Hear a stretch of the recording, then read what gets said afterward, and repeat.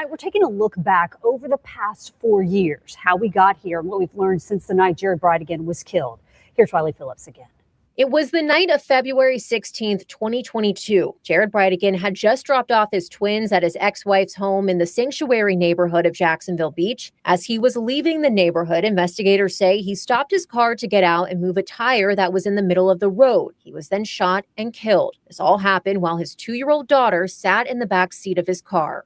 We just talk about how his body couldn't get better and that he's with God. Investigators spent months looking for the killer, asking the community for any information about this blue truck they believed was connected to the shooting. Then, nearly a year later, in January of 2023, a break in the case. Investigators announced the arrest of a man named Henry Tenen in connection to the shooting. Mario Fernandez Saldana, the now estranged husband of Jared Bridegan's ex-wife, was arrested 2 months later in March of 2023. Around that same time, Tenen accepted a plea deal, admitting to firing the fatal shots and agreeing to testify against Fernandez Saldana and anyone else in this case. Months later, in August of 2023, Jared's ex-wife, Shanna Gardner, was taken into custody in Washington State and brought back to Jacksonville. Both Fernandez Saldana and Gardner were charged with first-degree murder, among other charges. Prosecutors began painting a picture of a so-called murder-for-hire plot. They claim Fernandez Saldana and Gardner paid Tenen to kill Bridegan. Court documents have alleged that Gardner and Bridegan had a bitter divorce and custody battle of the 2 children they shared together. The legal process has been anything but simple. Prosecutors and the defense spent months fighting about evidence, and state attorney's office should even stay on this case. The trial was initially scheduled for October of 2025, with Fernandez Saldana and Gardner being tried together with 2 separate juries. But in July of 2025, the trial was pushed back a year to August 2026. Another significant change came in February 2026, when Tenen withdrew his guilty plea and was formally charged with first-degree murder. His trial is currently scheduled for March of 2027. Then in April of 2026, Judge London Kite decided Fernandez Saldana and Gardner will now have separate trials. And that was Riley Phillips reporting tonight. Some other things to note. Prosecutors initially sought the death penalty for both Fernandez Saldana and Gardner. However, they withdrew their notice of intent late last year. Also, 2 of the initial charges against Fernandez Saldana were dropped just a few weeks ago. So he now only faces the charges of first-degree murder and solicitation. And you can count on us for live coverage of the trial on First Coast News Plus and the latest headlines anytime on our website, firstcoastnews.com. Announced the first day of jury selection. What is everybody? Welcome to Truth or Transparency. Happy Wednesday morning. Wednesday. All right, we're going to see what's happening here. This is supposed to be the second phase. So we're actually going to be able to be in the courtroom hearing the questions for jury selection. So as you saw out there, First Coast News is trying to say that they're doing live coverage. So let's take a look from their website. So we're probably going to have to do it like we did before. But here's some other clips. The first day of jury selection in the trial for a local murder-for-hire plot is complete. The final jury will eventually decide the fate of Mario Fernandez Saldana. He is one of 3 people accused of planning Jared Bridegan's murder in 2022. Action News Jack's Madison Foglio joins us live. Madison, many potential jurors said that they were aware of the case. And that's one of the reasons why our legal analyst, Dale Carson, was confused as to why this case wasn't moved to another jurisdiction. However, throughout the course of the day, Judge Kite kept reiterating that just because you may know some facts of the case doesn't mean you are ineligible to be on the jury. Today, 100 potential jurors appeared for jury selection in the murder trial of Mario Fernandez Saldana. Fernandez Saldana is accused of hiring Henry Tenen as a hitman to kill Jared Bridegan in 2022. Bridegan is the ex-husband of Fernandez Saldana's now estranged wife, Shanna Gardner.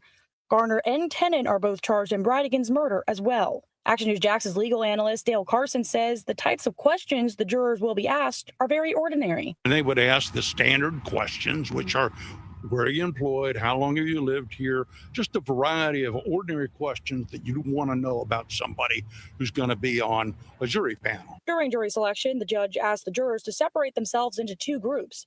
Members of Group 1 felt they needed to be heard by the judge about their concerns for being on the jury. Members of Group 2 believe they are well suited to be on the jury and filled out a questionnaire. A total of 250 jurors will be vetted for this trial. Carson says it's not typical to have that many jurors. 250 people is significant. Ordinarily, it'd be 50. So 200 beyond that are potential for the jury panel. So she's making absolutely certain, the judge is making absolutely certain that there's no unfair bias against the defendant or against the prosecution. By the end of the week, 12 jurors will be selected to sit on the jury along with 3 or 4 alternates. Jury selection will be wrapped up by Friday with opening statements in this trial scheduled to start on Monday. For local coverage you can count on, I'm Madison Foglio, Action News Jack. Madison Foglio, what is up, girl? Get your ass in there and let me know what's going on. Today is Wednesday, all day Madison Foglio. Again, we're going to try to find this. What is up, guys? Welcome to Truth and Transparency. Good morning. It's a Wednesday. Woo!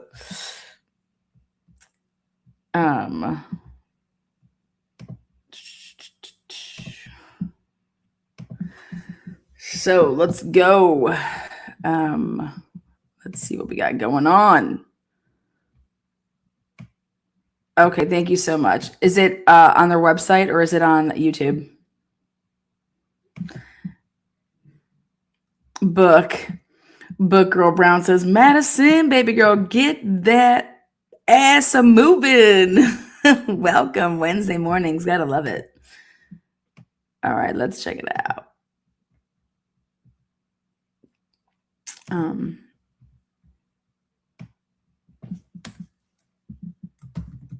Jax 4 News, baby.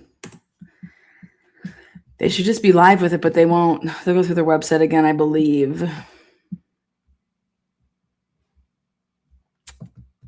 Yeah, I'm guessing it's gonna be through their website. Yeah. Marky, can you send me that link? Let me see if I can get on it. Hold on. You know what? Never mind. I think we got it. Let's see what's going on here. Local news, Jacksonville Beach.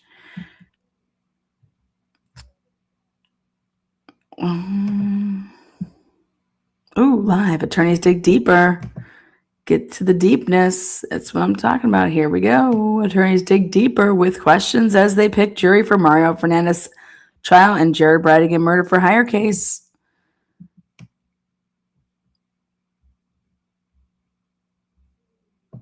Are we live here? Phase 2. I think phase 2. I think we might got it.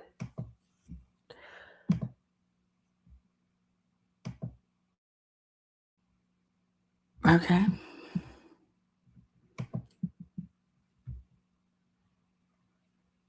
I think we're... All right, let's do this.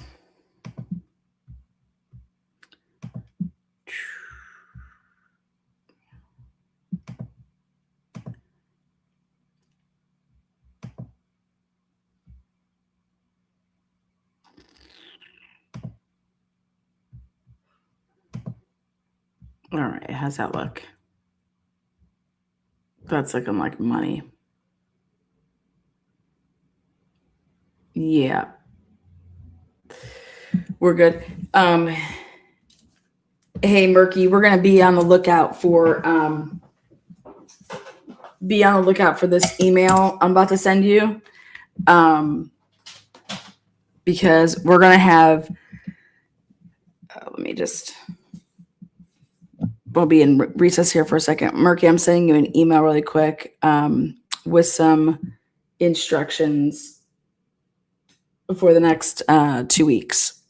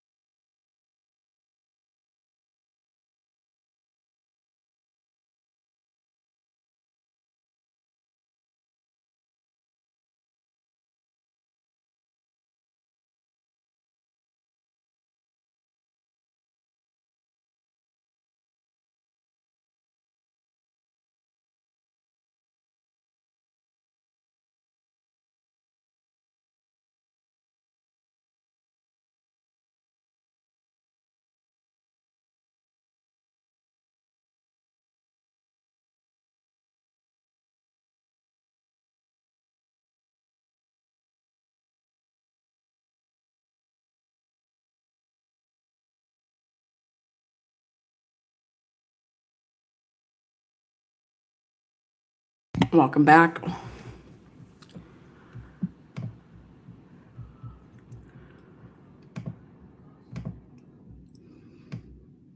All right, we're full blast here. Mario Saldana going with a little middle part. He looks like he could be a jockey. So little, itty bitty. Itty bitty. What is going on? Again, Mario Saldana facing first-degree murder for hire, Jared Bridegan. Good morning. This is the Shanna Gardner case that we are following. Today we're going to be able to be in the courtroom and actually hearing, we're not going to see the jurors, but we get to hear the questions that they're asking. On the left-hand side of the courtroom is the defense. They're facing the potential jurors. On the right-hand side will be the prosecution. And there's where Judge London Kite will be sitting. He looks like a jockey, though. Look at Itty Bitty. So I already nicknamed him Itty Bitty, middle part boy. He used to have very long hair. Now it's like falling out. He just gets a fist bump from one of his Louis Vuitton paralegals. So his lawyers are all sitting next to him. His paralegals and investigators are sitting behind him. And then to the right, that's where you're going to see Stifler and Maserati.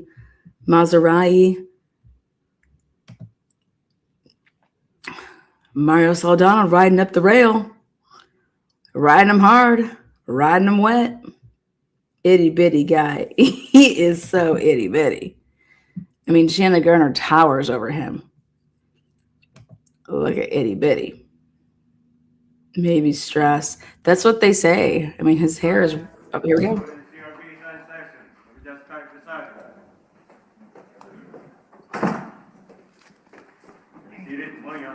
Thank you. Good morning.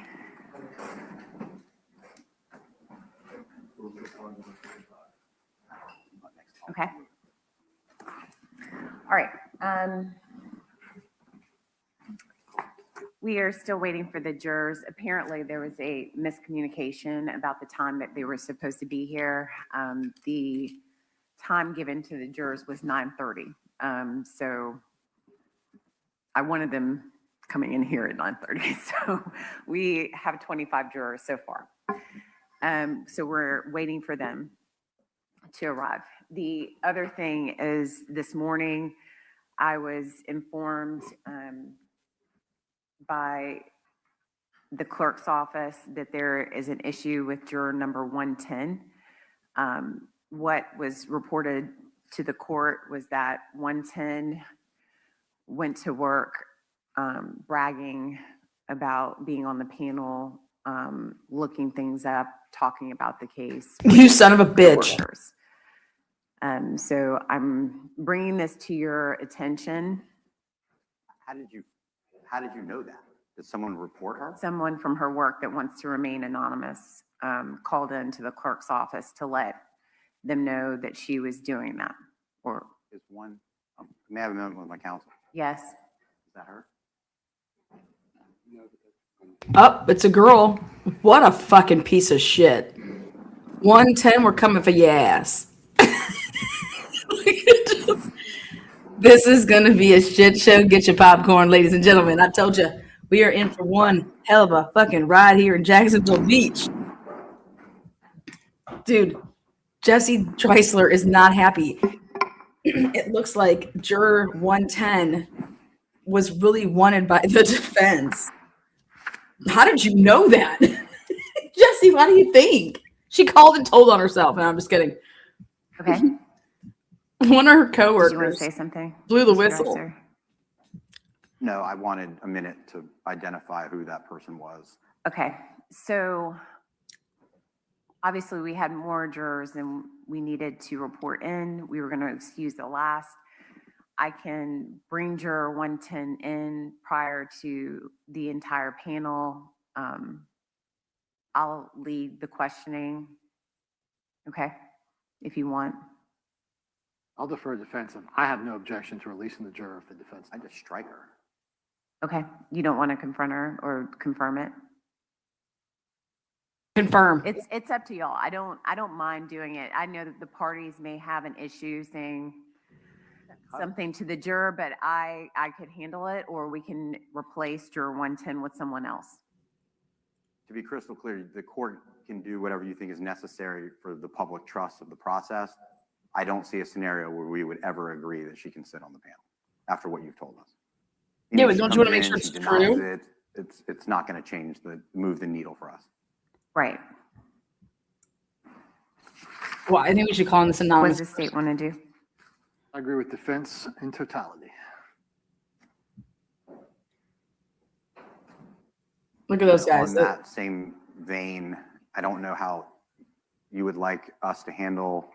There were only 2 people that I would like to question about media that did not come back there from things that we saw on their social media. They are not glaring problems. It's not like I caught them.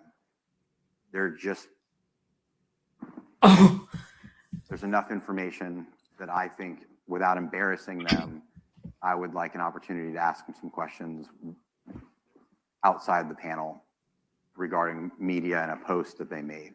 Ooh. For example, juror 84, Ooh. who did not come back there with us, posted on social media after he left a biblical quote. He said, "I'm sitting here tonight thinking about," and then he posted a biblical quote that it would be hard for me to at least not address with him, that it could be directly related to the case. It had some tones of vengeance 84 is and gone for me. forgiveness and all sorts Biblical? of No things. problem. I say we handle that. When I take them, let the panel go for lunch, we'll just identify those jurors, they can remain, and we can question them individually. That's how I would propose to handle that. This is going to be amazing. There's always a chance that they become a cause challenge regardless, and we don't have to do individual blood use. That's right. Right. So I say, let's see, that's why I don't want to handle it at the outset. It just makes more sense that, maybe there's another reason that they give. For sure. So 110, what do you want to do about that juror? Bye-bye. You want me to confirm it at least, or no? I don't know a scenario that they would probably come in here. No, I think we can strike juror number 110. What an idiot. So what do we have? Who's handling the jurors? Judge Do you Ito. want to replace 110 with someone, or do you want to just still? Everyone just slides up one spot. No, it's going to mess up all the charts. Now, we already did our charts. Can we just X the person like we? What I'm asking is, this is obviously a deselection process. So 110 would be gone. Do you want to replace that person or no? We just keep. I don't know what the court means by replacing. Like, do you want another juror, you have idiot? 79 people coming. We're only seating 70. Do you want to have another juror come in while we have the extras still here? What are we doing with the other 9 people? They're going to be in the courtroom, right? I was going to excuse them. No. The state would request that the other 9 remain in the courtroom and listen to the questions. What a shit Where show. are they going to sit? In here. They would sit over there. That's fine. I just don't want to make it seem like if they were in the back, like we just stopped, like we were ignoring them. But if they're somewhere else and they're kind of told, just listen. And Mr. Hill and I did that recently in a Gainesville trial where we had extras in a jury box and they were just told to listen. It never needed them, but in this case, if we could, I don't object. We'll seat 69 now. 69, baby. To answer your question, the defense does not wish to replace the juror in the 70. We'll sit 69 as the panel in which Mr. Mizrahi and I are asking questions to. And in the event that we bust the panel and we need more, the folks, and then we'll take time to question them afterward. All right. So do the Officer Lim, Officer Bentley, you understand? We're going to bring everyone in and we'll sit the remaining jurors over here. 110 will be excused. Just hold. Things are starting off with a fucking bang, just like I promised you guys in Jacksonville Beach. Here it is. We have 70 jurors that were sitting. Juror 110, because they've already booted people. There was 82 jurors, by the way. that made it from 150, 250, whatever the hell it was. Anyways, check this out. Juror number 110 decides to go into work and blab to her whole entire, I don't know, coworkers that I made the jury for the Saldana case. No, bitch, you just got demoted. Her off to the side. See if 110's out there now. Did Judge Kite just said panties to the side? Okay, welcome to the transparency. We're just making sure.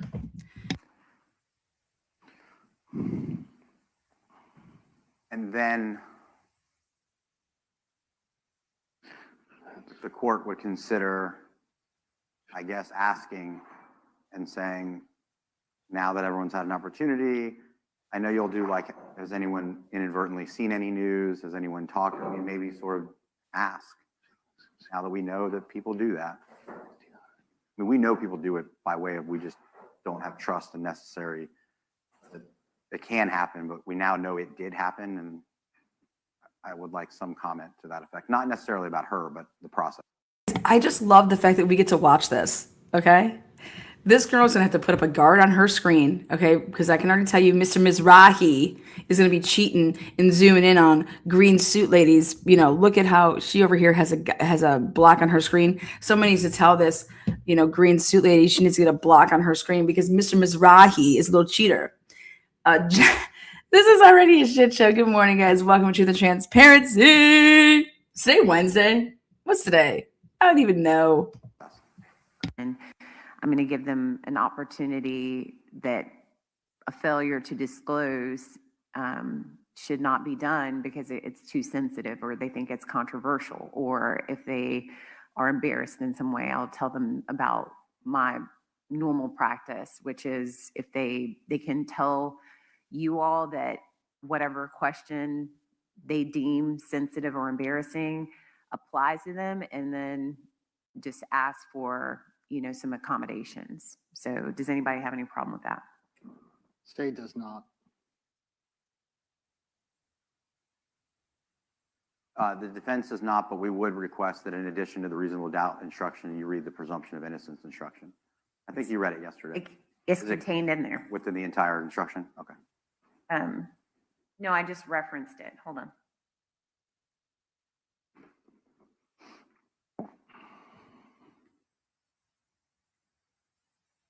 All right, we've already had such a banger this morning. Juror number 84 and juror 110. Juror 84 was posting on social media biblical scriptures. And juror 110. This is what you're referring to, okay? It says the defendant has entered a plea of not guilty. This means you must presume or believe the defendant is innocent. And it goes on from there. So it's plea of not guilty, reasonable doubt, burden of proof. That is the instruction 3.7 that I'm going to read in total. That's what we would request. Thank you. Okay, you're welcome. Again, though, all right, we'll just be in recess and see. Is juror 110 out there? Juror 110, get your ass in here. Right. What? Okay, but you're talk about going to work, because you're going to see this one day, right? Talk about going to work and trying to figure out which employee fucked you over. Be like, fuck all you motherfuckers. I am not stopping until I find out who called Judge Kite to tell her that I was in here bragging. I was not. We're going to sit them over there, right? Everybody's going down at that place. Well, there's not enough. It doesn't matter. What a mess.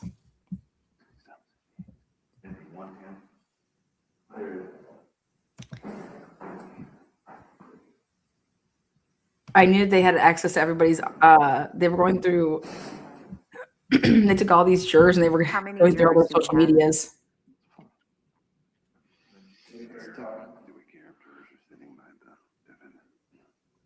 Court is in recess for just a couple minutes here. The jurors are going to be taking their seats here at 9:30, so it's 3 minutes. Man, juror 110, and guess what? One day we're going to know your name. We're going to know your name one day. Oh my God, what an embarrassment. We're going to know where she works. It's a girl. They said she. So we know it's a girl.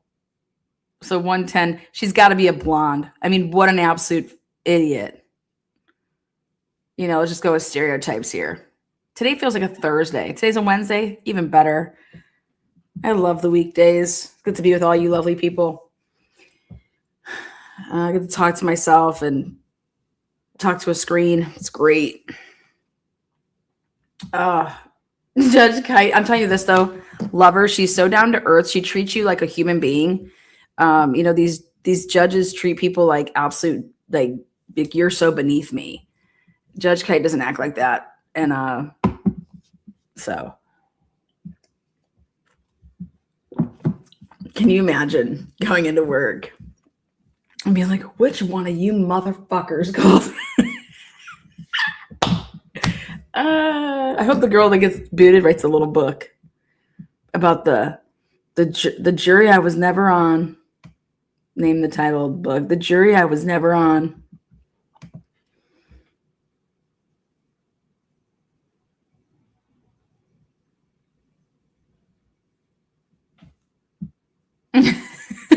I love her. You got to give it up for London Kite. Give it up for her. She really seems, I don't know. She seems like she's fair. We'll see. We the people. Look at her. She's just, look at her smiling. I think she's married. Looks like she's married. Maybe she's married. I don't know. Look at her. She's like, what this person go to work doing? They were just like, yo, what up, guys? I made the jury. Woo, woo. Give her some cowbell.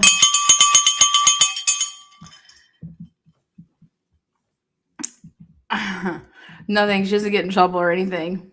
I'll tell you, that's one way to get your ass off the jury. Maybe she's like, haha, you guys think I'm embarrassed. Fuck that. I got myself out of that shithole. She's like, that's one way to get yourself off of jury duty. Hey, when you guys call in, say I came in here bragging about being on the jury, or that I made the second phase, and that I was just, being silly and drinking and talking about, whatever. Right there. She just trolled everybody.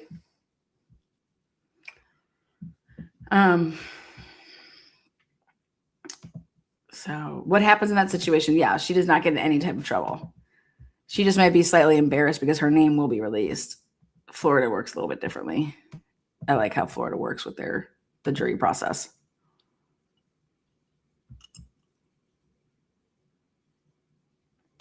Let's hope.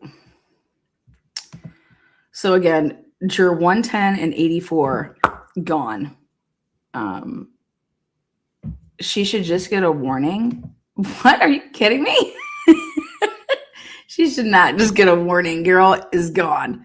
And I think that's what she wants. Think about it. She just made the best.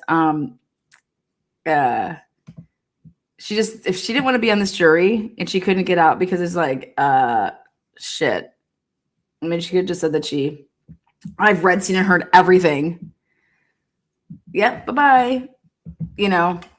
But here she thought of a better way. She's like, I can do this without lying under oath. Let me just go in bragging about being on the jury.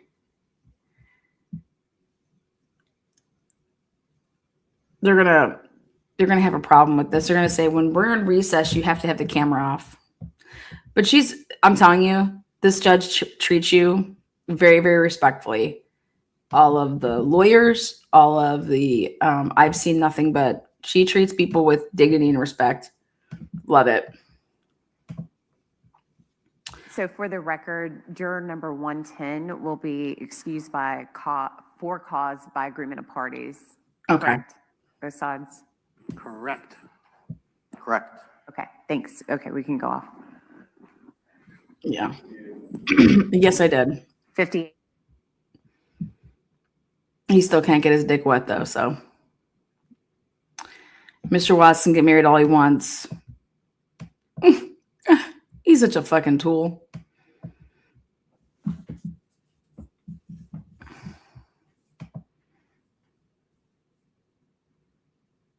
I'm married. Lizzie Watts. All right. Okay, we're just waiting for the jurors to come in.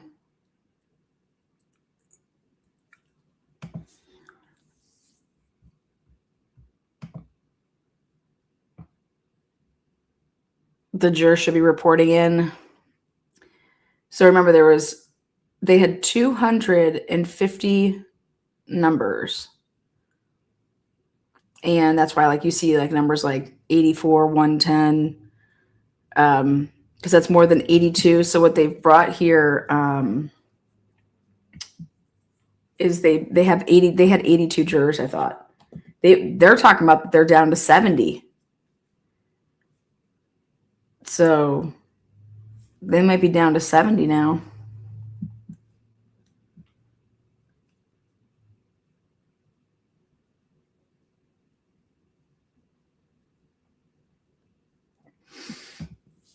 But 110 went to work bragging. And 84 went on social media and did a Bible verse.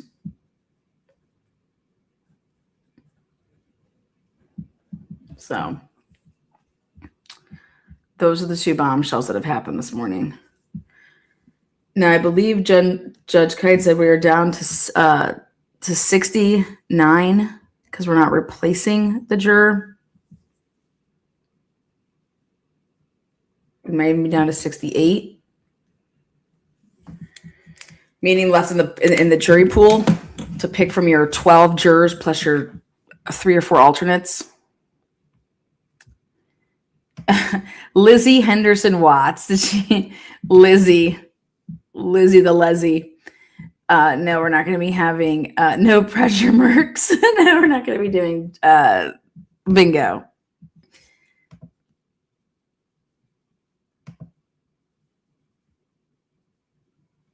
That was a one-hit wonder because nobody can do it like Bev. I'll let him have it.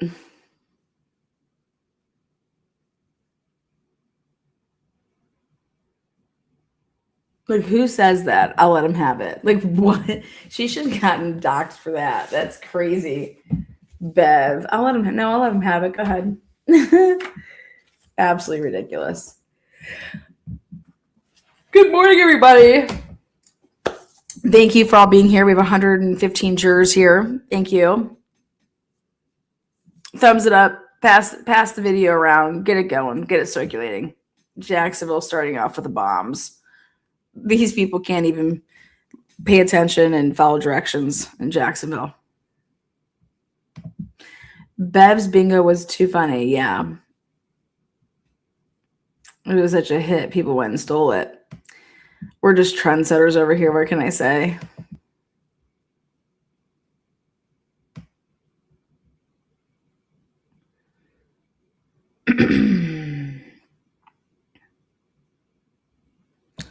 Again, what we're waiting for is the jurors. They were told to be there at 9:30. I don't know why.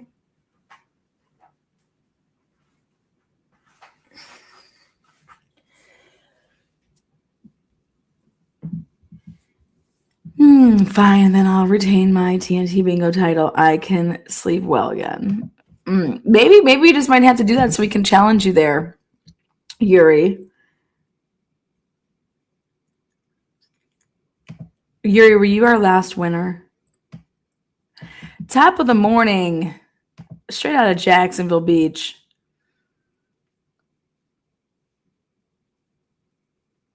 Oh, there's Mario Saldana. Yeah. Looks like he's chewing some gum. He never gets to chew gum. Right? Can you chew? I don't think you could chew gum in prison. I mean, he's in jail, I guess, but speaking of which, Turtle Boy, he got himself a pool, but doesn't know how to take care of himself. He got himself 2 horrible ear infections. What an idiot. He is in so much pain over there. And he's announcing it to the world on social media that he cannot do live broadcasts. He has ear infections and he is just down and out for the count.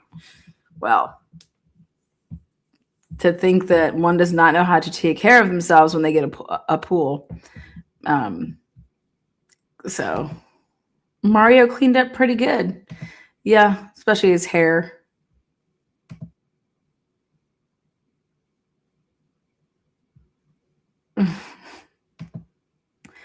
Let's go.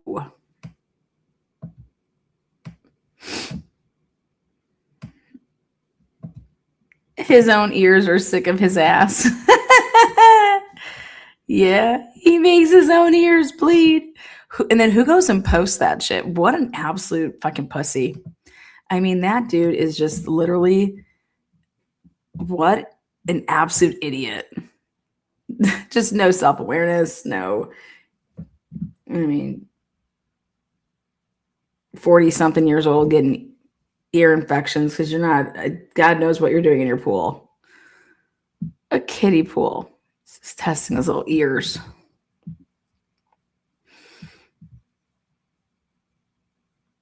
A narcissist does that. Hey guys, I got ear infection and it's just so bad. I had to go to the ER. I'm just in so much pain and I'm just living on Tylenol and Advil and PMs and okay. Well.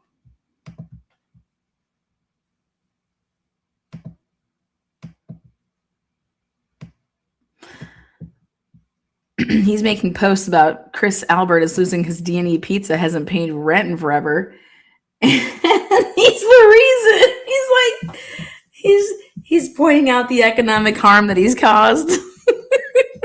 You can't make this stuff up. Chris, I came down there and I was shitting all over your kid. Just telling you. I was saying the most horrific things about your child outside of your pizza shop. I was saying that your pizza has blood pizza. It's blood pizza. The sauce is blood. I just shit all over your middle kid, Chris. Who goes around saying that? Oh my God. The money that I think is going to be awarded. I mean, Turtle Boy is going to be doing live streams and literally going to be getting his wages garnished. Every day he goes live. He's working for Colin. He's working for Colin. I can't make it up, man. It's too funny. He just doesn't stop.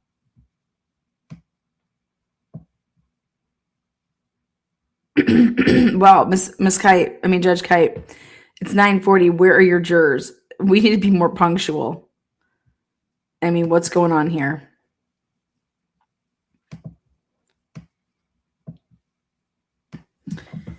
In other news, we have lots of stuff popping off. The Nolan Wells case, what's this grand jury doing? I mean, what's going on here? Is there any problems here? I don't believe anybody's getting indicted.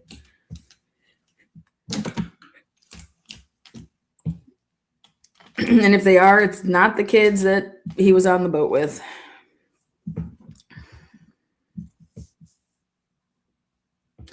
New Supreme Pizza, the cover-up.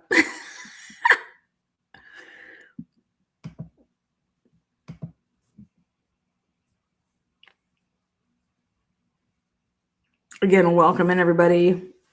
It's Wednesday all day today. We'll be doing a Idaho 4 happy hour at 5. Got some new documents. We got even more stuff being redacted from documents that were just partially redacted. And I'm going to point out some very interesting things. And we're going to be able to see Chris Watch. You guys got me saying that fucking name. Well, his ass is supposedly getting married, or I don't know if they're getting married, but this chick just switched her last name regardless. Lizzie Watts, with Lizzie Watts and no marriage certificate. Come on down. Moves from Ohio to Wisconsin. Thank God. Get that trash out of here. You should not be living in Ohio if you're going to marry Chris Watts. But tonight at 5, we're going to hear from Brian Kober's family for the first time. There's new documents that have been released where his two sisters, his mom and dad, were interviewed for his multiple diagnosis of level 1 autism, OCD, ADHD, and an eating disorder. So those are all new documents. Make sure you join me at 5 p.m. tonight if you want to see and hear and discuss that. We are here for the Jacksonville Beach.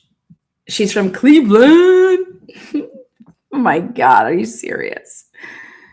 Jack's Beach murder for hire. Phase 2.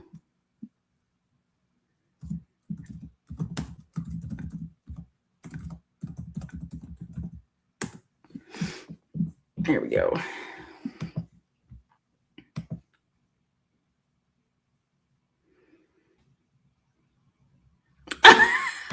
You know what? Say it loud, say it proud, Yuri. Seriously, all these turtle riders who can't buy a vowel are still sucking his tiny turtle dick are just pathetic. I know, right? You know why, though, right? Because they ratchets and they're like, oh my God, he's going to start writing about me if I'm not donating my monthly dues. He's going to start writing about me. Cleveland does rock. Cleveland's a hidden gem. That's where I'm from. So I'm glad that Lizzie took her ass up out of here, though. Come on, Judge Kite. What's going on here? We want no Beverly Canone delays. See, Judge Kite's ready to go. She's wondering where her jury is. All right, guys, we've been live for 45 minutes. And look, this is why the court system just absolutely sucks. Nothing has gotten done in 45 minutes. I mean, these lawyers that do trials and are in the courtrooms all day, they don't do anything. There's so much time that is wasted. It's just evident every day. 45 minutes, here we are. Fun fact, turtles also have inner ears. Inner ears. Well, is a jury coming in? Remember, we're not going to be able to see any of the jurors. I think we're rolling with like 69, 68 people that we're going to be picking this panel from. Again, we got to get it down to 12 jurors. And it's like going to be 3 or 4 alternates. You know what sucks is to know, and I wonder what would suck worse, is to know ahead of time that you're an alternate juror. Okay. And have to go the whole trial, right? And like, hey, you're just an alternate, like something like seriously has to happen. Or to do it how they did in Delphi, which was nobody knew. Did they not know who the alternates were? Oh, no, that wasn't the Karen Reed case. That was right. You don't know until right before you're going to go back if you're sitting out or not. That keeps you paying attention the whole time, though, because if I was like an alternate, it's like,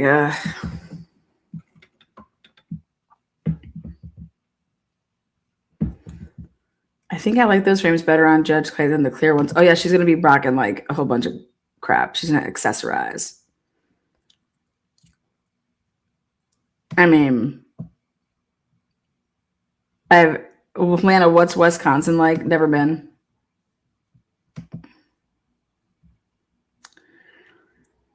I hated that back. I think my cousin got married in Wisconsin on the lake.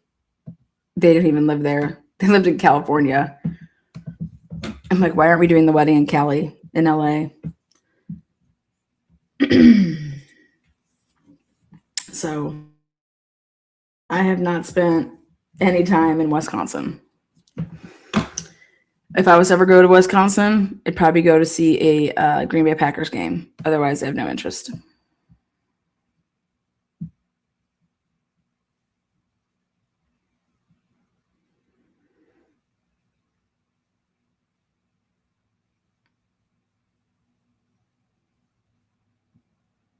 Oh, see Wisconsin here.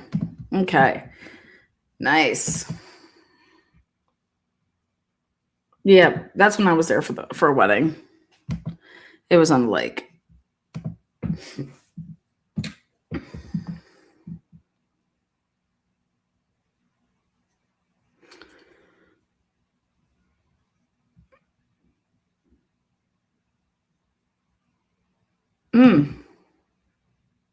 Hanky Panky Mom says, one of my instructors in my paralegal courses is a jury consultant.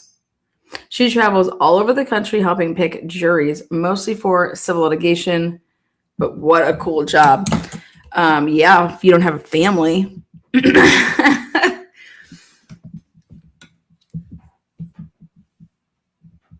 Come on, what's going on here? Let's go, Judge Kite. You better run a tight ship here. She's going to be telling them, like, this cannot be happening.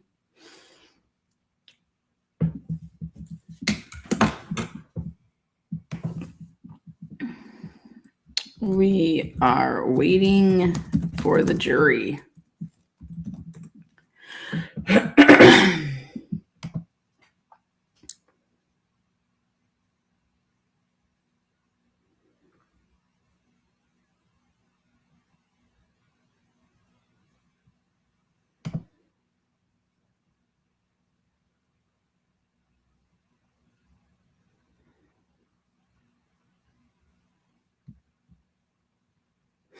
What is up, Kelly girl? Placerville. Good morning, Lana. Hearts from California. Thank you. Good to see you popping in here.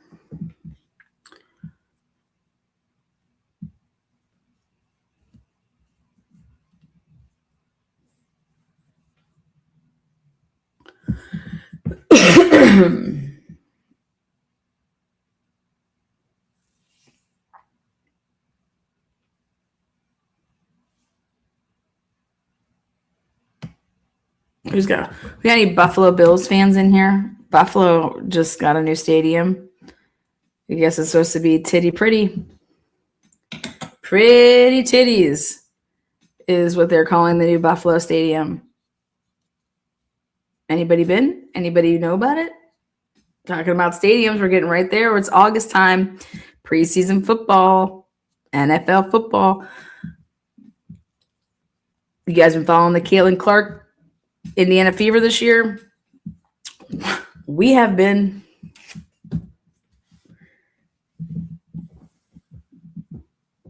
You would think that Bella has season tickets. Okay, we got some Saints fans in here. Well, we know that we are diehard Cleveland in here. Dallas Cowgirls all the way. We got a California person who's cheering for the Dallas Cowboys. Well, that's a pretty sight. I'm in Utah. We have nothing good. Yeah, Utah. I'm just kidding. Just bought tickets to see Sophie play in September. Sophie Cunningham making it pop.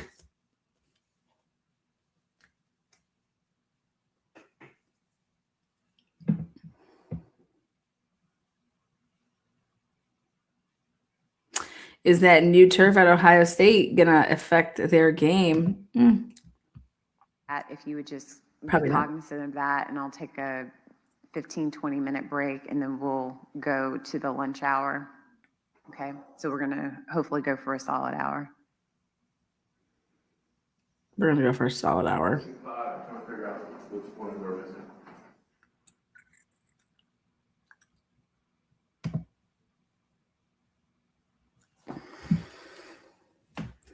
I have the Dookie radio. Oh, you're in Vegas. I still can't even picture that the Raiders are in Vegas. It's just not American.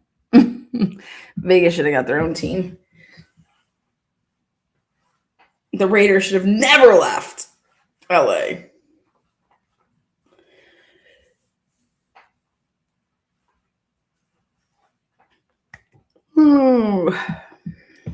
Okay, what's going on here, Judge Kaitlib? What the hell? I can't believe the Bears are leaving Chicago. They are? What? The Bears are leaving Chicago? Is that fact or fiction? Good morning, Mary.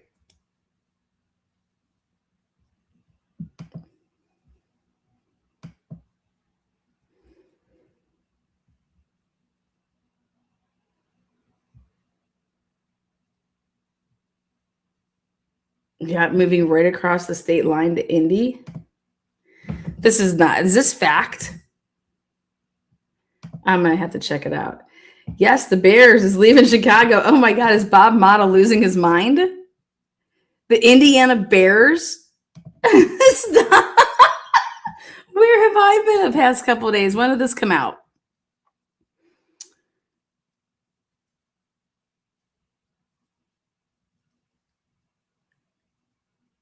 Sad day in Illinois. Oh my God. Hey everyone, there you go. Hump day. Go Broncos.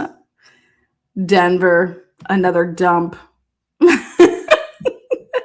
Just kidding. Denver takes some getting used to, man. It's been in the works for months, Lana. Better get with the times. Oh man, Bob Motta must be losing his dick over there about the Bears.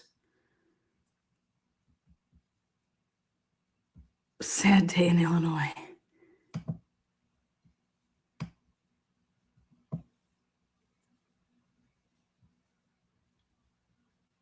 Governor wouldn't approve a new stadium, so they left. What a moron.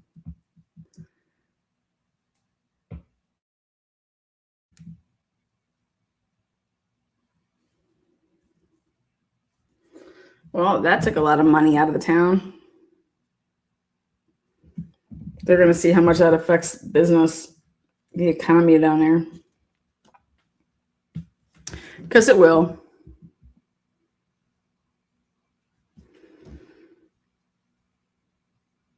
East side of Chicago, stones throw. Damn. So basically, they're like, we're still going to be all our Bear fans just travel right across, you know.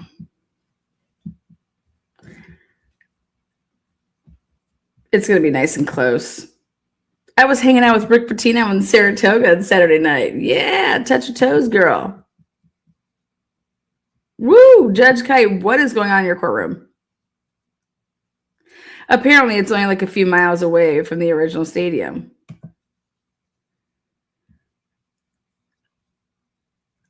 Well, good. So somebody just wanted to piss off the city, but then also keep their clientele. Smart. Fuck them. Love it.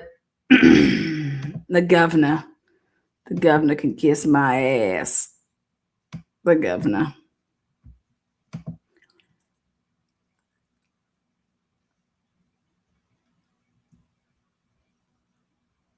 Okay, let's get this show on the road.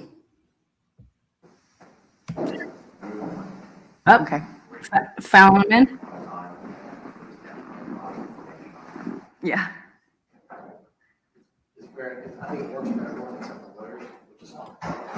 What? Okay, here we go. Woo! Yeah, jurors. Oh, stop cutting off the fucking sound.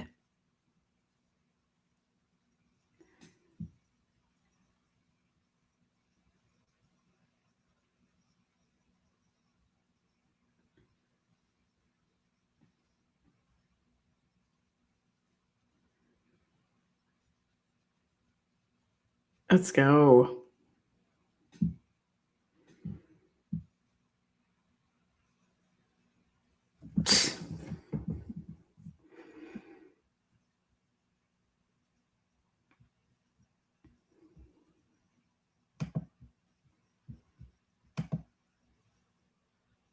The stadium was very outdated. Why can't they just give it a facelift? Can't they just do that?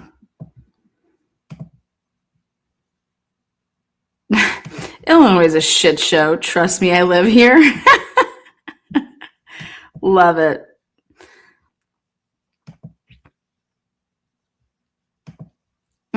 People are down with power. How's everybody holding up since the tornadoes? Tornadoes coming through. Nothing stopped me and Chris Whitcomb, though. We were just plowing through the tornadoes. Plowing through. I was just hoping that we weren't going to get, power lines down, no internet. Bye-bye, Chris's face goes off the internet. I second that. Southern Illinois here. We do not claim Chicago.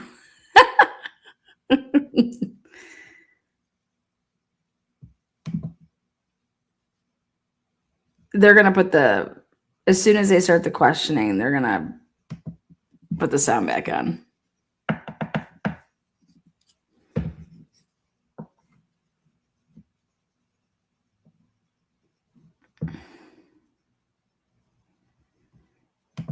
There she goes.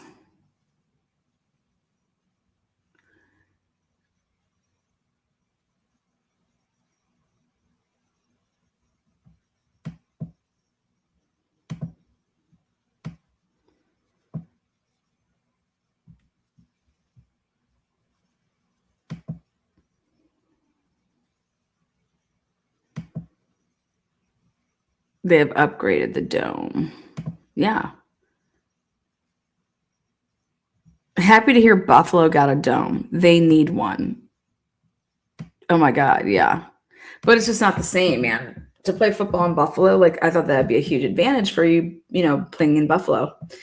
Just like Cleveland, it's a huge advantage. It should be playing in but they don't practice in it, and then we go and recruit guys that play in freaking the nice weather. It's like, go get yourself a 6'6", 6'5" quarterback, pocket passer, drop back, play action. And we want to go get these runners in Cleveland during fucking hail and rain and snow. We're going to go get running quarterbacks. Just stupid as fuck.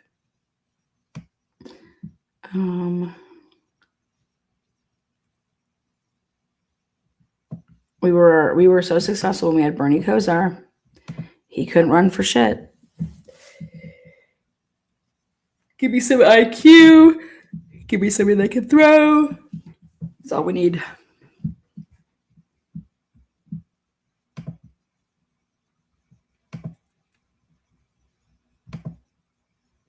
I don't know what they're doing right now.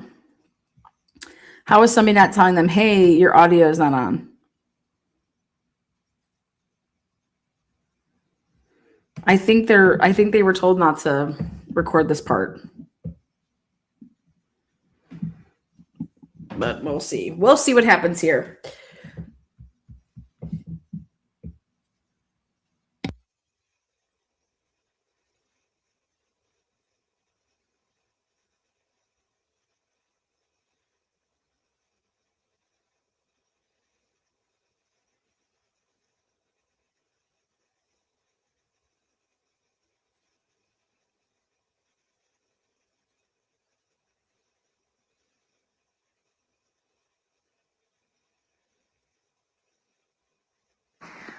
For the record, we have been assembling the jurors outside. It is now 9:59. Both sides indicate to this court that they are ready to proceed. Before I go any further, because we have not done this opening, this is phase 2 of jury selection in the case of the state of Florida versus Mario Fernandez Saldana. If the attorneys for both sides will please place their appearances on the record. Alan Mizrahi, Christina Stifler, and Steve Siegel on behalf of the state. James Hill, Jesse Dreiser, Shannon Day, and Jenny Nepstead on behalf of Mario Fernandez, who's seated at defense table. Right, thank you. And we discussed a matter that was at issue, which is juror number 110, which was by agreement of parties was excused for cause. Now we have 3 jurors that remain missing.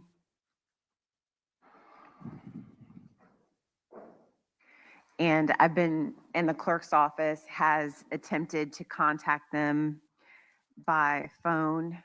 I've been giving information by the clerk's office that all 3 of those jurors, the clerk's office got their voicemail and no answer. And so we can replace the jurors that it would be 4 replacements at this point in time.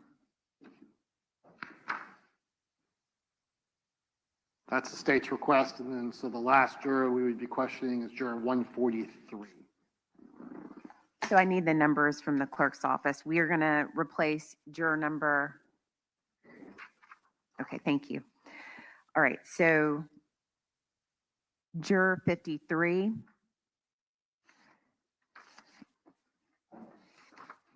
By agreement of parties is excused for cause. Is that right? Correct. Mr. Dreiser? 53. These are the jurors that did not answer the phone. Yes, the three that you indicated. Yeah. Okay, I'm going one by one. I have to go one by one. So juror 53 did not return back to court, no show, excuse for cause.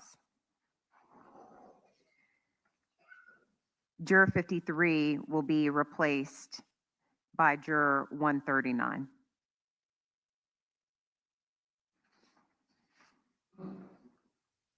Just to be clear, replace meaning at the back. We're going to keep the numbers in order. No, there's nowhere to sit them. We filled the whole, So we're going to go from juror 52 to juror 139, 40, whatever the number is. it'll be 52, 139. My suggestion is to put them at the end in the last 4 seats. There are no last 4 seats, Mr. Mizrahi. That's what I'm trying to tell you. Look at your chart. We filled up the entire thing. They will be over here. And You want to shift everyone? yes, that's the thing that makes the most sense. Well, then I do have to redo my entire chart. He would have to redo his entire chart instead of redoing one seat. I mean, listen, it messes up my chart. Oh, well.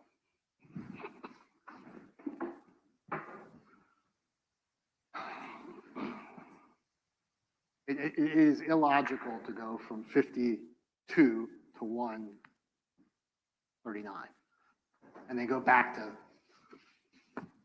54. May I have a moment?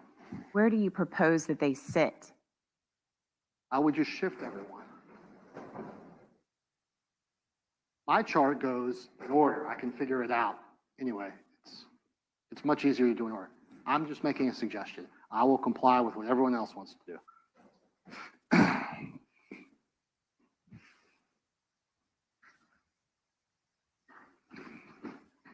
Just give me a second. Told you what we're dealing with here. Walmart. I prefer to swap them out. Paddles will help everybody keep it straight. I prefer to just swap them out.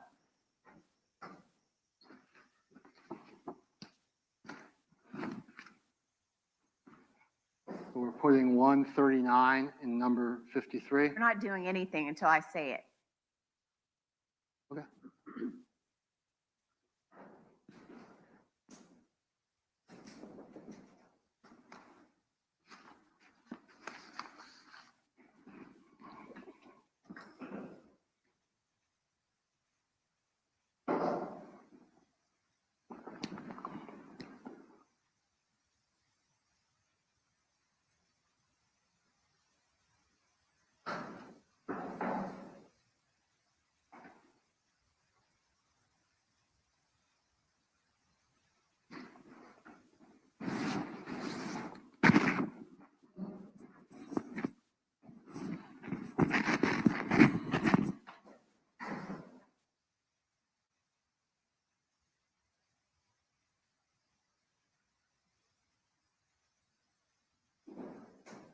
Are the jurors in there and she just snapped at him like that?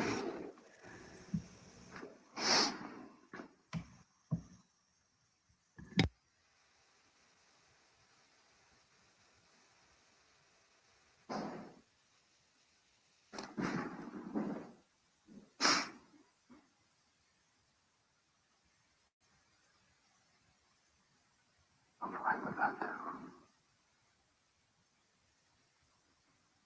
He's whispering now. He's like, I'm not gonna say it. All right. I'm not going to say a word. We're going to leave a gap on 53. So there will be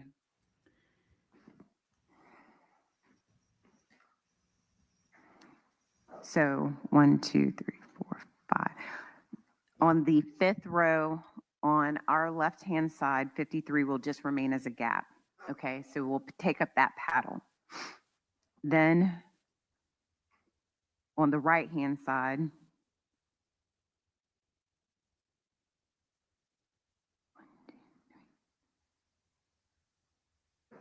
the fifth row on the right-hand side,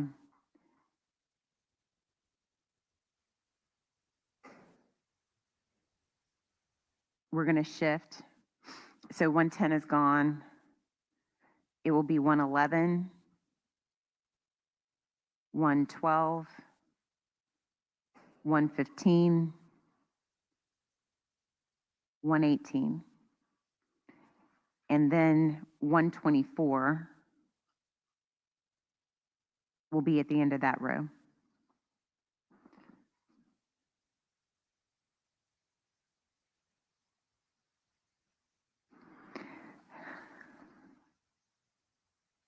On the sixth row, on the right-hand side, the numbers will be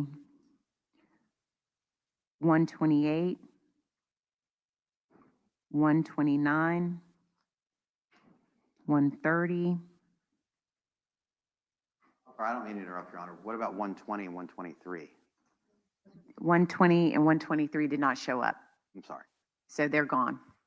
They're excused for cause, no show.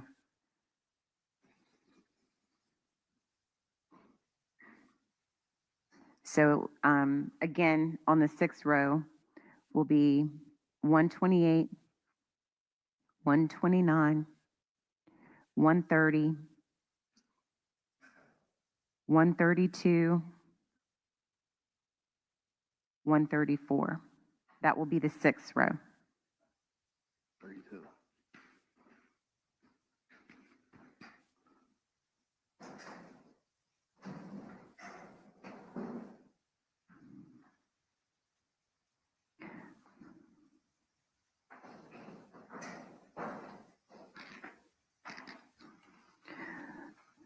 The last row on the right side, seventh row, last on the right-hand side will be 135, 137, 139, 140, 142. I'll give you whatever time you need to change your charts. Court soon, we can take the sound off until the lawyers say that they're ready. These motherfucking no-shows. Dude, they should be so in trouble. Don't you think? I think so. Why don't they just put themselves on the right-hand lane and put themselves and say, like, dude, I've been following all the podcasts, especially that Truth and Transparency nutbag. Like, come on, man. Court's in a brief recess, okay? It's really not a recess because we still get to watch Judge Kite. Oh, they're gonna take the camera off her. She's like, I need a break too. Come on now. Well, somebody should write them a letter. We'll find out who they are because all these people's names they get released, I think. Leave it to those damn trolls out there. Be trolling people. I told you this case is going to be wild. That was Mazarahi wanting to get rowdy with the judge. Mazarahi is the prosecutor. And you heard him then say, I'm not saying another word. I'm not saying a word. Y'all want to interrupt her. You go right ahead. Because she's like, and that's why Jesse Dreisler said, okay, fine, I'll do it. And he's like, Judge, what about 120 and 123? She's like, they are no shows. They did not show up today, so they are just excused for cause. Ah, shit. But don't you just love the in Florida how we're able to see all this? Like, this is how it should be everywhere. We should have been able to see all that shit that was going on in Karen Reed case. So that's why I'm even covering this right here and right now, because this is part of the process, and pay attention to see if anything, what you see, if it's on the up and up. Because now we're going to get into Alan Seth Mizrahi. It's Bella's boyfriend. She loves anybody named with the name Alan. It's her favorite name. Alan Seth Mizrahi. Told you she knows everything about him. ASM, baby. She gonna get a tattoo. ASM all the way.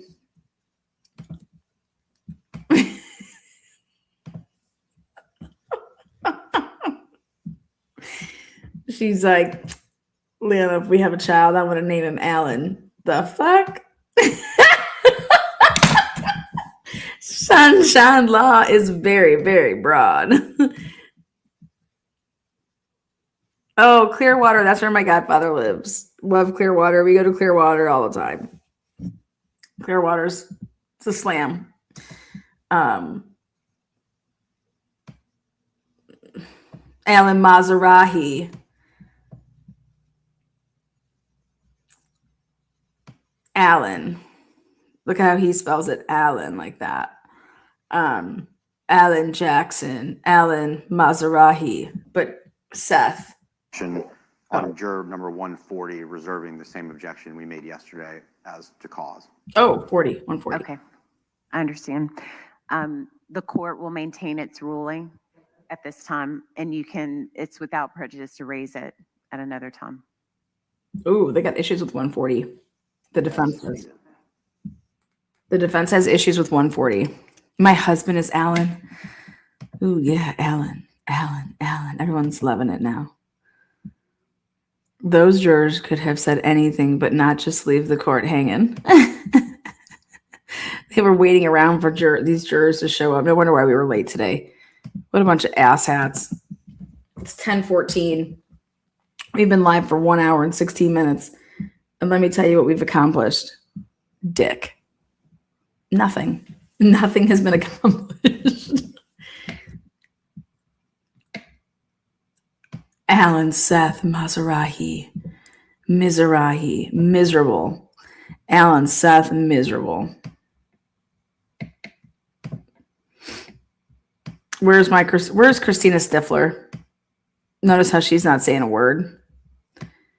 Miss Stiffy. Remember, my t-shirt that I got says, who needs a Stifler when you have a dirty Diana? It's Christina Stifler versus Diana Nashi shirt. Go ahead, get it while it's hot. Who needs a Stifler when you have a dirty Diana?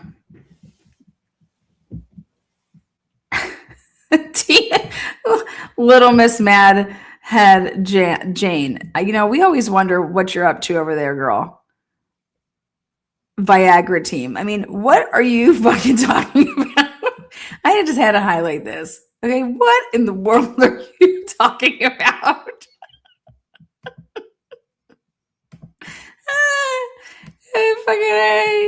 I can't breathe.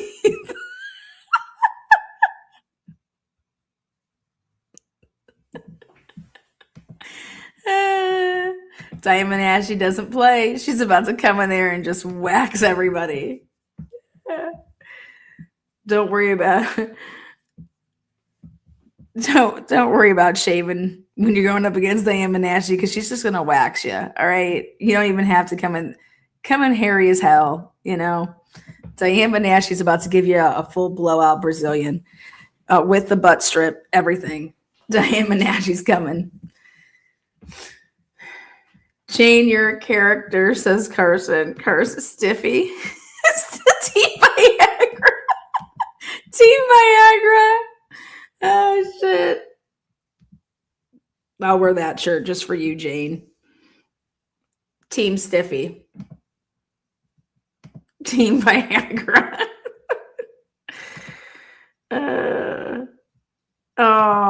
I so needed this live stay. I just dropped my last baby up to kindergarten. Oh, no. Did you take the epic pic?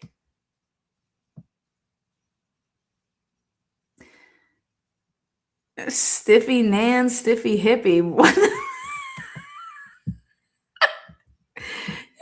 There you go, little Miss Jane. I'm just giving you lots of love this morning. First day I have my mom listening. Great. Oh, wonderful. Well, we got you, Danny. You're in good hands here. Nothing like a trial to get you through the week. Well, today's actually jury selection, second phase here.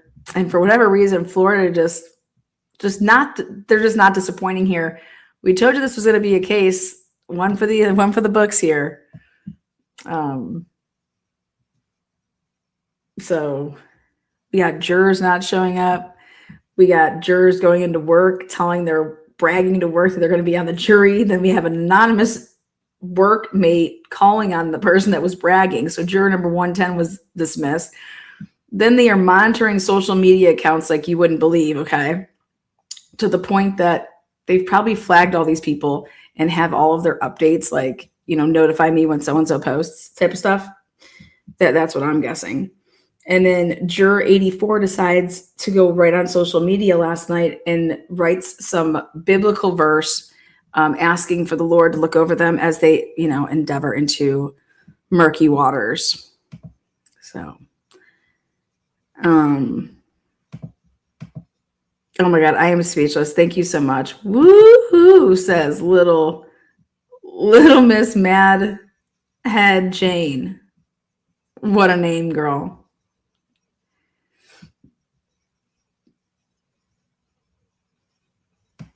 So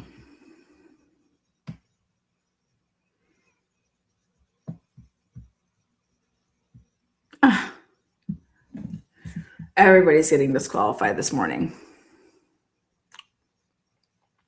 This was supposed to start at 9 a.m. We are at 10:20. And right here, as you see before our lovely eyes, nothing has happened. We've had a couple disqualifications, a couple no-shows, and we're going to take a jury pool of 68 to 69 people, and we're going to get it all the way down to 12 jurors and 3 or 4 alternates by Friday. Because opening statements for Mario Saldana begin on Monday morning of next week. I wanted us to see the process of the second phase, where this is where you guys get to kind of see what I got to see in Delphi, but on a way better scale, because Delphi was, they were hurt. It was like shipping them in like cattle and out, and you got to just ask maybe a couple people questions, and then you're trying to say, okay, keep this person, boot. And I'm like, we didn't even hear from that person. So it's like, get to see how this operates. Everybody is referred to by their number. So you may hear some she's and he's in there. That would give it away if it was a male or female. But they're not referring to anybody by name, and it's all your number. And everybody was numbered 1 through 250. 250 people were there.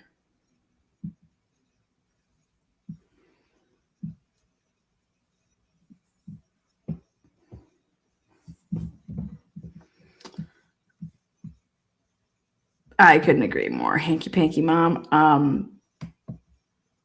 To me, it's the most important. We have a horny little group here this morning, and I just let it off. I let it off with talking about Stiflers and Mizrahis. Mr. Mizrahi, that's how Mr. Mizrahi here, that's how Jose Baez says it, and I just love it. Mr. Mizrahi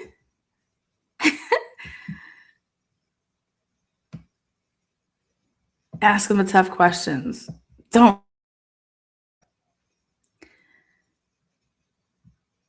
Mr. Mizrahi. Alan Seth.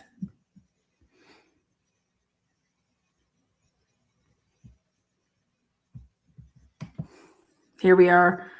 Again, 10:22. Nothing's happening. I don't know. They're rearranging their charts. It's like a wedding chart, guys. Okay? It's some serious business here. The charts that they have. We got to make sure we have our chart. So who we're dealing with, because that's really, really important. Our charts cannot be messed up because we think we're dealing with a certain person who we have in front of us. This is very important. We have their questionnaire in front of us. And we're over here thinking that we're going to be passing, like, hey, this person right here is the one that we're sending on, you know?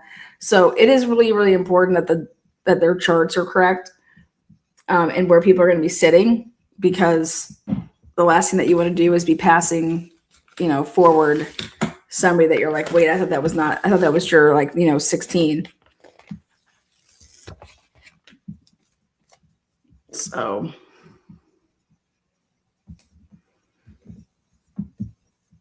I hope that Juror 110 writes a book and they title it "The Jury I Almost Got On." the jury I should have sat on.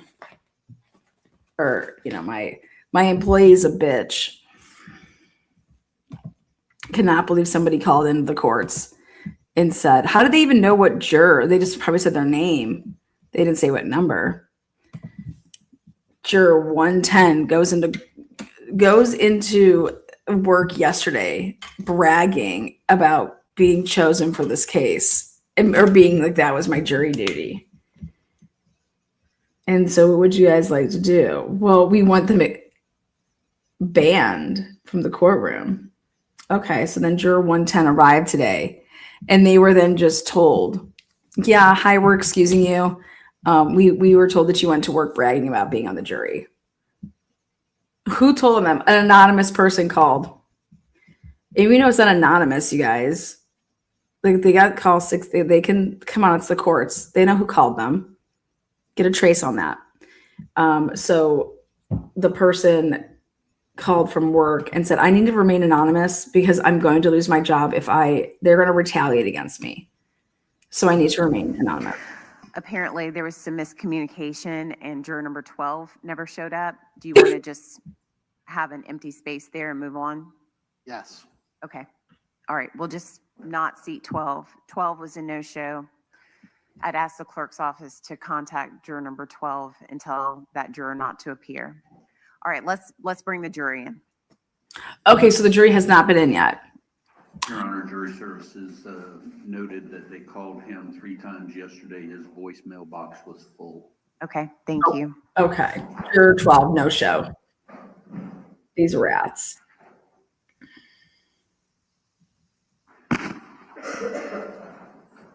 We got a lot of no show. Pick up the paddle for 12. Pick up the paddle. Gone. 120, 123. Yes, juror number 12 is excused for cause, no show. Excused for cause. How about contempt? Can we call some contempt on here? So now you understand our problems. When we try to call Duval County, these people are the laziest, most uninformed group of clerks we've ever encountered dealing with a case in our existence. This is so Florida.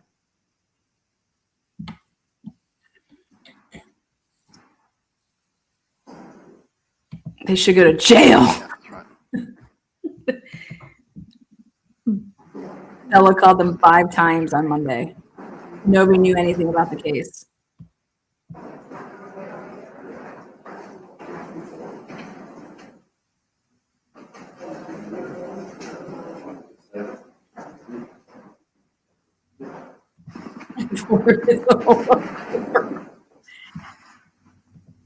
A whole new world. Someone else missing? Okay. Is someone else missing? What? Any of us has nothing. We have a number 43, and we have a number 42.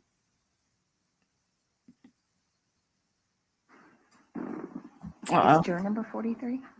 Yeah, 143. 143. I love her faces. She's gonna look at her book. Who is 143 now? Juror 143. They didn't even go up to 143. Let me see the lawyers. With 140 the court reporter. and the court reporter. Oh my God. What if somebody showed up that was already kicked off?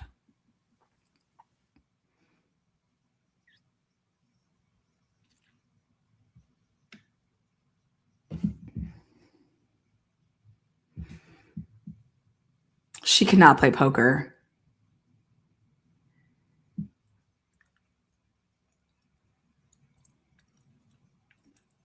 She just figured it out.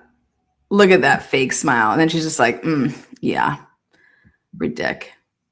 Judge Kite is a fucking character, man. Somebody better get this woman a book deal. This is amazing. This is going to be so good. We get a whole month with Judge Kite. Okay. Can we get her? We need to have some takes and some clips. If Judge Kite does not go viral, it'll be a shame. Okay. Because I'm telling you guys, we are in. Look at Judge Ito's cousins here. Look at him. Look at him right there. Look at him. Okay. Judge Ito's cousin is right there. He is ready. Cousin Eddie. Look at him. All right. I mean, we are in for a treat. And if you guys aren't here for it, then there's the door. Okay. But Judge Kite better go viral in this trial. Lance Ito's cousin, Eddie Ito here. We're calling him Eddie Ito. What a name, Eddie Ito. Eddie, you son of a bitch. Eddie, come on down. Come on down, hang out with Lance in LA, baby. Eddie Ito, okay? But definitely, I shit you. They look like they could be twins. We just said cousins, but no doubt about it. That is definitely an Ito. I don't care if he says his name is Sam Smith. He is not. He's lying. That is an Ito. He's got some Ito in him. He is getting camera time for the fam because cousin Lance can't get any. Yep.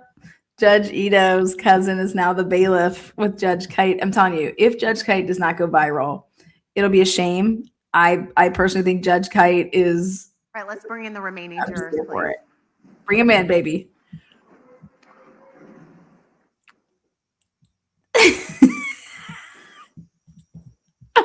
There we go. Let's do it.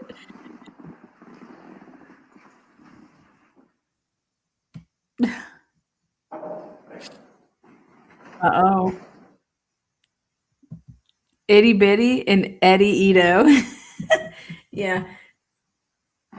Definitely. Mario Saldana needs to eat a cheeseburger. I keep forgetting that he's in county, though. You get to eat cheeseburgers in county?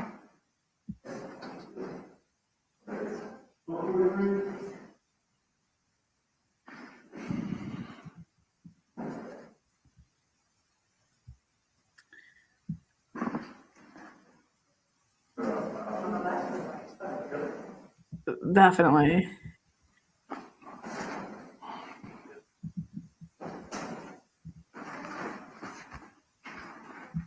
We're going to just try to wake up people over there. Thank you.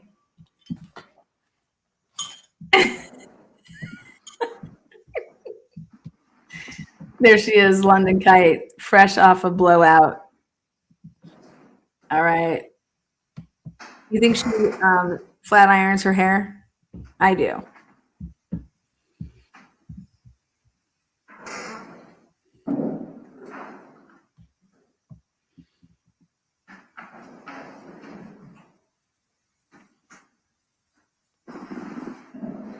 I cannot wait till we hear about these swingers.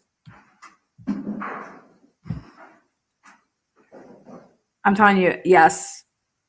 I can't wait to take a selfie with Judge London Kite because I will get a selfie with her. And y'all are going to be jealous. Okay. You know, the judges aren't allowed to accept gifts, right? She's got some Tyson in her, don't worry. London Kite's got some Tyson in her. Mr. Mizrahi. You guys, it is 10:32 and nothing has gotten taken care of in this courtroom. Oh, shit. Anytime you're feeling down, just think about, and you don't think you got anything done today, know that the courts They're well behind you. Just you will never feel like you watch those two work. Okay, they don't.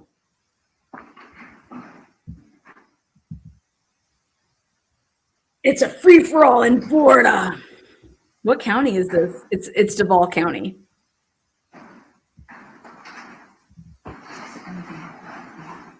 Duval County.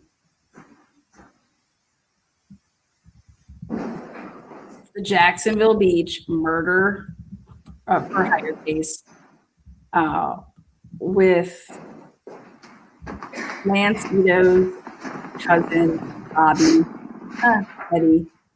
Eddie Ito as bailiff. Don't mess with my bailiffs. You guys understand if there's an issue with the jurors, he's the one that could be the next Becky, whatever her name was. Okay, Becky with the long hair, good hair. Eddie Ito with the no hair. Mario Saldana got no hair. He is so stressed out. He said I have to cut it all off. Rumor on the streets, according to the rats in jail.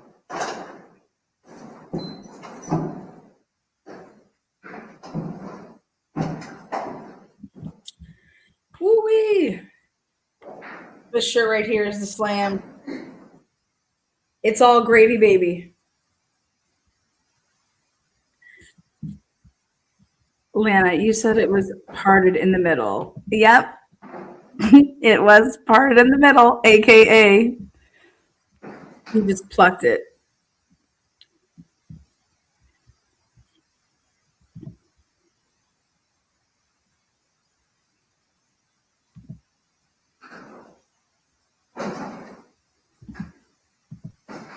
Texas, the wildest place on earth, is defo flat. What?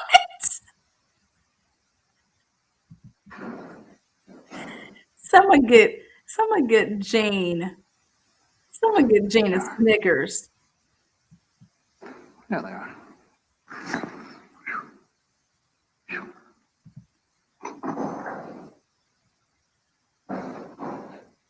Plucked it. What? Carson, your favorite subscriber here. Favorite member. Little Miss Mad Jane. Is it matted? Madhead? Madhead. Bentley. Just flucked it.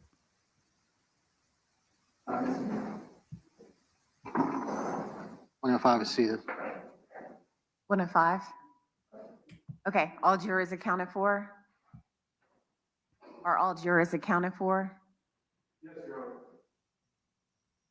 Honor. Who said that? Yes? Okay. All right, everyone may be seated.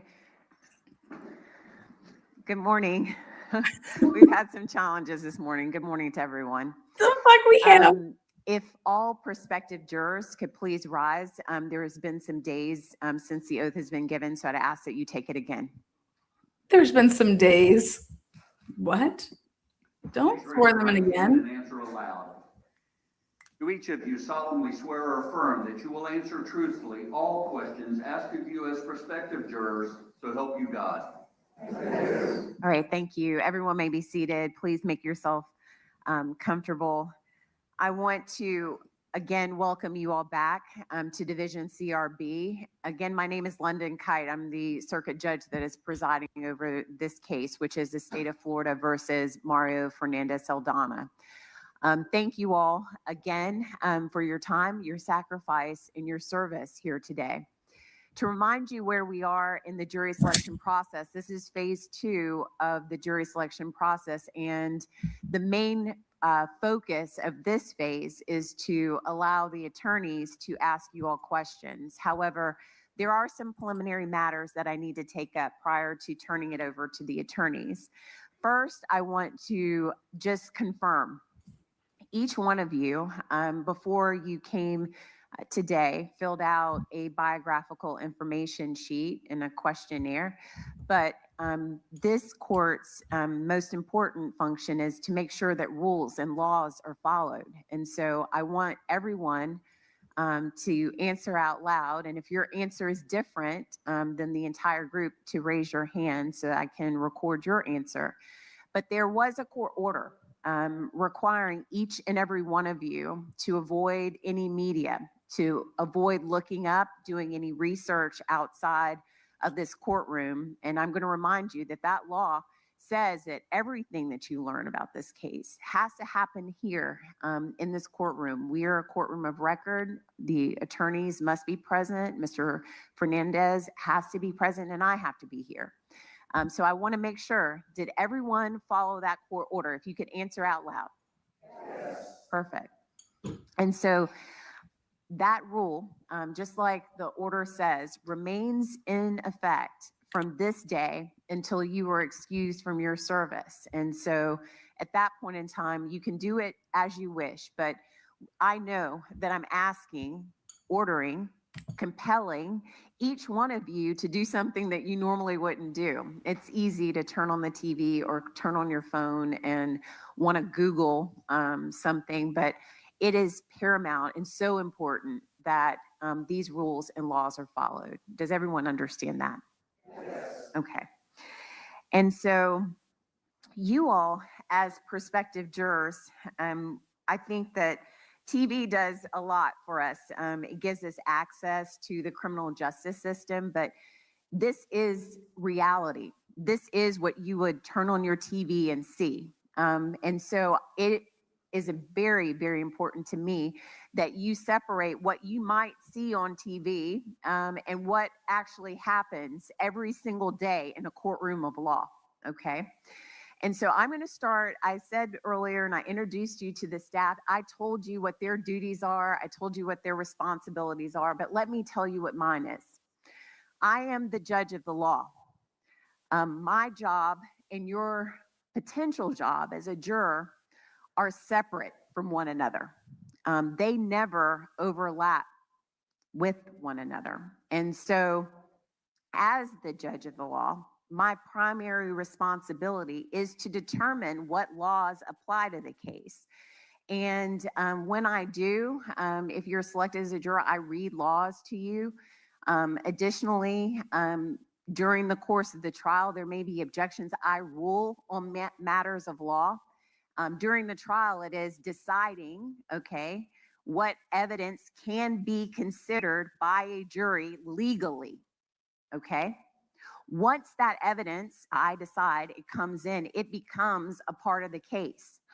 That's where my role during the course of a trial will stop. The line stops at the law. So if it's an objection on evidence and I rule that it can come in, the jury can consider it.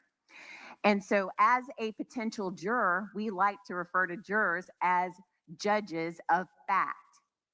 As a juror, you would look at the evidence that I would allow you to, okay? You would weigh, determine credibility of witnesses. You would listen to whatever testimony I say that they can say in front of you because they are legally able to. You would weigh those things, look at those things, and determine the facts of a case.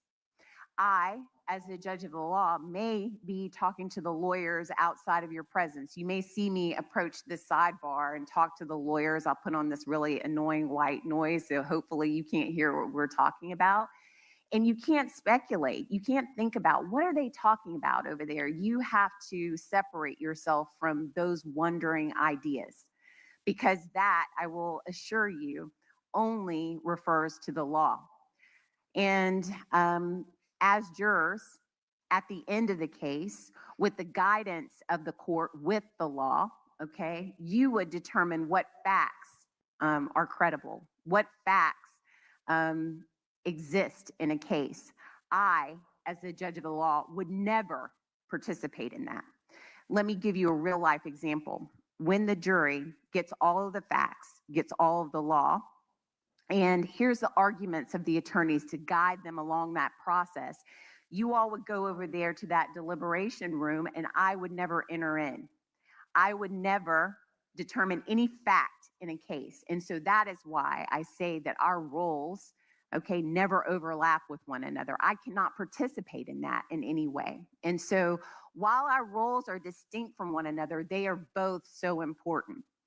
And so before the lawyers ask you all questions, it's important that you know what your potential role would be in a trial. And so sometimes I see on TV that people say, oh, I can't sit in judgment of somebody else. Never, ever in a courtroom of law is a person, that is a juror, asked to sit in judgment of another human being. This is not a moral court.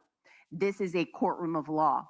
You are to determine whether the state of Florida has met its burden of proof by proving the allegations that were read to you in the indictment. Mr. Fernandez Saldana has entered a plea of not guilty. And so I'm going to read a law to you before we even get started so you understand where we are procedurally in this case, okay? The defendant has entered a plea of not guilty, and this means that you must presume or believe the defendant is innocent. The presumption stays with the defendant as to each material allegation in the indictment through each stage of the trial, unless it has been overcome by the evidence to the exclusion of and beyond a reasonable doubt. To overcome the defendant's presumption of innocence, the state has the burden of proving the crime with which the defendant.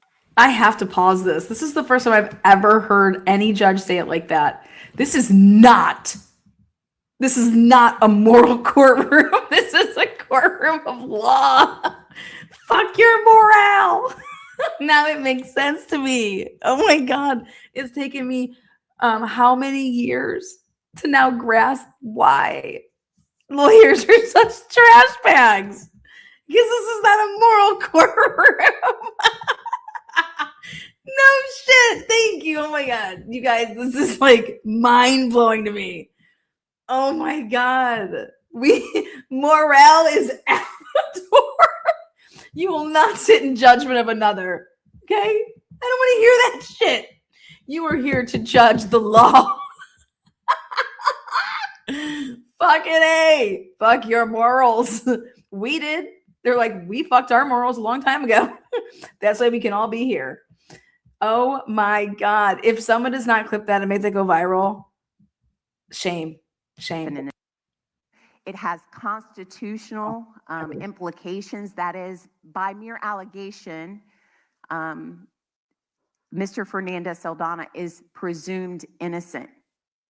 There is only one party and one party alone that has a burden of proving anything, and that is the state of Florida. Does everyone understand that? Yes. Okay.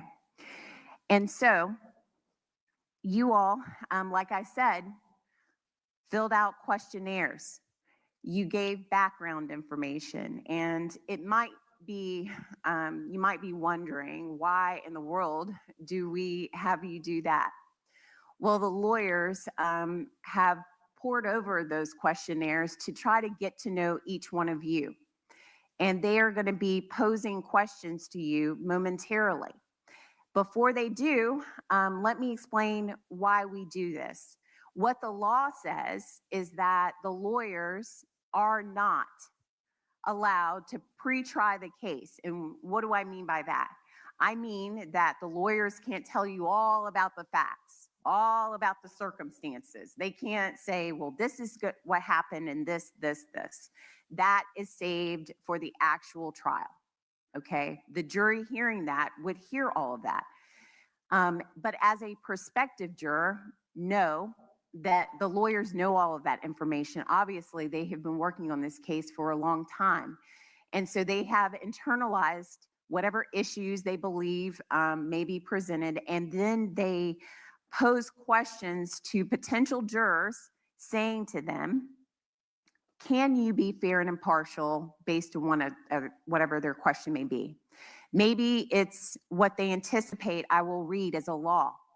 Maybe it is something about a fact or circumstance that not exposing what it is, but maybe asking in a hypothetical way, but know that they are following this court's instruction and the law. And it's important to me that I explain that to you, because I don't want you all to get frustrated with the lawyers and say, well, I don't know until I hear.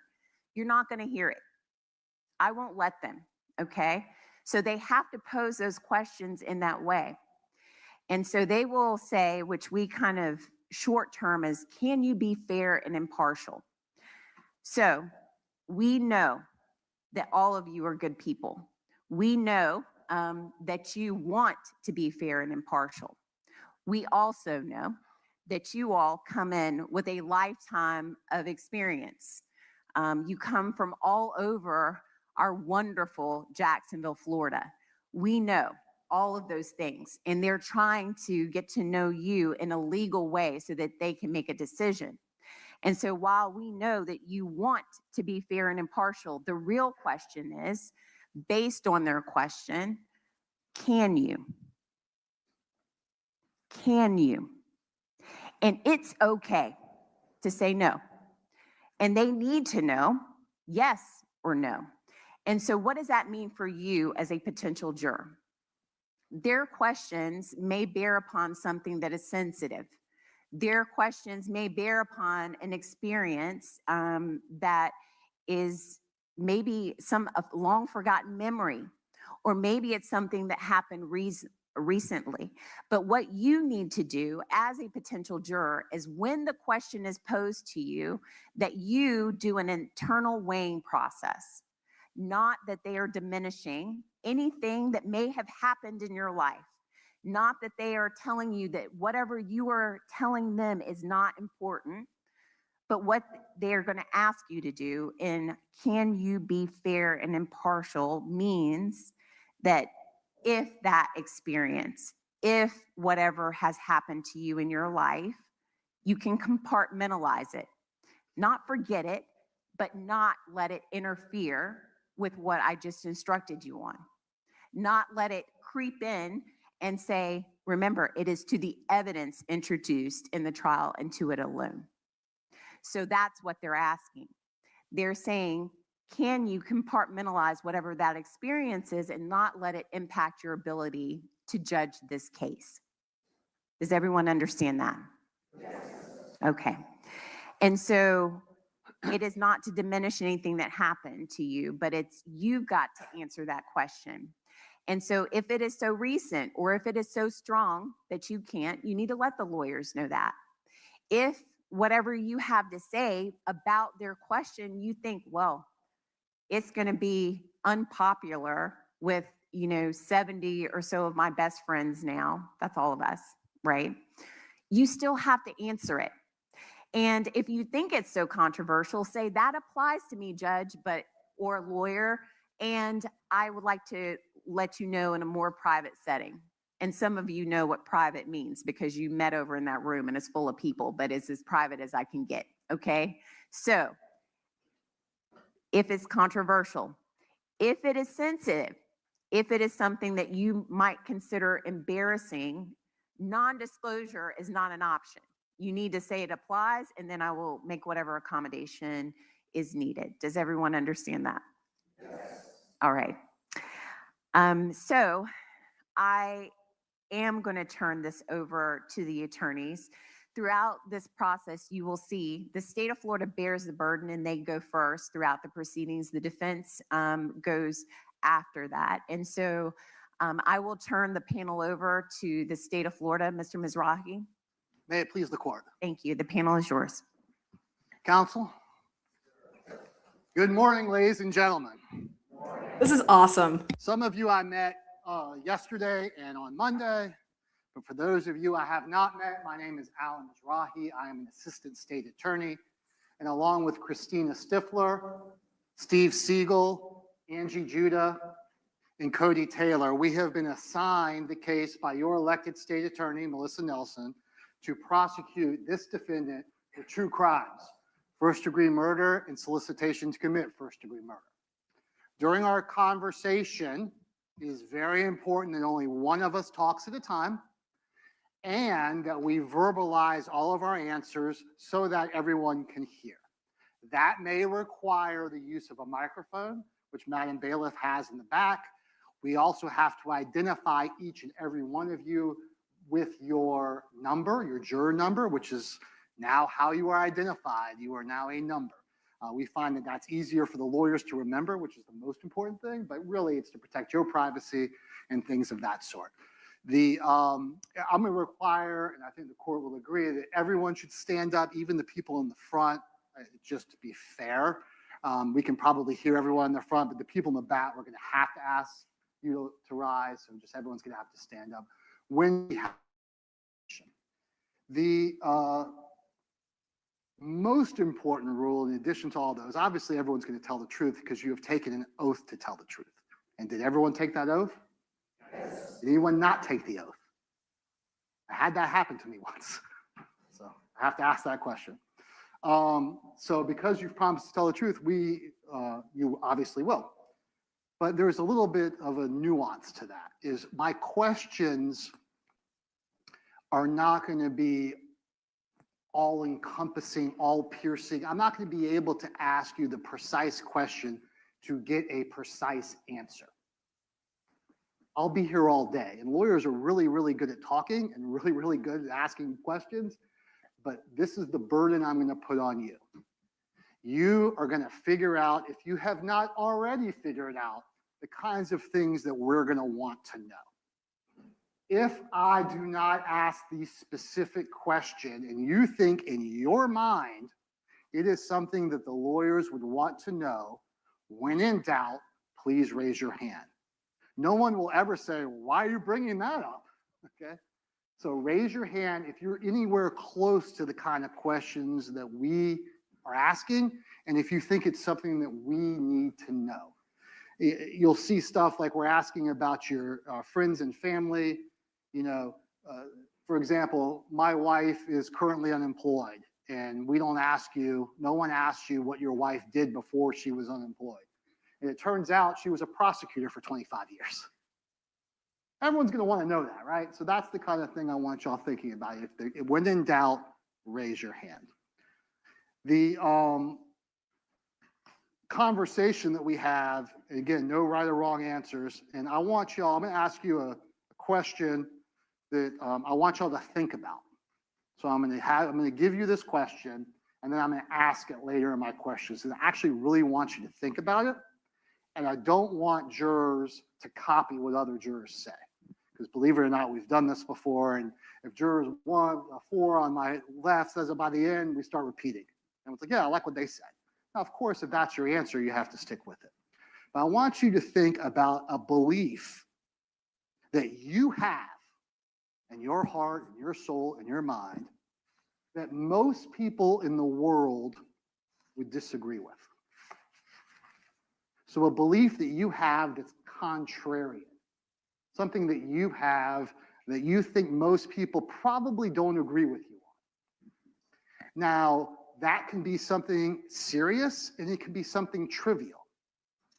I would like your answer to be the most serious thing that you hold true that you think most people would disagree with. And I'll give you some examples to think about. You may believe that the earth is flat. You may believe the Illuminati is in charge of all of our worlds. You may think that we never landed on the moon. Okay, I would consider those more significant. You may believe that assisted suicide or euthanasia is appropriate. That's the kind of belief system that I'm looking at, the highest one. You may not have any of those beliefs, and you may think that the Beatles are a terrible rock band, that pineapple should be on pizza, that ketchup should be on hot dogs. So it can be as trivial as something like that. And I'll give you some examples of things that some people believe, but the majority of us probably don't. Does everyone understand my question? Does anyone not understand it? Raise your hand. That's the better way to ask it. And I guess I just want the people behind me to know that you are sort of our alternate jurors. So no one will be directly questioning you, but we want you to hear everything so you can still think about that because there's a chance that we can need you in the future. Okay. So think about that for a second and we'll get back to it. We're going to spend some time going over the biological information and the information that was given on the questionnaire, because I still have some follow-up questions. This will also help us in our ability to communicate and understand the way the process works. So we can get the mic, as we almost always do, we start left to right, front to back, the lowest number to the highest number.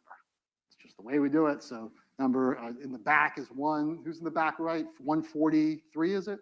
142. You get to go. I held up high. Perfect. She's doing a great job. We're going to start with 4. Okay, so we're going to get the mic up to the front. And unfortunately, juror number 4, you got first row, first seat. These are not difficult questions. I just want to follow up some things we already know. Did everything work out with your child with regard to the bus yesterday? Because I know Monday was a disaster. No. It didn't work out today. Are you comfortable being here today? Yes. Okay, so. Okay, you said you wanted him to stand up. Yeah, stand up. I say that because in the front row I can easily see. So Black female juror 4. So is everything okay today? Yes. Okay, good. So just wanted to check on that. You indicated that you were in the insurance business, but I didn't get what you did before that. For insurance. Okay, so how long have you been in that field? Almost 2 years. And what did you do before that? Banking. Okay. Merrill Lynch. And why the shift? I love this shit. After I had my baby, there was time issues. I kind of had to leave. All right, family over work. Good. All right, sir. Do you enjoy the insurance business? I do. Okay. Thank you for sharing. Appreciate it. Just that simple. So the next juror I have specific questions for is going to be 13. And skip 9. Thank you. 13, good morning. I saw, and this is going to actually link us to a more broad question. So the questions I specifically had for you were with regard to your son and his law enforcement background with the FBI. Okay. Many of you indicated that you had friends or family members that were in law enforcement. So my question is not whether you like law enforcement. That's, you probably do because you like your son. My question is, would you automatically believe law enforcement simply because of their title? You can take into account their training and experience.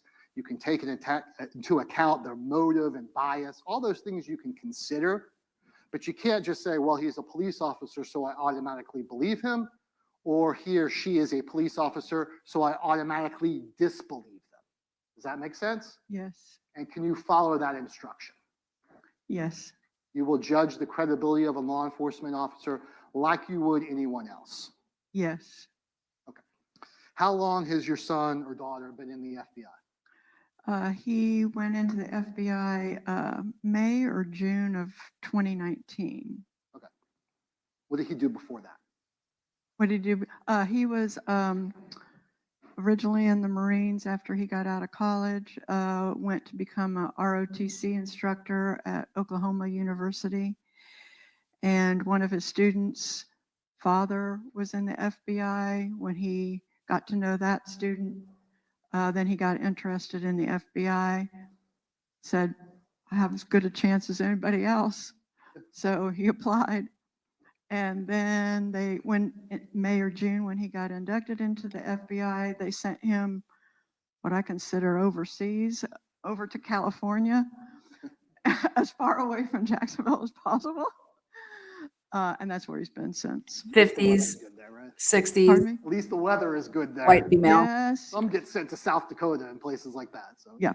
not to criticize South Dakota. So I know that your husband's in the military, in the Navy, and obviously your son was as well. And this goes forever. I'm not going to thank everyone for their service. That gets a little corny, but I want to say it as to everybody they have served.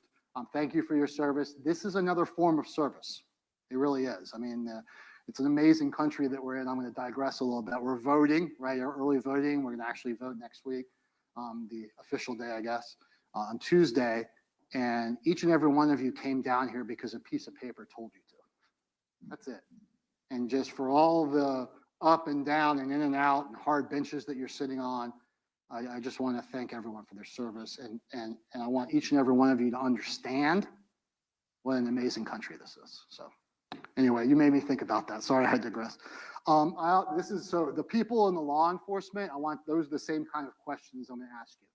If anyone here forgot on their questionnaires to put on law enforcement, please let us know that at the appropriate time if we've missed you. Okay.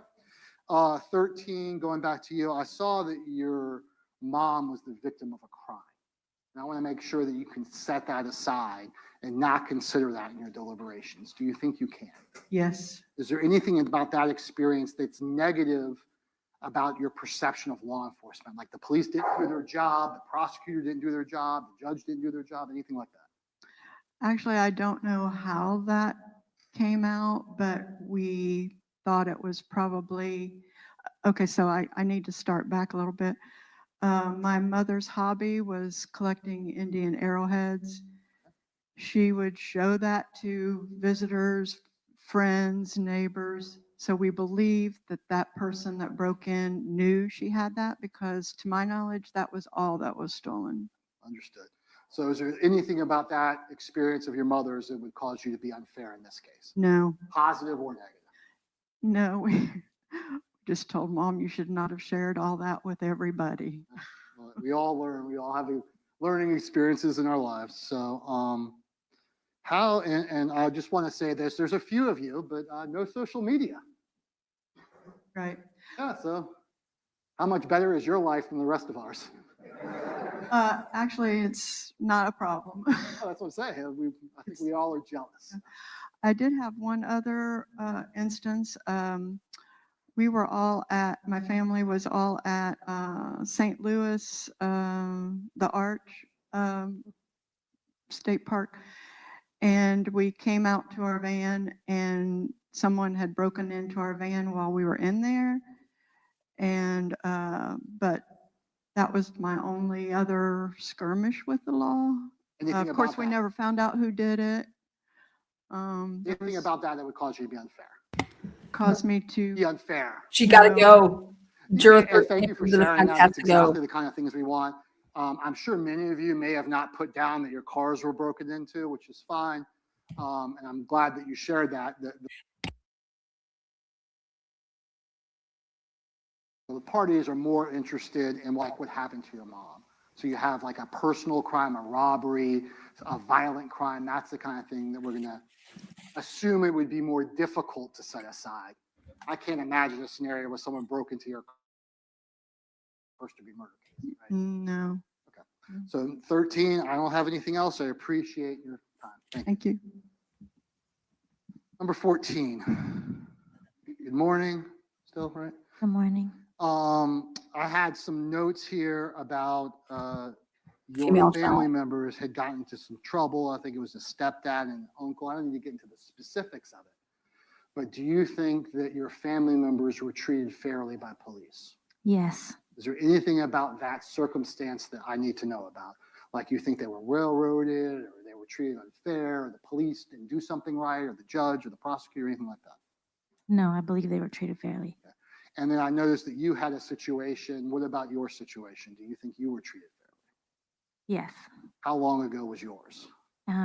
6 years ago, 2020. Was that here locally? Yes.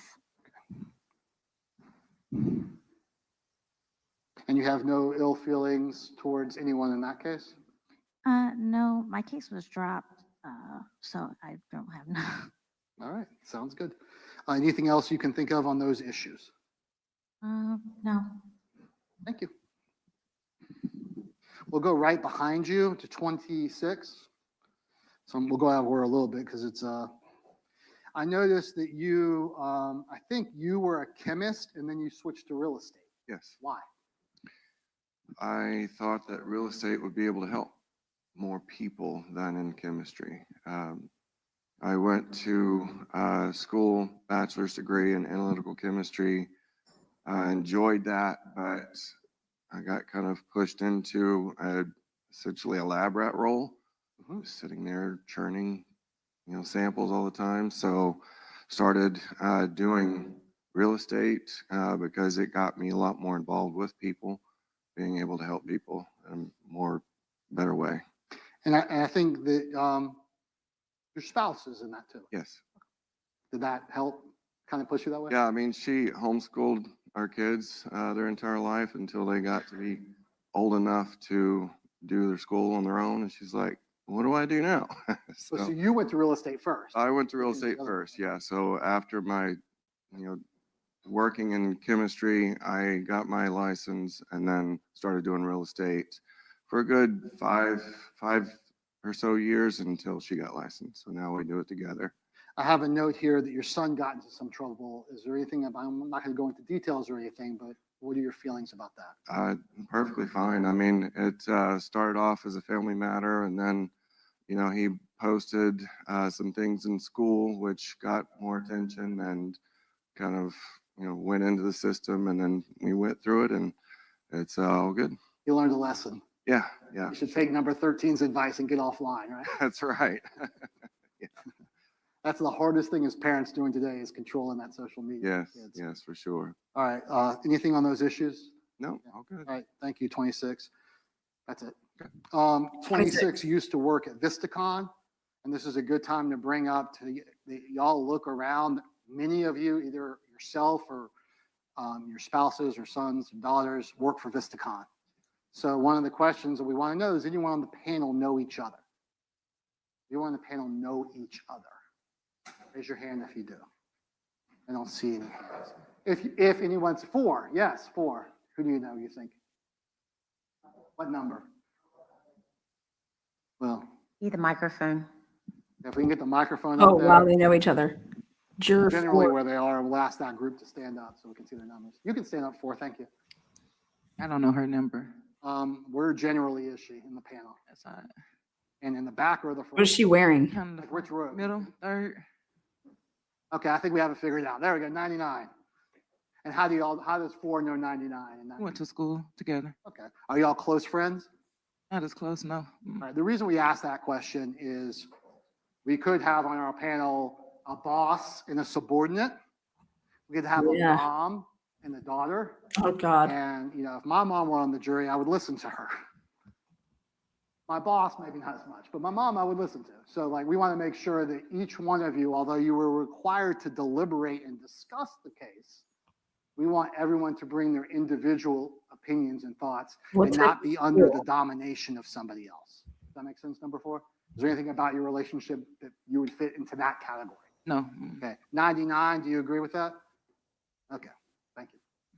If anyone else notices, you can just raise your hand. I don't even know who the fuck that bitch is. Number 24. What number? Good morning.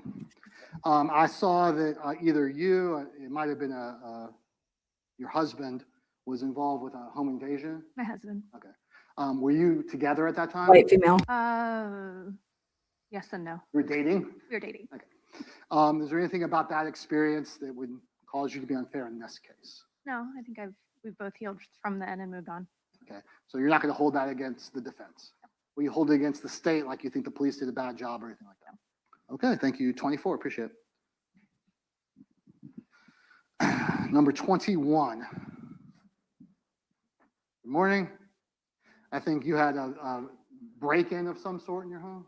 Yes, when I was a young teenager. I actually had forgotten about it until the question came up, and I thought, well, surely something's happened.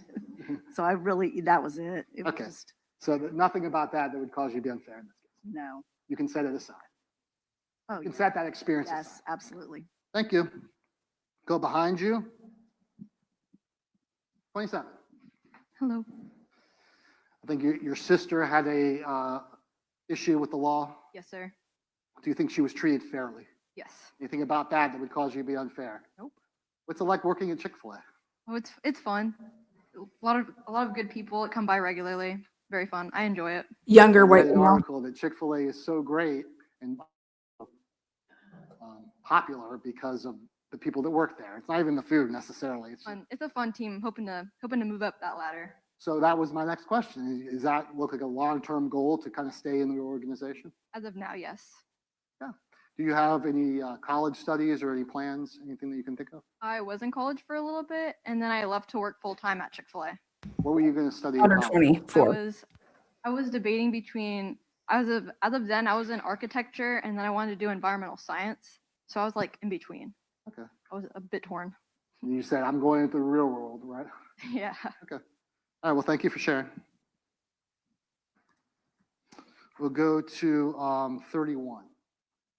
Yes, it's normal. Nick did it. Morning, ma'am. Good morning. I saw that you're a widow. What did your husband do while he was in the marriage? He worked for a funeral home. And how long did he work there? We were married 12 years and he was working prior to that several years. So long. That was basically his career. Is that a yes? I'm sorry, yes.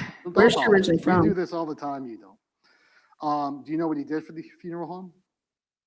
He was not a licensed mortician, so he was the one that, picked up bodies and assisted in the autopsies and, anything that needed doing.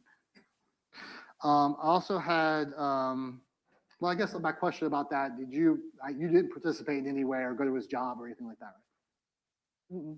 When you say go to his job, I mean, like, did you? one of his jobs required that every third night he spend the night there. Okay. And I would drop by and have dinner with him.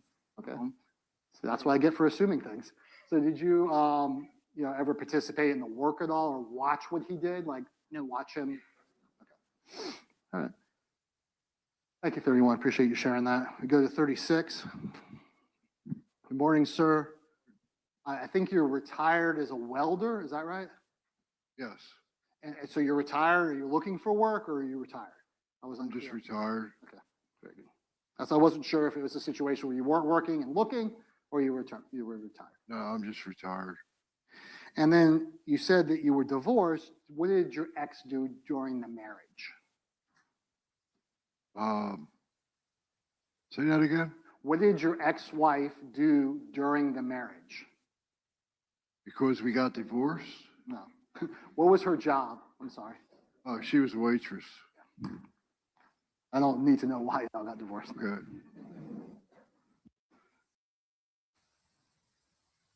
Okay. Thank you, sir. Appreciate it.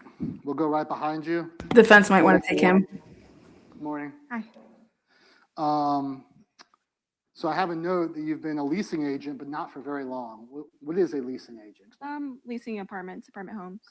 What did you do before that? I was a receptionist. Total social media Company? whore. No, I was at a hair school. You're at what? Hair school. Okay. Social whore. So why the change? I wanted a career. Okay. You enjoy it? Love it. Thank you. That's all the questions I have. We're going to pass it all the way to 37. The end. Good morning. So I have a couple questions. 37. One has to do with law enforcement. You remember my questions to 13. Is there anything about your relationship to law enforcement that would cause you to judge a law enforcement officer unfairly or too fairly, I guess is the. Nope. Okay. And I saw your brother got in some trouble. Do you think he was treated fairly? Yes. Anything about that would cause you to be unfair? Nope. Your 30-year-old in a lab. What does he or she do in the lab? She looks at, I guess, I don't know. She works in the microscope. She does microscope. She looks at diseases and stuff. I don't really know. How long has she been doing that? 5 years? Okay. Black female. Does she enjoy it? Yes, because she doesn't have to be around people. Okay. And did she study for that in college? Yes. So your 26-year-old, I think it was PT's at physical therapy? 50 to 60-year-old. Doctorate. The doctorate in PT. Yep. Okay. Is she working yet? He just got a job. Just got a job. I like this woman. Is he off the payroll yet? He just passed his state test, so he got a job. He starts 2 weeks. Congratulations. Thank you. That's a great profession. Okay, yeah, that's all the questions I have. Thank you. We'll go behind you to number 50. You had some notes. Good morning, sir. Morning. Your work with the Navy, Wait, you did some legal stuff then, and now you're doing legal compliance, I guess, with the railroad. White male. Well, Director of Government Affairs with the railroad. So obviously there's some legal component. Is there anything have to do with criminal law? None. And certainly, as the court indicated, she may be giving you the law. You're not going to go in the back as a juror and say, well, let me tell you how it really works. Never. Okay, thank you, sir. And you have some law enforcement friends or family members? Same question we've asked. Yeah, cousin's chief of police back home in Missouri. Anything about that that would cause you to be unfair? No. You can judge the credibility of a law enforcement officer like you would anyone else. Yes. And then I saw your son had some troubles. Anything about that I need to know about? No, two of my stepsons, Uh-huh. the teenage years, sure. But they were treated fairly and made it through it. How about you? I think you had a situation when you were young. Oh yeah, Same many thing? years ago, back in '85. Yes. Went swimming in a public swimming pool after hours, trespassing. That's the mischief kids used to get into before social media. Go swimming in swimming pools. All right. And so there's nothing about that would cause you any problem. All right. Thank you, sir. Dude, Jesse better bring it with Going being to 52. personable. Morning, sir. So there was a note, and I was a little confused. Are you currently in the Navy, or are you retired from the Navy? No, I was did 6.5 years, and then after that, I was contracted for FRC. Okay. And I've been unemployed for the last year and a half. Did you get the last couple? I didn't. I was active duty for 6.5 years. I was a contractor for FRC for 12.5 years, and I just been unemployed for the last year. Okay. So Black are or you looking for a mixed? job? Not currently, no. Okay, so you're Maybe Latino. enjoying life. Yes, sir. Okay. I had a note also that you were divorced. What did your ex do during the marriage? I have no clue. I was on deployment. That was a long time ago. Fair enough. Mario might like this dude. Deployment. Appreciate it. Yeah, that's We'll go to defense might like him. 60. Law enforcement question. Judge credibility like you would anyone else. Yes. Won't automatically believe a law enforcement. No. Won't automatically disbelieve a law enforcement. No. Okay. You and your significant other both work for Merrill. Yes. All work together. Different segments. All right. And did one of you bring the other in, so to speak? Yes. I took his position when he moved into a new one. Were you together at the time? Yes. Very good. Just curious. Thank you, Yours. 60. 56.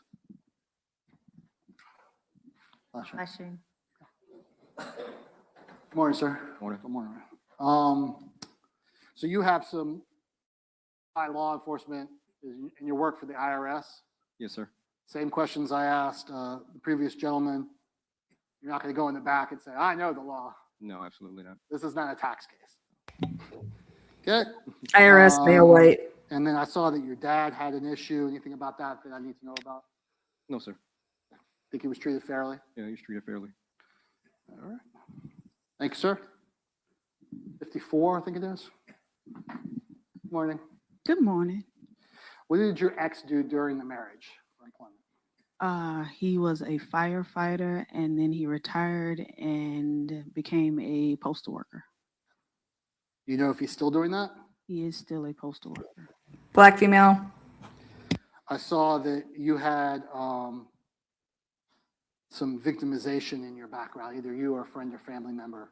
It looked like it was significant, like a robbery or something to that effect. My brother. Okay. Can you set that experience aside? Yeah, You can be fair to the defendant, even though your brother was the victim of a violent crime. I can. Okay. And then I have a note that I think your daughter had some issue. I don't know what it was. It's hard to read my handwriting sometimes. No. What? Wait. Oh, I know what the question is. I had it color coordinated. How is your daughter going to be okay with the? She is. She is. Thank you. That was my question. And then I think you had a prior, or someone, maybe a friend or family member, had an arrest. My brother. Okay, so it was brother too. Anything about? You think he was treated fairly? This happened when I was probably 15. Okay. At the time, I did not think he was treated fairly. With time and age and wisdom, I feel like it was handled appropriately. Okay. And there's nothing about that that would cause you to be unfair in this case? No. Okay, thank you, 54, appreciate it. We'll go behind you. Now we have a little number problem here, that's fine. Put your paddle up, let me see it, please. Oh, I have it here, never mind. 63. Are you? Very good. What is the Sporting Club of Jacksonville? We're a professional soccer team. coming to Jacksonville. We're building a new stadium here as well. So Where is the stadium being built? north of Topgolf, off 295. Oh, well, right there. Approximately how many seats will it hold? About 12,000, but it's going to expand to 25,000. Is the soccer club in the top tier or the second tier? It's in the second tier this year, but next year the USL will be on the same level as the MLS. So the first year. So it's growing. It's growing, yeah. Some free pub here. White, female. I saw that maybe you used to live in London. Yes, You got your love for soccer? I worked in international soccer for 7 years in London and then in Italy as well. So I met my husband there, and then we moved to Jacksonville in October. So you had a good summer. Oh, watching wow. a She's lot of just soccer. moved there. Yeah, it was great. Did you go? I did, yes. Where'd you go? Miami and Atlanta. Oh, wow. Okay. All right. Thank you for sharing. 64. They got some cheddar. I didn't get your date of birth. February 2nd, 1999. 99. Oh, 99. Who's that? And I had a note here that your uncle got into some trouble. Anything about that I need to know about? It's young. No, pretty much all is what I wrote on the questionnaire. You think he was treated fairly? Yes. No ill will towards the police or prosecutors, right? No. All right, thank you, 64. 67. I had a note about a brother. Yeah, I didn't write it down because I didn't think of it that way, but I was the victim of that. Okay. So, Do you think it was handled appropriately? yeah, Do you have any bad feelings towards the prosecution or? y'all protected me. So, Oh, You God, understand no. that this case, that your case cannot come into any way to this case? separate. Completely separate. Okay. All right, thank you. 68. I think you were the victim of a theft. I assume that has no role. That's correct. You can set that aside. Yes. And then I think I had a note here about construction law. Yeah, just over college. Same thing. You're not going to go in the back and. It wouldn't apply. This guy. All right, thanks, sir. This guy's common sense. Go, Gonna apply. That's going to be 70. Yeah, we're back over here, 72.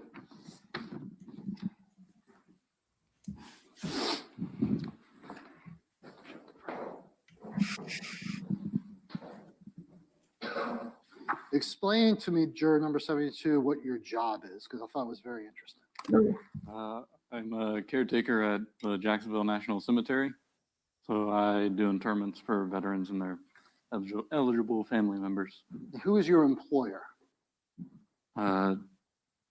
Jacksonville National Cemetery or the National Cemetery Administration. It's federal. It's a federal, so it's, okay. And is it for vets, that all vets, or you, like, I don't, is it for vets that don't have anyone to take care of their things and you kind of do it for them? I believe all veterans who were discharged honorably or weren't discharged dishonorably are eligible to be buried at a national cemetery. So that was, well, thank you. And again, I think you joined 13 with your social media. I think you were the, Yeah, you're happier for it, right? I tend to stay off of it. Yep. I think you said your friends were robbed. You have a cousin in jail. Anything about those things that we need to know about? No, I mean, they happened in a different state, so. I appreciate it. Thank you, 72. 78. He's really bland. 72. White male. 78. Let's see. Good morning. Morning. You work for CCSO? Yes. Huh? Yes. Okay. So that's Clay County Sheriff's Office. You're in the HR department. I work in the HR department. Yes. You're not sworn. No. Is there anything about that employment that we need to know about in terms of your ability to sit as a fair and partial juror? In other words, will you automatically believe a police officer because they're a police officer? No. Okay. And will you automatically disbelieve a police officer because they're a police officer? No. We'll judge their credibility like you would anyone else. Correct. I'm taking this woman. She's I HR. also She deals with shit bags. was a little confused with your juror question. You were in a U.S. territory? Yes. Explain that to me. Do I have to mention the territory? Not specifically, but were you in the military or something like that? The No. location is not that relevant. No. I was a alternate juror in the federal court in a USA territory. Okay. Why were you in the territory? I guess is my question. Because I'm from there. Because you're from there. Yeah, duh. That perfectly answers my question.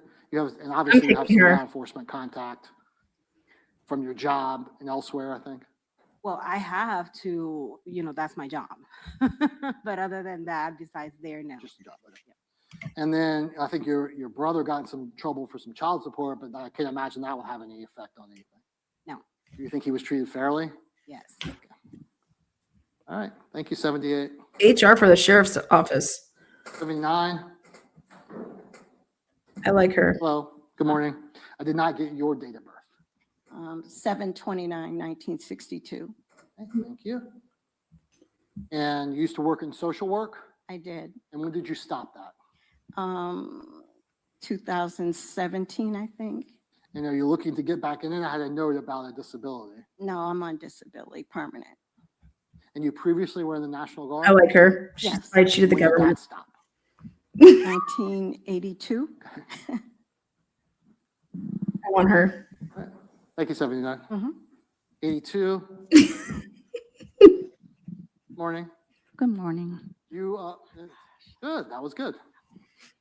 I have to tell you to lower it, not put it up. Got it. I think you had some medical, like x-rays that you would take to prisons and jails and other places. That's true? Yes, that's correct. Do you interact with the prisoners? Only on the grounds that I need to. Okay, so I mean, like, I assume that you do when you're taking someone's x-ray. Yes. Well, we can be anywhere, but we do go to the jails. And so once I'm in there, I'm usually escorted by the guard, checked as all the time. I'm never left alone with an inmate. We don't have personal conversations. I want to make sure that we can set that aside and not consider in any way whether or not the state has proven its charge against Mr. Fernandez. Of course. Has nothing to do with it, correct? No, Okay. it's all medical. All medical, perfect. Thank you. She's an asshole. We'll go 90 right behind. Good morning. Morning. I see that one of your children works in the pool industry like your husband. Yes. They work together. Yes, they do. And then one of them, I have an NA written by it. One of your, I think your 30-year-old. He's unemployed. Okay, what was he employed? He's been employed several times. He has an issue with substance abuse, so he cannot hold a job. Has he had any legal troubles as a result of that? I want her from the defendant. Do you think that the criminal justice system has done anything? Absolutely not. Do you wish they would do more? No, I wish he would do more. Fair enough. Anything about that we need to know? No. We'll set that aside. Yes. Okay. Thank you, juror number 90. You're welcome. 89. Morning, sir. I had a note about some arrests in your background. Yes, when I was a young man, I made some choices that were unfortunate. But at some point I decided that that wasn't who I wanted to be anymore. So I finished my degrees and started teaching, and I've been doing that ever since. Is there anything about those experiences Teacher. that would cause you to be unfair in this case? Oh, absolutely not. Do you think you were treated fairly? At the time, no. Sure. But as I look back 30 years ago, I'm like, I was probably treated pretty leniently. Thank you for Because sharing. you're white. I'm just kidding. How did he get Before? with his background? You have some law enforcement in your background? Not in my background. I have family members in JSO. Okay. And same questions. You'll judge the credibility of law enforcement like you would anyone else. I have their credibility same as everyone else. And I think you had some trouble in your life, and then maybe your brother as well, or brother-in-law. Yes, sir. Yes, sir. Specifically about you, how long ago was that? 25 years, 24, 25 years. So you were a young man. I was 18 years old. Do you think you were treated fairly? 43-year-old Yes, white sir. male. Anything about that that would cause you to be unfair in this case? No, sir. The whole thing, I wish that I'd had a better knowledge of how the law worked because it wouldn't have even occurred the way it did. So I feel like I was treated perfectly fairly. How old was the victim? Ooh. Allegedly. 15, I believe. What? And what about your brother-in-law? It was drug charges. He was Oh, definitely. did this guy have some like, he had sex with like a 15-year-old, he was 18? And your wife and you both work for JA. Yes, sir. How did one of you get each other the job or Something like did you that. meet on the job? I've been there for almost a decade. I got her on when they opened a role that matched her background about 3 years ago. Do you work together? No. All right. Appreciate it. Thank you, sir. 83. Sir? You have some law enforcement background? Yes, sir. My brother-in-law works for JSO. Same question. Yeah, same as everyone else. Judge the credibility like you would anyone else. Yes, sir. All right. Thank you, sir. 91.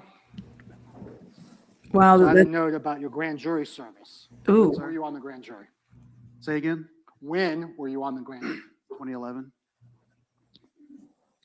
And obviously, that's a completely different standard. Some of you have been on Get rid of criminal him. juries where you have decided whether or not a person is guilty or not. Grand jury, you're deciding whether there's probable cause for an indictment. You understand the difference in the two burdens of proof. A little bit. It was a long time ago. Sure, fair enough. Was it Mr. Deli Rionda that was it here locally? I guess is my question. It was in Baker County. Okay, I don't know that person. Anything about that that would cause you to be unfair in this case? No, sir. All right. Appreciate you sharing that. Next to you, 95. You get a DUI in your background, sir. Ooh-wee. I need to know about. DUIs? Yeah. Do you think you were treated fairly? Huh? Do you think you were treated fairly? Oh, yeah. I drank, got caught, did my time. Fair enough. Leo, law enforcement background, you and your family? Can you judge the credibility of law enforcement like you would anyone else? No problem. No problem. Thank you, 95. Appreciate it. Oh, wow. Let me go back to 95. I'm sorry. I'll get to 98. So I missed the note about you had jury service in both civil cases and criminal cases? Yes, sir. And were those here locally? No, they were in New Jersey. And were you the foreperson of either? No. And you understand the difference between a civil case and a criminal case? Yes. Okay. Thank you, sir. I'm going to 98. I think you had, when you were a kid, you were robbed of something. Yeah, some shoes. Yeah. I honestly forgot about it, just like the other person, until the question was asked. Anything about that that would cause you to be unfair in this case? No, sir. Okay. And then your mom had some trouble, but nothing major, it didn't look like? No, not really. Anything about that that would cause you to be unfair? No, sir. Do you think she was treated fairly? Yes, sir. Thank you. And again, no social media for you, which I'm a little surprised about based on your job. He's a salesman.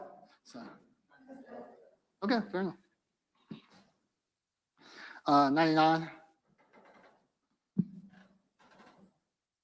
Hello. Hello, What do you do for Nemours? I didn't understand. accountant, fixed asset accountant. Okay, so you work in more the business office. Mhm. Is that yes? Is that yes? You have to say yes or no. That's a yes, I'm sorry. And you're a single mother? Yes, Do you know where the father of your, deceased. were you ever like together in a relationship long term? No, not really. We were really young, so no. Thank you. You're welcome. 102. I was unclear, good morning, still. I think you were a medical clerk, but I wasn't sure if you were retired or I'm retired now. how long did you do that? That job was 9 months, previously 4 years. What did you do previous? Office manager for a podiatrist. How about before that? I was at a plumbing supply house for 4 years. Right. And so you're not looking for a job? No. And your husband's in IT? Yes. All right, I got it all. Thank you.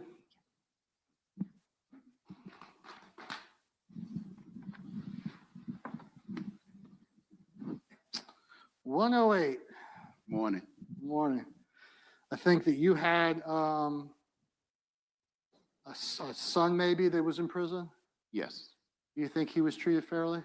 As far as his lawyer, I don't think he was treated fairly, but who ended up eventually getting disbarred. But Okay. you know, he's doing fine. So Okay. So the person, was he an appointed lawyer or was he hired? he was hired. Okay. And so did you hire him? My son hired him Son hired him. And so he didn't, you don't think he got a good deal because of the lawyer? because of the lawyer. Yes. Do you think he's innocent? I won't say that. Do I think he was innocent as far as? That's my question. I don't know if it was the innocence, more the procedural thing was going on. It wasn't right. Okay. So maybe, you know, instead of getting 10 years, he might should have got 3. I understand. Did he get 10? Is that what he got? Yes. Is there anything about The that defense wants him. you would bring to bear on your decision in this case? No. You promise to set that aside. Yes. And then I had a note here that I think you, 31 years in the Navy, Yes. retired? Yes. Thank you, sir. And that your wife is retired, but I didn't get from what? She retired from being a school teacher at DuPont. Oh. 18 years. Yeah, the What is defense the wants him. nonprofit that you're But going the to? prosecution's Where going to is strike it? him. Oh, what? She does recycling, clothes, materials. Is there a name? Closet Freaks is one of the names that she used for her company. She started out recycling clothes from college and started her own business and that's a nonprofit. She's been doing that for probably about 15 years now. That's really neat. So I say that because although I will plug anyone's business, I like to plug the nonprofits a little bit more. So appreciate that. Thank you, sir. Thank you. 106. Good morning. Good morning. I was a little, I think, are you a physician's assistant? I'm a PA, yeah. Yeah, so you went to school for that. Mhm. Is that yes? Yes, But it's psychiatry. psychiatry. And how long have you been doing that? Since 2018,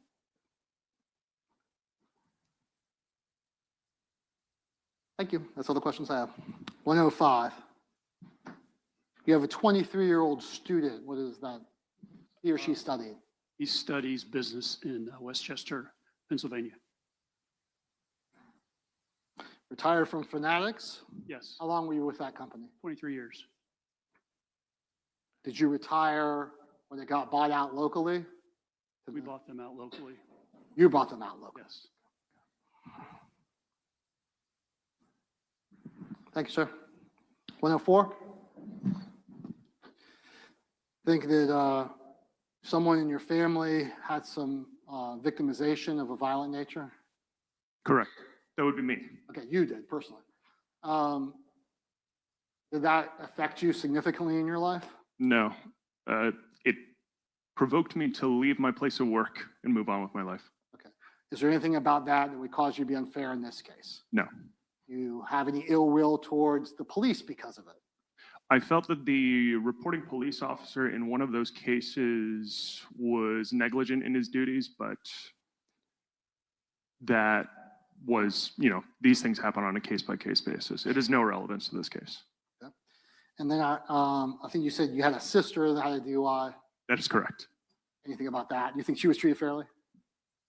I would presume so. I did not know much about the case. I knew that she was guilty.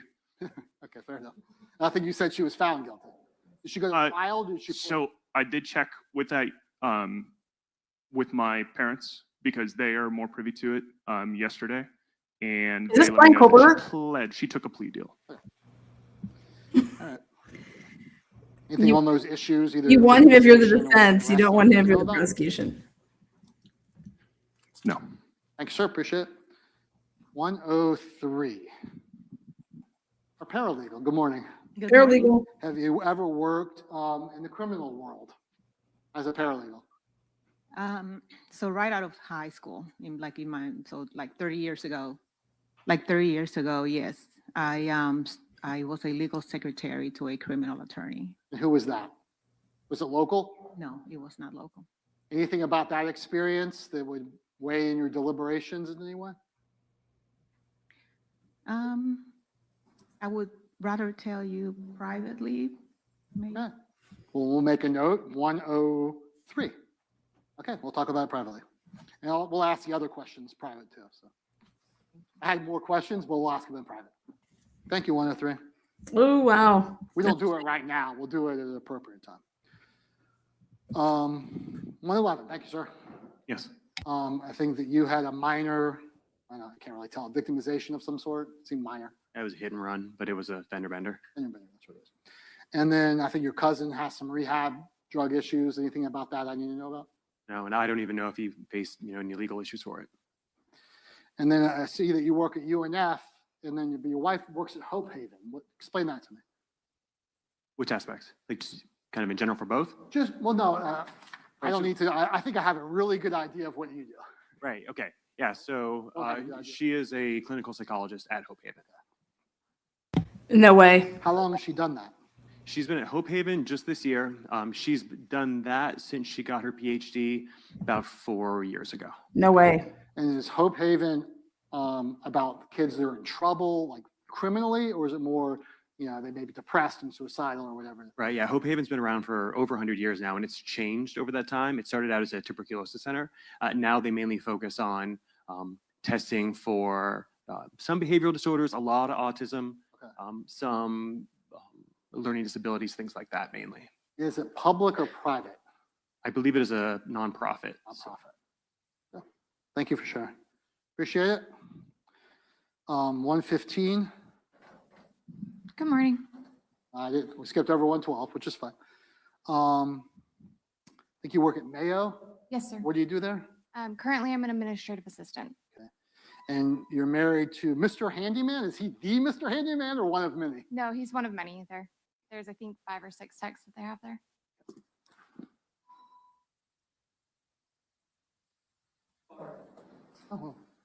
Henry Tone's a handyman. Yes, sir. You're good. Do you need a break?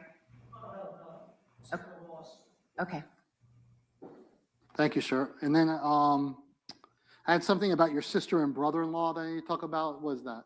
Both are former state prosecutors. Woo! Oh, now I know, because now I look at your name. I was just looking at 115. Yeah, so I know them. They were in this office. Yes, sir. And Pensacola before that. Bye-bye. And did they talk about their cases a lot? No, not with me personally. Is there anything about that relationship that would cause you to either be for the prosecution or against the prosecution? No, sir. Unbiased. Okay, and you understand that it is the state of Florida's burden to prove our charge.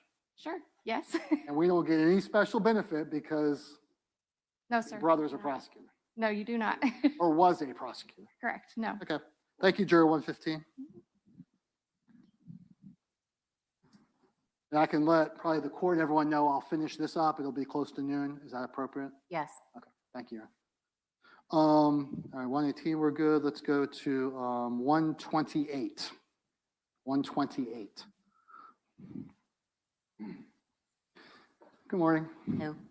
I saw that your husband had a DUI. Was that during the marriage? No, it was before I knew him, and in his words, I was an idiot. And I concur. So, and you didn't even know him then? nope, no, I might like know this him well one. enough now to. Fair enough. Yeah. And then you've been on a jury before. Were you the criminal? Were you the foreperson? I was. Okay. I knew it. She's very strong. And it looks like you both worked for Deutsche at one point. Yes. But you're not. Yes, I was recently laid off. Budget cutting measures. It's an act of the universe to lay off anyone in Germany, so they come to the U.S. staff first. Not the Americans, right? Yeah. Are you looking in that field? No. No, I studied communications and public relations with a high focus in social media marketing in college. Oh, shit. So at this point, I've formed my LLC, and I'm attempting to kind of do a comic books for the girlies. I hate to say that, but that's the shtick. Books for girls. They like to read. Women in men's fields, you know. Ooh. But I'm reselling comics and working on social media presence there, looking for stuff part-time, you know, to Freelance. make ends meet and write off or send that to taxes. But She'd write a book. Unintended wanted things can change your life for the better. yes, I've wanted to do social media and marketing for quite some time. Do something. She's got to go. So I like Some her. Negative. You're She's very good at gotta public go. speaking. Thank you. All right. It's all masking. It, Thank you, 128. We can go to 129. Retired from the Air Force. What did you do in the Air Force? I was a logistician. What is that?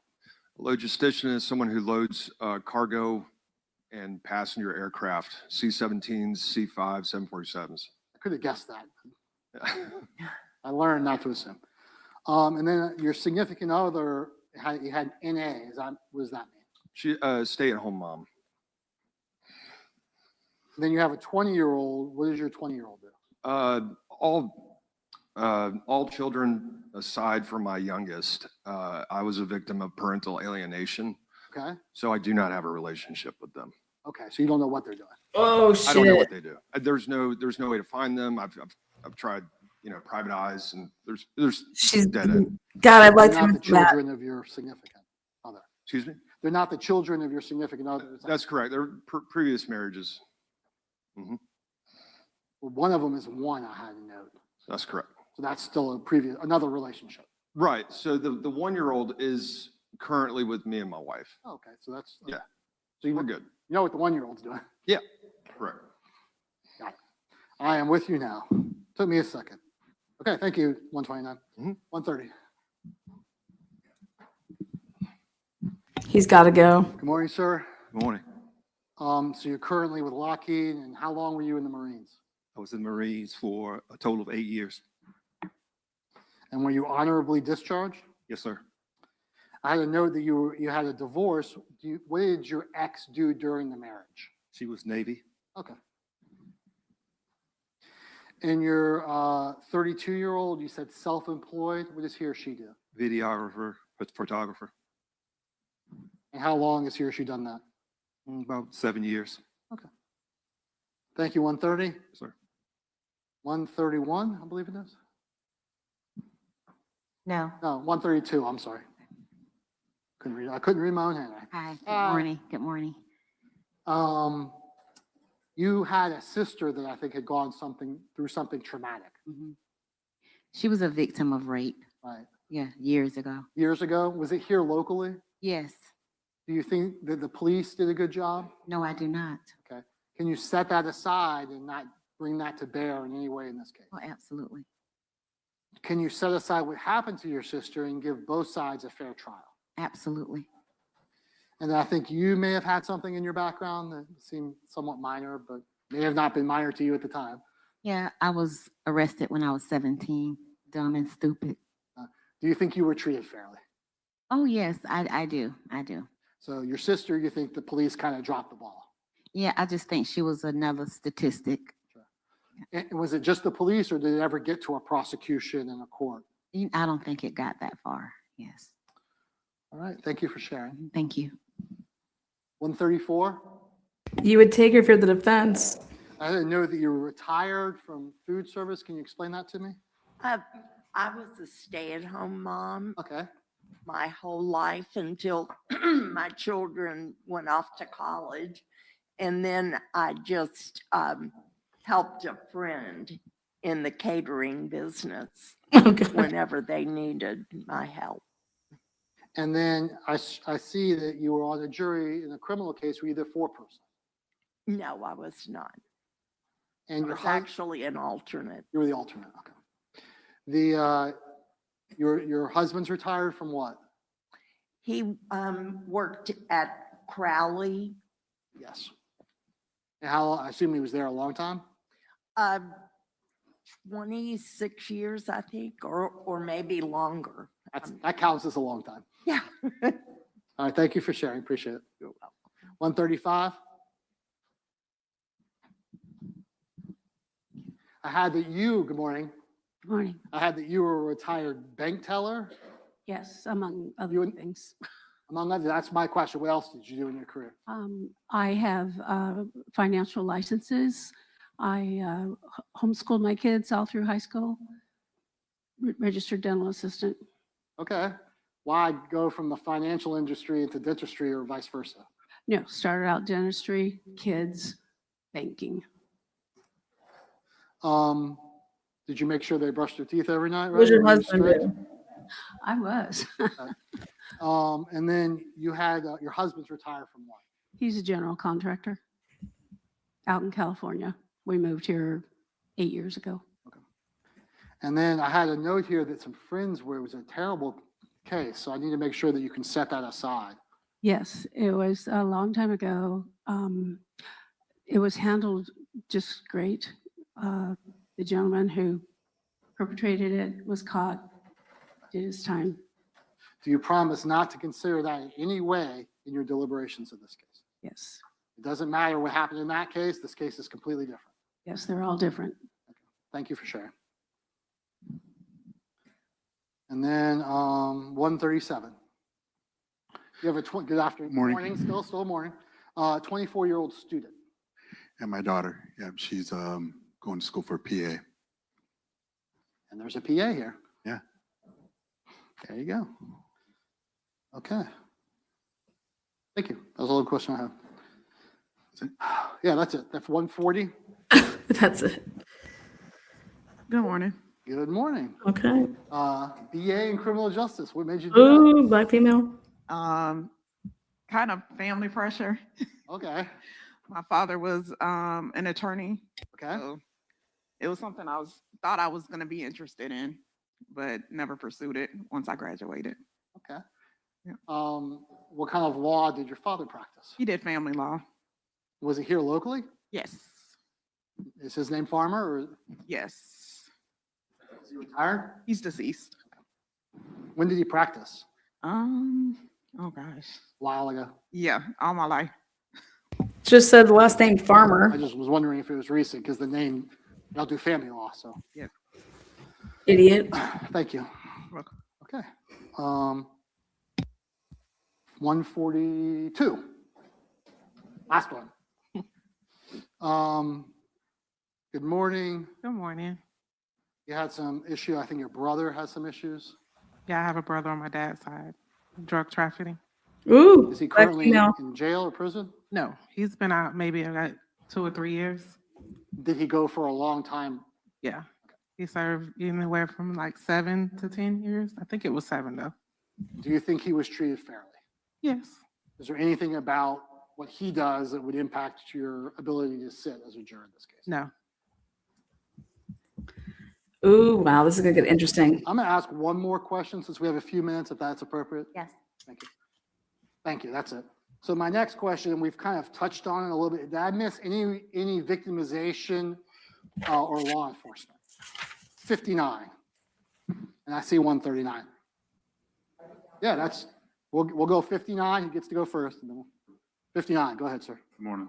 Good morning. I took the questionnaire a little literal. So I didn't state that my sister works for the FDLE in the crime lab. Okay. Data analysis. I don't know if that's relevant or not. It is very relevant, and you followed my instructions perfectly. So that is relevant. Is there anything about your relationship with your sister that would cause you to believe law enforcement more or less, or will you judge their credibility like you would anyone else? Yes, sir, correct. And does she discuss what she does for FDLE, like a lot? Florida Department of Law Enforcement. Anything else? No, that's it. All right, thank you. 59. Appreciate it. 139. My dad is a retired JSO sheriff's officer of 32 years. Same questions? Yeah, no bias, unbiased of everything. So. Okay, so you can judge their credibility like you would anyone else. Dude, I wonder if she And I knows. have a cousin in prison for robbery. Do you think that your cousin was treated fairly? Oh yes, absolutely. Okay. Thank you. Anyone else I would have missed on those issues? My next question, it kind of expands a little bit because the questionnaire doesn't talk about it. This will be the last question we have before the break. It has to do with just negative police experiences, negative criminal justice experiences. So sometimes people, no one's been arrested, no one's gone to prison, but I have had these experiences that are very negative with regard to the criminal justice system, with regard to police.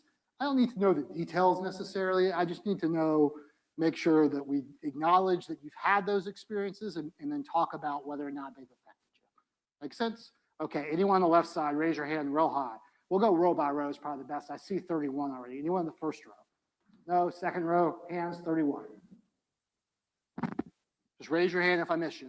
Negative police, criminal justice experiences. Go ahead, 31. At the time of my husband's death, it was a bad car accident. Okay.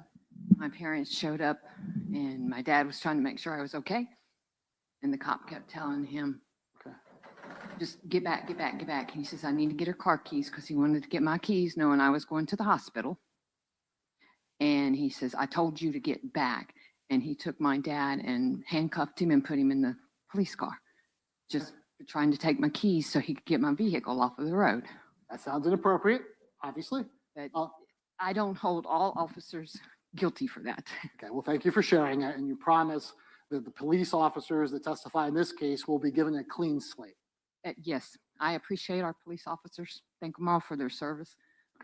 And I love them for what they do. All right, thank you, 31. Appreciate it. Anyone else? I saw 50. Oh, wow. I already forgot the number in the back, 54. Anyone else I may have missed? Raise your hand or your paddle. I like the paddles. 54. Go ahead, ma'am. It's not so much a personal experience. I just, in a previous job, happened to be privy to a community conversation between some police officers and some at-risk youth. That's what I'll call them, at-risk youth. Okay. And just, I felt like the conversations were very one-sided and they were unwilling to hear the perspective of the youth and why they responded the way that they did to police officers in their community. Okay. How long ago was that experience?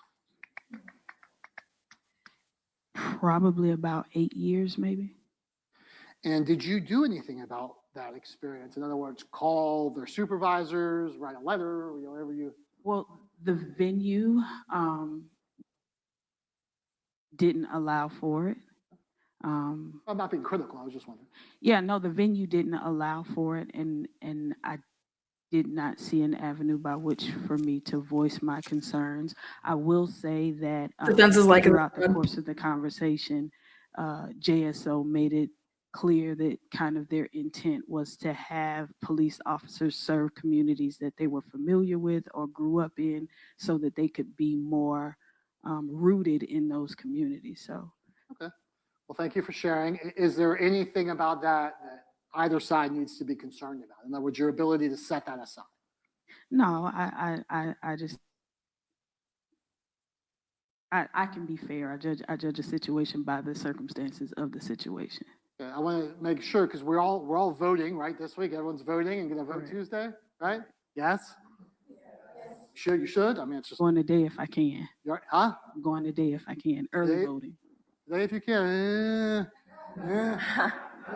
I tell you what, you're going to be able to go Friday. Maybe tomorrow. Today is a little iffy. Although they're open, the polls are open until 7, I think. So you might be.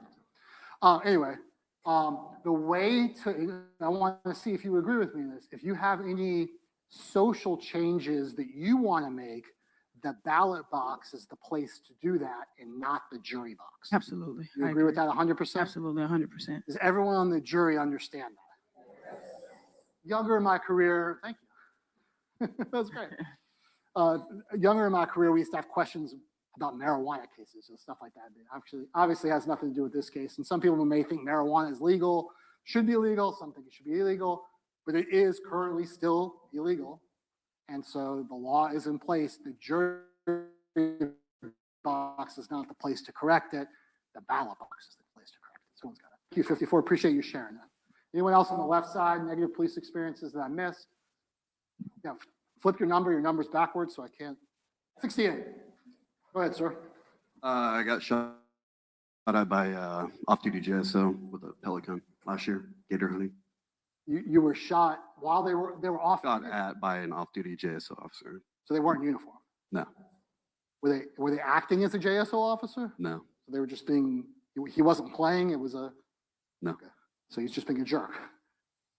Yeah, That's my word, not yours. sure. I could elaborate further, but Okay. Did you report it as a crime or anything like that? yes. Okay. Was anything done? No, he blamed it on his stepson. Okay. Can you set that experience aside? I suppose. Well, that gives me some worry. Yes. You sure? I mean, it created a level of distrust with JSO, but Okay. yes. Well, part of being a juror is that you are sitting in judgment of our case, of our evidence. He's gone. So a certain level of distrust is fine. Again, you should never come into a courtroom and look at a police officer and says, I believe everything that person says. That is not a service to the defendant, and it's not justice. So, I mean, we believe this. Oh, he is being such a politician The here. question is that, are you gonna, is a police officer gonna start with, this guy's gonna have to really convince me because I don't trust police officers? Not in this situation. Okay, you can set it aside based on the nature of this charge, I think is what you're saying? Yes. Okay, thank you, 68. 70, go ahead, ma'am. 68. Hi, good afternoon, we made it. Good afternoon. I want to say it happened like 2 years ago. I was robbed and police had came to my house and they told my parents that like I insinuate, like I let them come in and I let them do this to them. Okay. And it kind of like made me feel some type of way because I'm not that type of person. I would never like endanger my family or want to take from them. What? So it kind of made me feel some type of way when they told that to my family. And I'm not like biased or anything. And I just wanted to tell you that situation. Oh, thank you for sharing it. And so was that was here locally? Yes. So it was about 2 years ago, Yeah, about 3 years ago. Yeah. 2 or 3 years ago. And you were actually robbed. Yeah. Okay, can you set the robbery aside? Yeah. 'Cause we didn't talk about that. Yeah. Okay. And obviously you don't think you were treated fairly because they kind of blamed you for it. Yeah. Okay. It's okay. No, it's okay. Hey, you're fine. Don't apologize. Your health is more important. Okay, so anything else you want to share on that, 70? No, that's it. All right, thank you for sharing. Anyone else on the left side I may have missed? Right side, first row, second row, third row, paddles up in the air. Anyone on the right side? I know you're hungry, but still. Anyone I may have missed on the issue of negative police experiences? Okay. Thank you. All right. Members of the jury panel, we thank you for your time. We're going to continue the jury selection process after lunch. Because there are so many of you, I'm going to give a little bit of extra time so that you all have sufficient time. It's 12:03, so we will return back to jury selection at 1:15. So you're going to come assemble as you did outside of this courtroom. Don't report downstairs. Come back outside so everyone can be lined up and we can continue the jury selection process. Enjoy your lunch. Okay, holy shit. Court is in recess, but guess what? Not us. We're going to eat and drink right here and talk about it. Okay, so what we're seeing here is very similar, but this is way more in depth. What we're seeing here that is going on way more in depth than it was for the Delphi case. So that's the first thing. It's like night and day. This is night and day.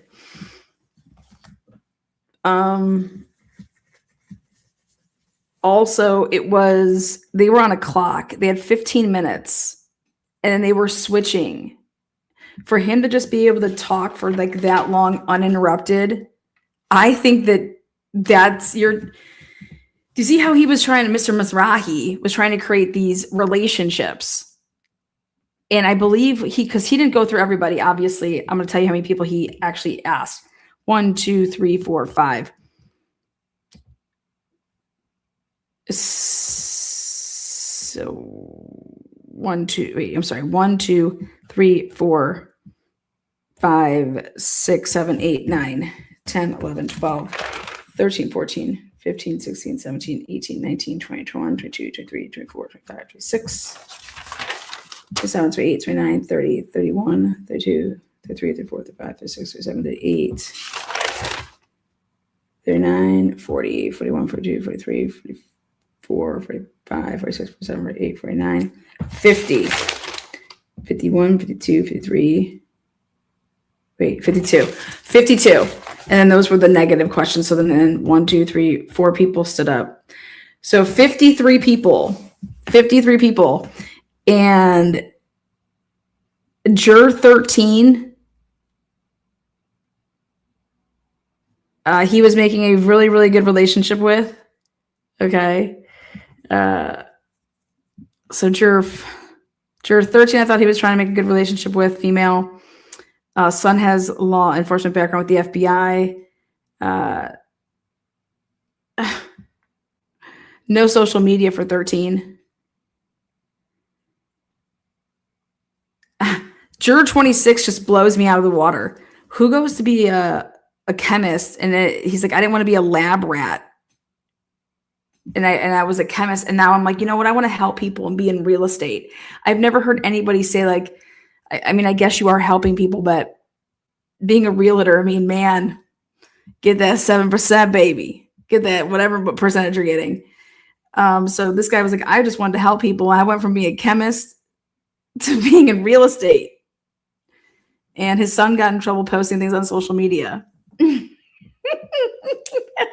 What do you guys think about checking the very interesting how this all works? So juror 24 was the victim of a home invasion, white female. Let's see. The prosecution was interested in juror number 31, female widow, husband. Think about the widow. Okay. That's not going to be good. She's a widow. There's no way as a defense. Okay.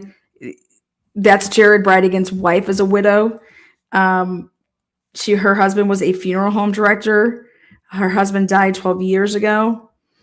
I think she's going to hold, so juror 31, in my opinion, sayonara. And she actually stood up and decided to tell them that her husband's death, she had a bad experience because it was a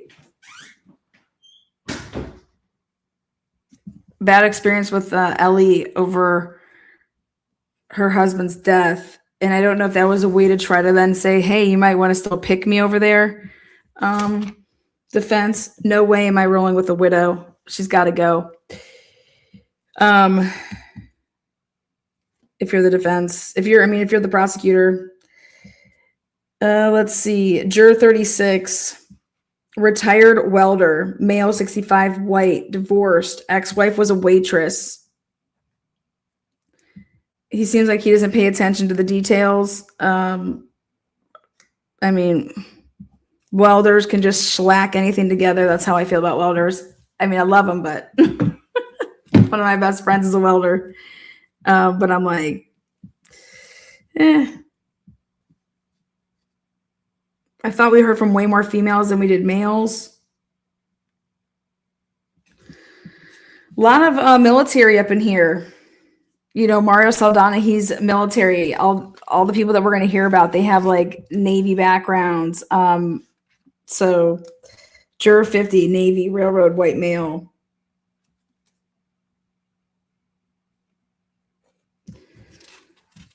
And everybody that they went through, it was anybody that put down on their questionnaire, okay, that they had there was something that they were mentioning with law enforcement. So the people that they were skipping, it was just because they wrote down in their questionnaire that they didn't have, juror number 139, dad was a retired JSO officer. That's Jacksonville Sheriff's Department, like Sheriff's Office. Jacksonville Sheriff's Office is about to get their ass handed to them in this trial.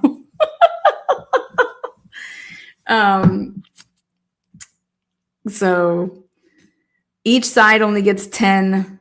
You can only use 10 strikes. Okay. So it'll be,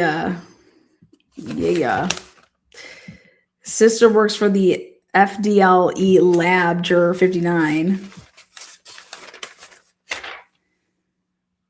Juror 142, black female. Her brother was a drug trafficker. He did 7 to 10.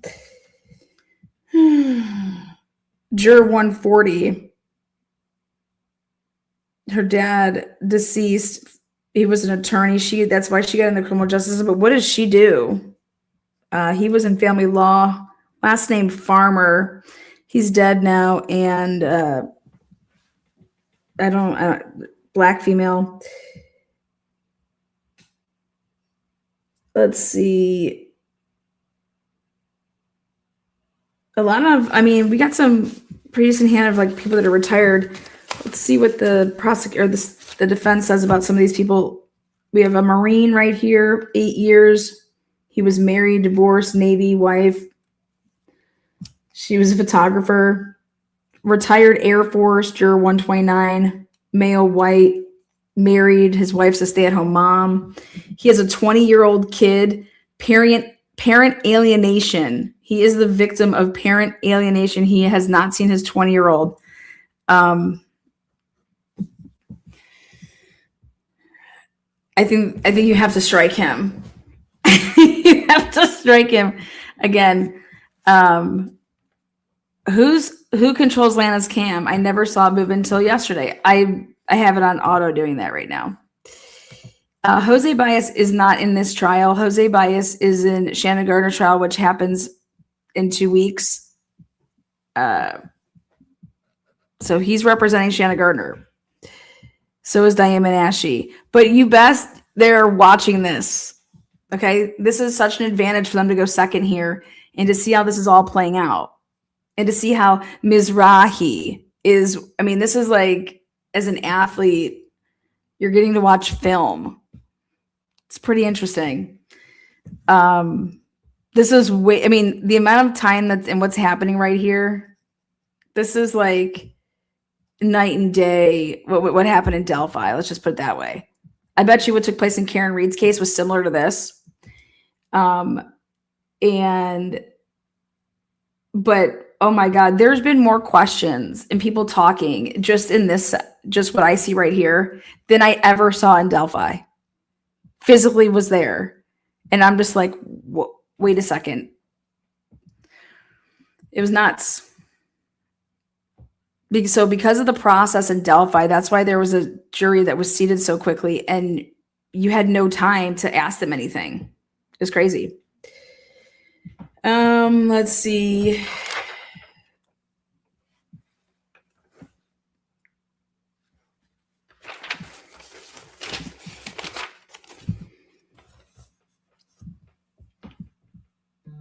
We have a paralegal, juror 103.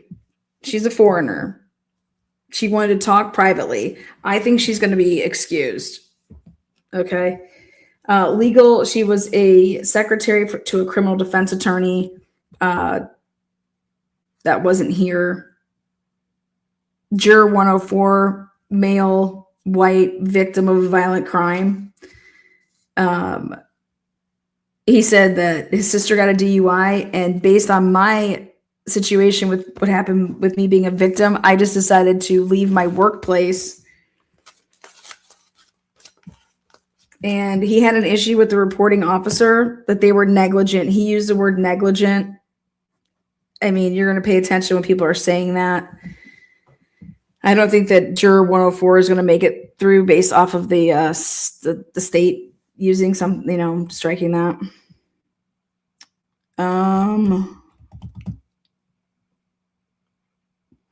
Juror 108, black male. He has a son in prison.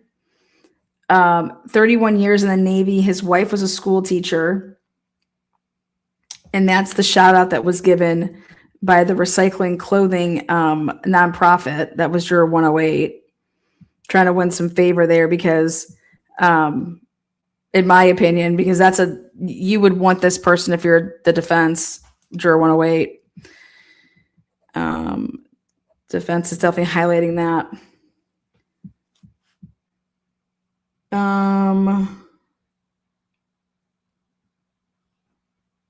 I put a big question mark next to, I don't know why they talked to her because I heard nothing about anything in the background field of, there was a white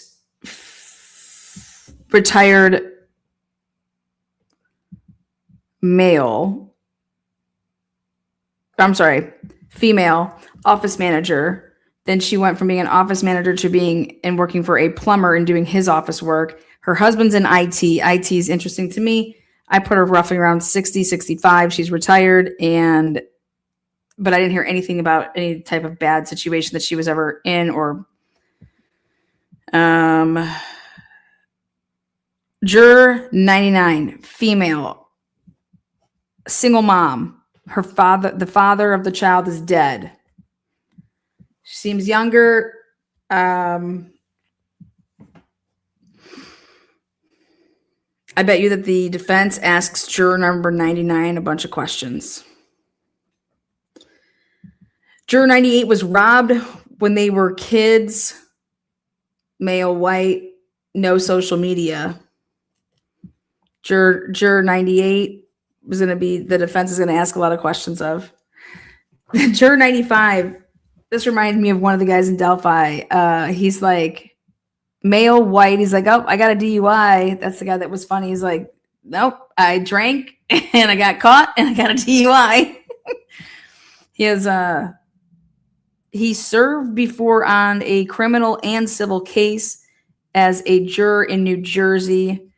So juror number 95, I bet you the defense is going to be asking a lot of questions of. Now, juror 91 served on a grand jury in 2011. You know, that's 15 years ago in Baker County. Grand jurors, is he going to get confused of the problem? I mean, he's like, it was so long ago. Do you understand that grand jury is just probable cause? If I'm the defense, there's no way I want juror 91 on my trial, on my jury. Juror 83, so law enforcement, his brother-in-law, Jacksonville Sheriff's Office. That's who was running and being involved in this whole thing. That's his brother-in-law. Juror 83, I'm asking a shit ton of questions of, and I want to know for sure that they don't know John Biggerstaff.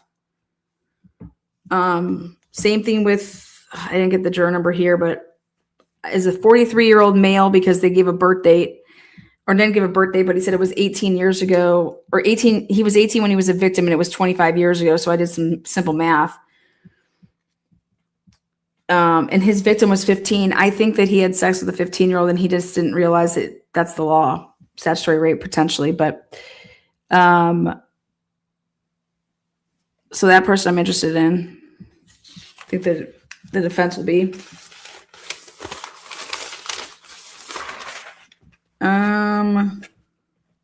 I like teachers. Teachers are good listeners. Teachers are understanding. Teachers. So juror in the 80s or 90s here, I couldn't catch the number because they said it so fast. It's a male, white.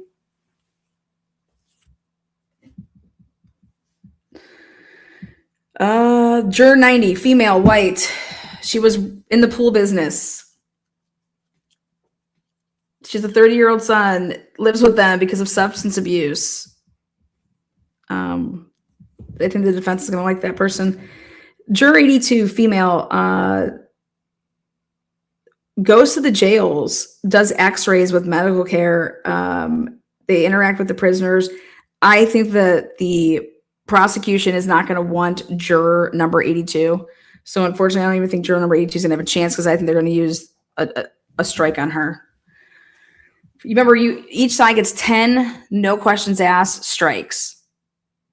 Now you can go and argue in front of the court to because you just want to be able to say this person has bias. I mean, we shouldn't have to use one of our challenges for any reason, and so you'd have to argue that.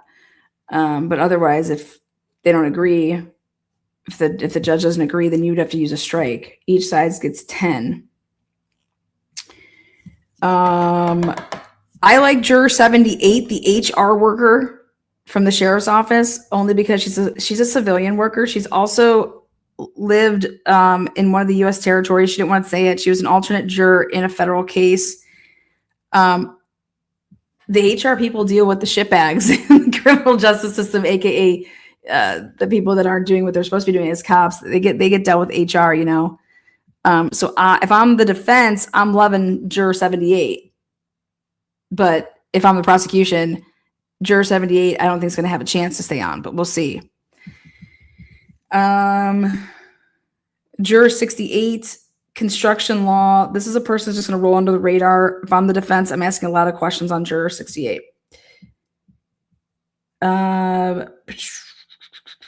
Juror 64 was born in 1999. Black female. Uncle was in trouble. That's all we got from that.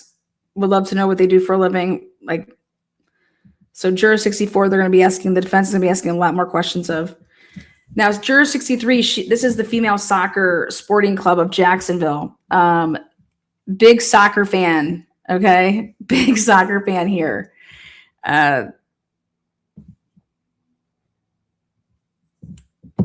She's not going to be able to be pushed around, and usually athletes are able to stand their ground. So she won't be able to be easily taken over by other people in the jury deliberating process. So the defense asked her a lot more questions. Juror 54, Black female. Her brother was the victim of a robbery. She felt that her brother was arrested but treated fairly. Juror 56 works for the IRS, male, white.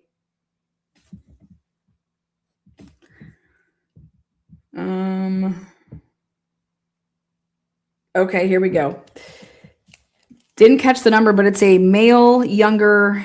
He's unemployed. This is what we were saying, that we felt like he was like Latino, Hispanic. I like him for the defense, but I think that the prosecution is going to try everything they can to not get this dude. He's divorced. He got divorced when he was deployed.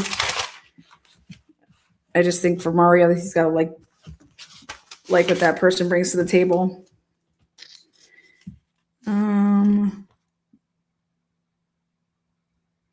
I'm staying away from this leasing agent turned real estate apartment person, female, white. I'm staying away from her. Those are gossipy, in the know people. The person that's doing the social media website as well. That's a really, what number is that? I'm staying away from her.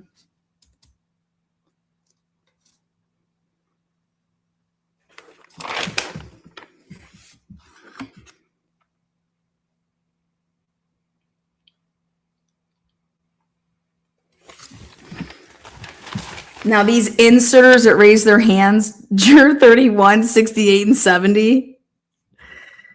At the end there, the four people that it was, if you had a negative criminal justice system, anything that, since we've gone through this, and those people that raise their hands and talk there at the end, inserters, how do you not have that written down on your questionnaire? I don't understand.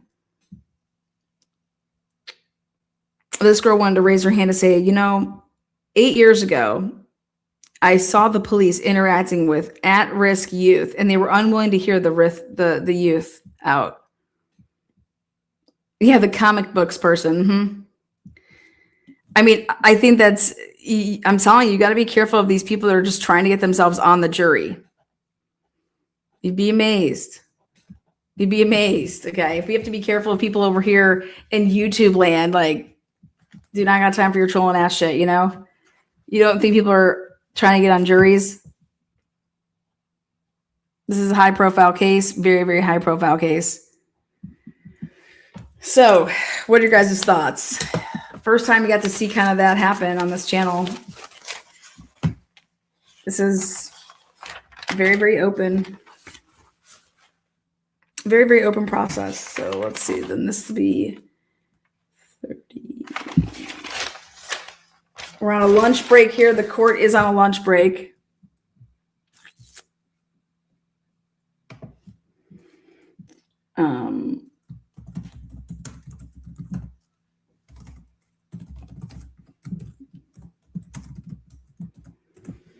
It's pretty cool, right, William?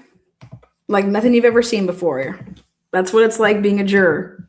You're sitting in a room and you have your little, it's like you're at a bit, when you go somewhere, you're at an auction and you raise your little bidding paddle. That's what it's like. Katie's on the case. I'm here for the party. Perfect.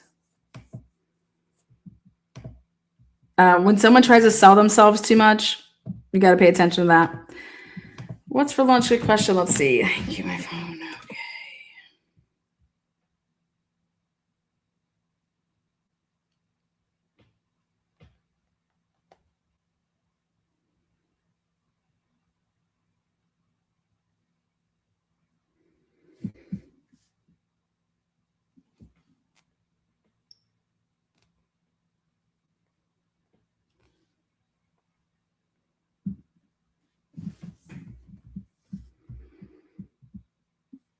William, pork chops and applesauce is for dinner from William. All right, so we will be back here at 1:15 Eastern Standard.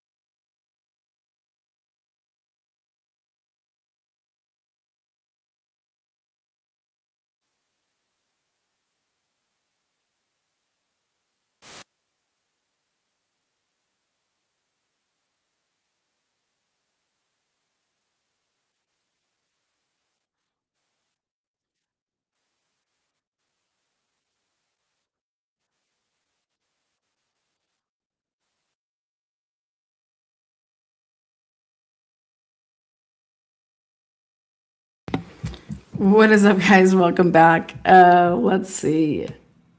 We're getting lunch delivered, so I was just like, hell yes. Hell yes, let's talk about some stuff while we're on break. Let's see. We'll come right back to this at 1:15.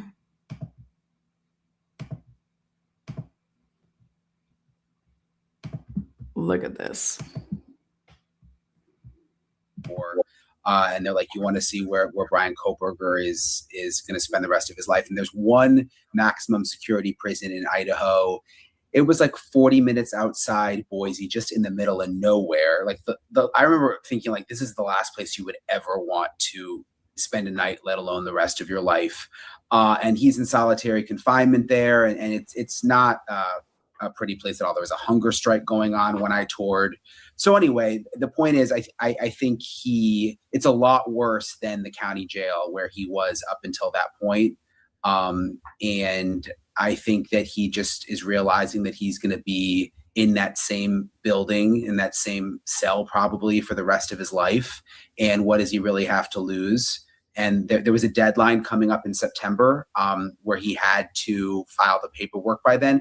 So I was kind of watching it, wondering, is he going to do it? Is he not going to do it? I expected maybe it was going to be like sometime in August, but kind of came out of nowhere when he filed the paperwork. I guess it was the end of July. What do you make of the fact that it's not through counsel?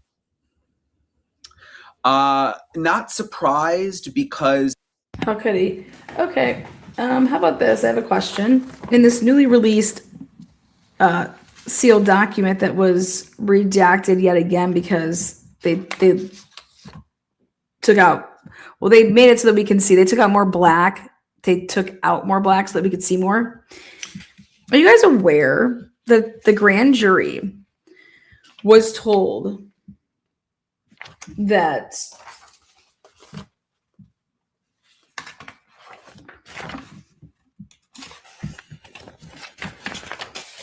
page 4 here. DM's phone records contained in Exhibit S1 for November 13, 2022, and BF, her testimony contained in Exhibit S2 as to what DM told her should be allowed at trial. In the case at bar, starting on November 13, 2022, at 2:10, DM sends a text message to EG, the Uber driver, to inquire if he is driving.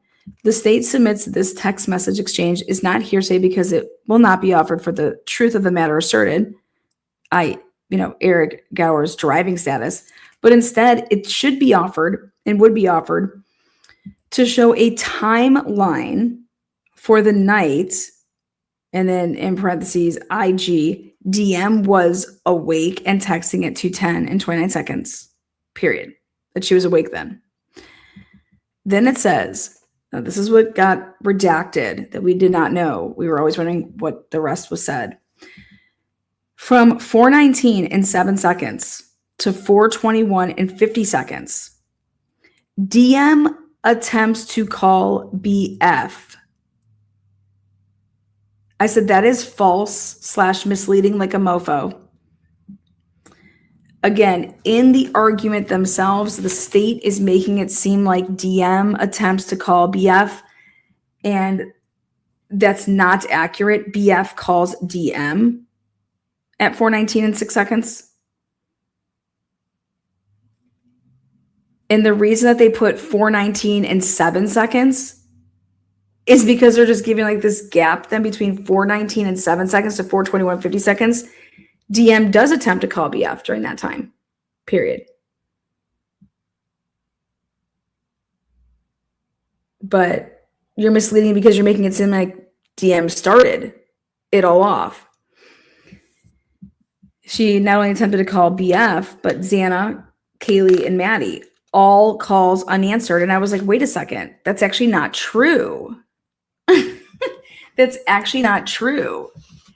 And I'm like, did Ann Taylor really miss all this shit?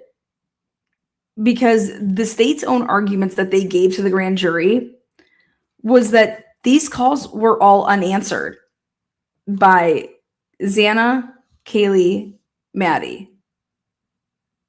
And I thought to myself, what about Ethan? Why isn't Ethan's name in there?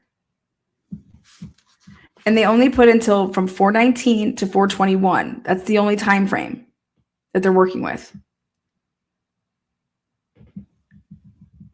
And then because they want to separate these paragraphs. And then they say now they want to separate then after from 419 to 421 50 seconds. Now we're going to go from 422 and 8 seconds to 424 and 27 seconds. Which remember my interview yesterday with Chris, I was like, hey, DM could have never saw that car because she was still upstairs in her room, allegedly. They stop it all at the rundown here. And I just lose my shit over here. I'm like, did Ann Taylor not? Because this was all redacted before. Like there was like sections. And I'm like, did Ann Taylor miss this? It says, all of the above declarations are present sense impressions and excited utterances. This is supported by DM's grand jury testimony where she indicates she just witnessed a startling event, i.e. heard noises in residence and saw an unknown male in the residence.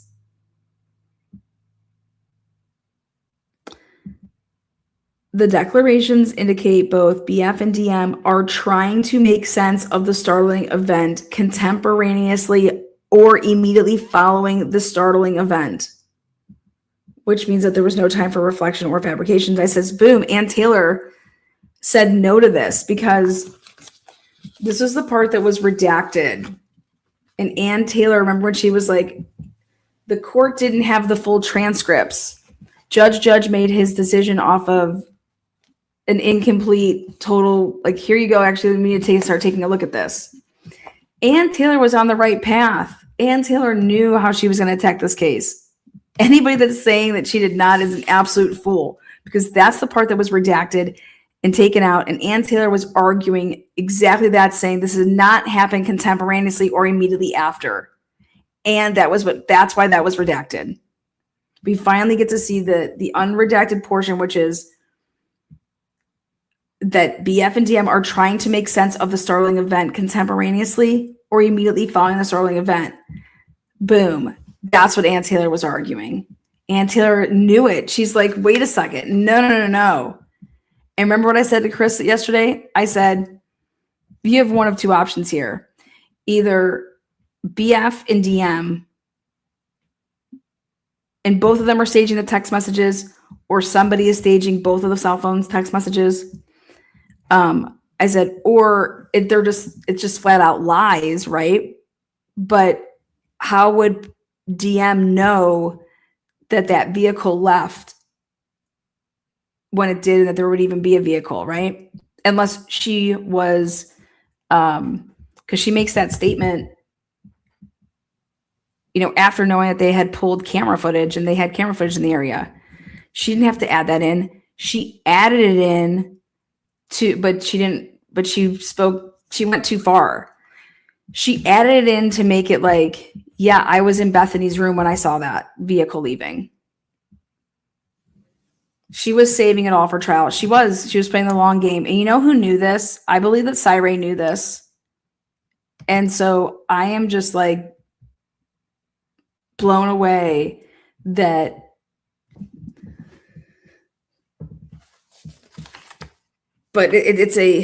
there's no way around this. So in this is why Ann Taylor also went crazy. At 4:24 and 39 seconds, DM calls Ethan Chapin and it says call unanswered. That is not what the documents say. The document says that when DM called Ethan Chapin at 4:24 and 39 seconds via Snapchat, it says that the call was answered for 13 seconds. This is unfucking believable because this is all the stuff that was covered up. And you would match that to the DM calling using the Snapchat for the Emily Lalonde, which is like I don't know, it was like 103 seconds or something like that, however many seconds that call was. I have it over here. I'm over here like, oh my God, this is nuts. This is crazy because DM calls Ethan and it says the word answered. They put in their argument that they did the grand jury. This is why Ann Taylor was arguing like, wait a second, you guys totally lied your asses off to the grand jury and you knew that these were lies. Because the evidence does not support what the fuck you're writing in your argument. When you're saying, at 4:24 and 39 seconds, DM calls Ethan Chapin, call unanswered in parentheses. This phone record, like the other records of calls, is not a statement pursuant to IRE 801A, right? DM and BF continue to text. At 4:24 and 58 seconds, DM text BF, I'm screwed though, or I'm scared though, whatever you want to say. I'm screwed though. And BF responds at 4:25 and 16 seconds, yeah, I know, but it's better than being alone. Ding, ding, ding, ding, ding. Do you understand that those are staged text messages? Because you want to take her at her, you want to show that, yeah, she's credible. She said she was down in Bethany's room when she saw the vehicle. Well, then that means she was in Bethany's room to be able to see the vehicle at 4:23 to 4:24 passing by. And why would you be down in Bethany's room writing these staged fucking messages that are saying, I'm screwed though, at 4:24 and 58 seconds? You had to be in Bethany's room texting that. Why? Because you saw the 4:24, you came out and you want to say that that's the vehicle that you saw. I'm in Bethany's room and I'm sitting there and I see a vehicle go by. And she's like, don't quote me on this, but I think it was like a black truck. Well, then when you actually use the rest of the text messages at 4:24 and 58 seconds and 4:25 and 16 seconds, when Bethany's saying, yeah, I don't know, but it's better than being alone. Bethany, why are you texting that when someone's sitting right next to you?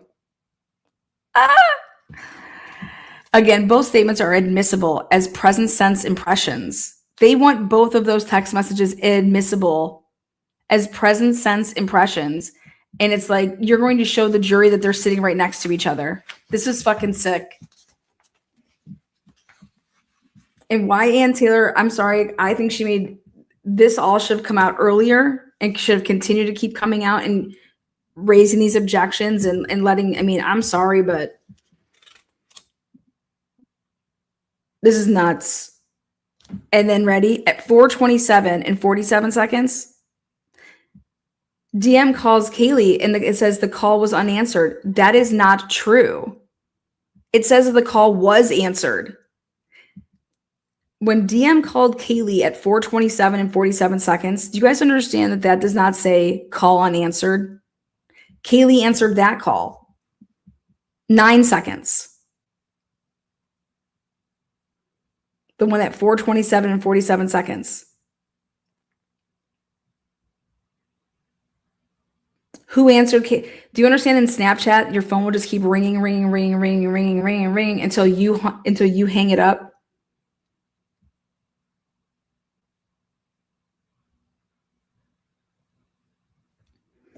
For it to say call, so this is a lie.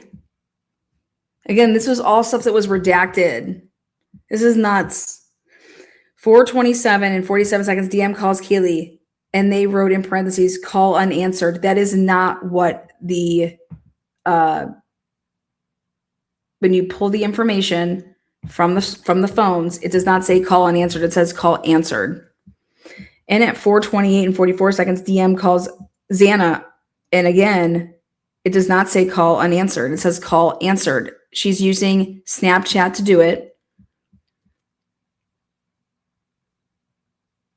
And who's ever answering those phones,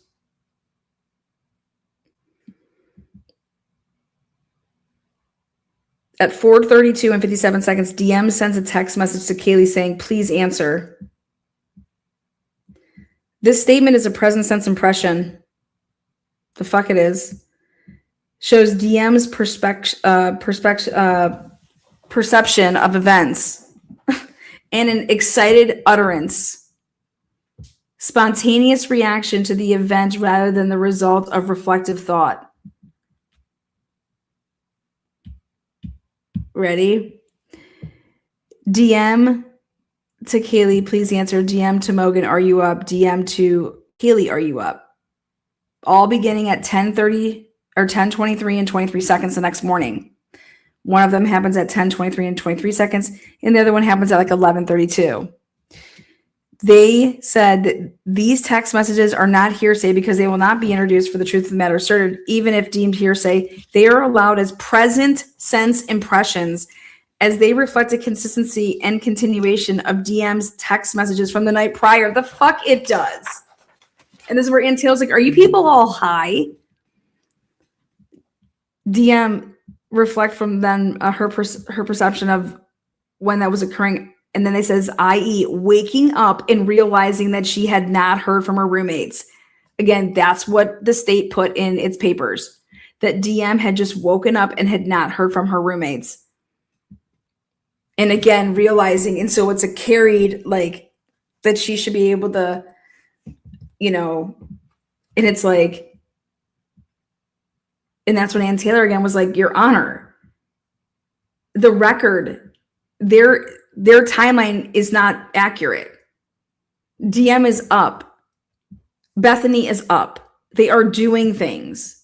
They are using their computers. They are using their phones. They're texting people on social media. Like, it's all there.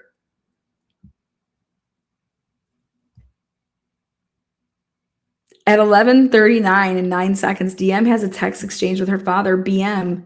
These statements are not hearsay as they will not be introduced for the truth of the matter asserted, but instead to show a timeline for the morning. And this is when Ann Taylor was like, what the fuck do you have to show a timeline for the morning? What are you talking about? What does that have anything to do with anything? At 11:50 and 55 seconds, DM receives a text message from Jenna. At 11:50, now this is why this is important, 11:50 and 55 seconds, stating bro. Like, that's because she's like saying like, whoa, like what the fuck, like bro. This text message will not be introduced for the truth of the matter asserted. But guess what? She could not be saying bro. She shouldn't be saying bro yet. You want to know why? Because they haven't told anybody anything, right? Because at 11:50 and 58 seconds, which would be 3 seconds after Jenna says bro, that's when the call to Emily occurs on Snapchat. And this is the proof. This is proof that Emily answering her phone on Snapchat, guess what it shows? It says answered. Just like Kaylee's did, just like Xana's did, just like Ethan's did. It said answered. And it said however many seconds it was a lot. And I said on Snap, it was answered just like the other calls from Snap. Dylan, it's the exact same label of answered and the number of seconds. So that's what I was using to show that Ethan's phone was answered, Kaylee's phone was answered. Anybody that Dylan called through Snap, it was answered.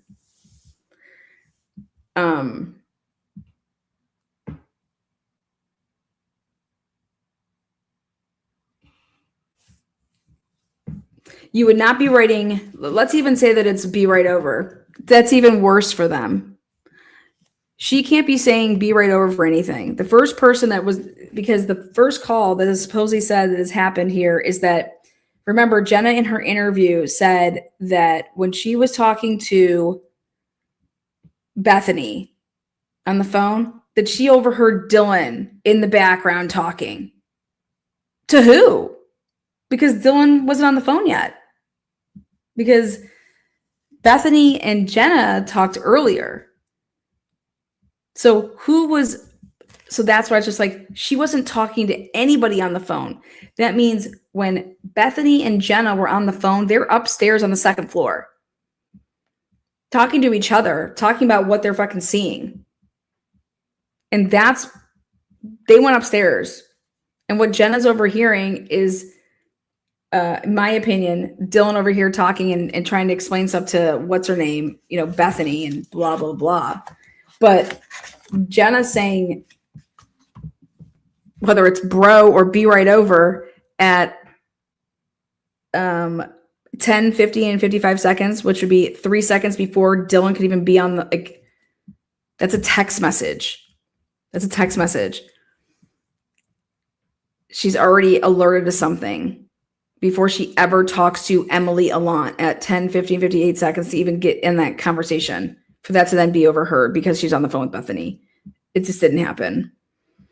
So, and then you want to know what's even fucking crazier and more sick, in my opinion? I wanted to know what exact time that vandal alert went out. Well, the vandal alert at 1:04 and 1 second, according to this paper, which I'm going to double check because I don't believe anything that the state says. Do you know what time Eric Gower fucking texted Kaylee Gonzalez? Woo! Woo, woo, woo, woo, woo, woo, woo.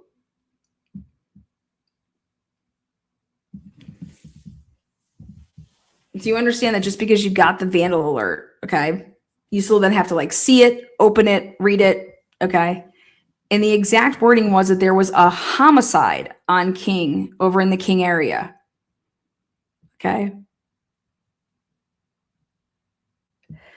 Eric Gower texted Kaylee, because the way that Eric Gower told the police that how he found out about Kaylee is that he got the vandal alert, and that he texted one of the girls that he knew over there in that area, and that they were like talking or whatever. Dude, he texted Kaylee within like seconds, less than a minute, within a number of seconds from the vandal alert being sent out. Again, think about this. You could have been in the shower. You could have been, your phone's, just because it comes out, like, is it a text? Is it going, wah, wah, wah? Like, I have no idea.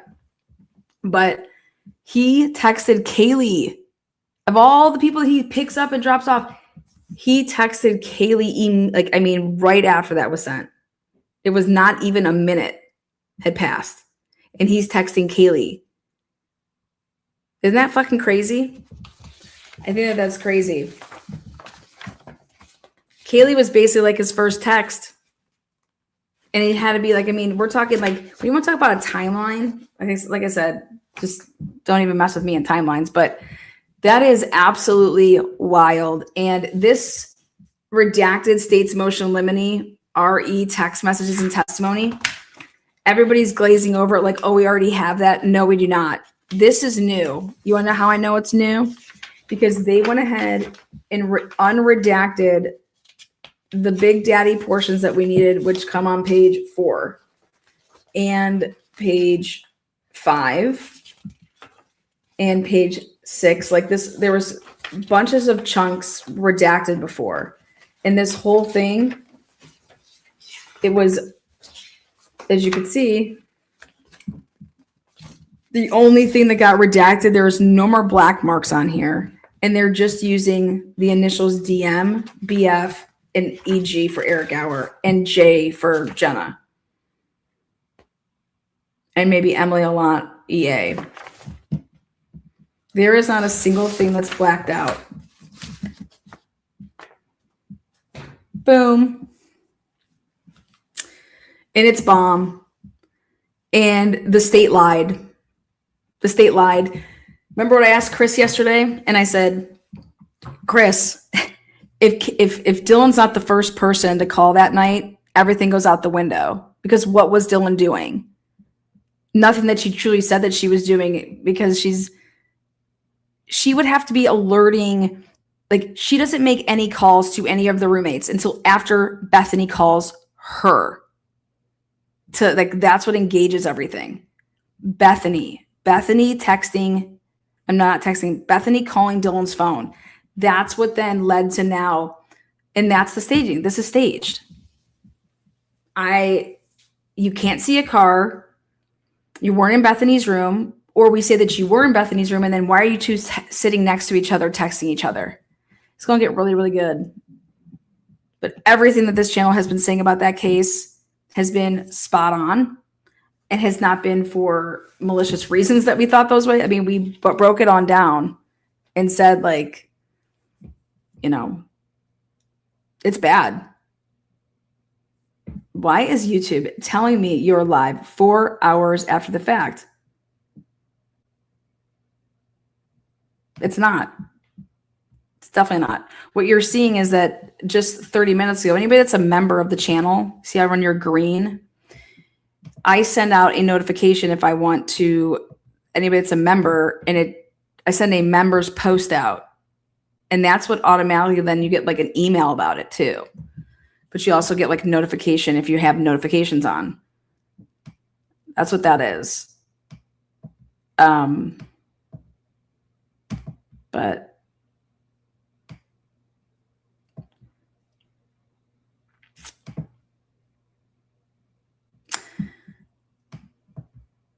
I've been liking your comments that you've been leaving on other people's channels, though.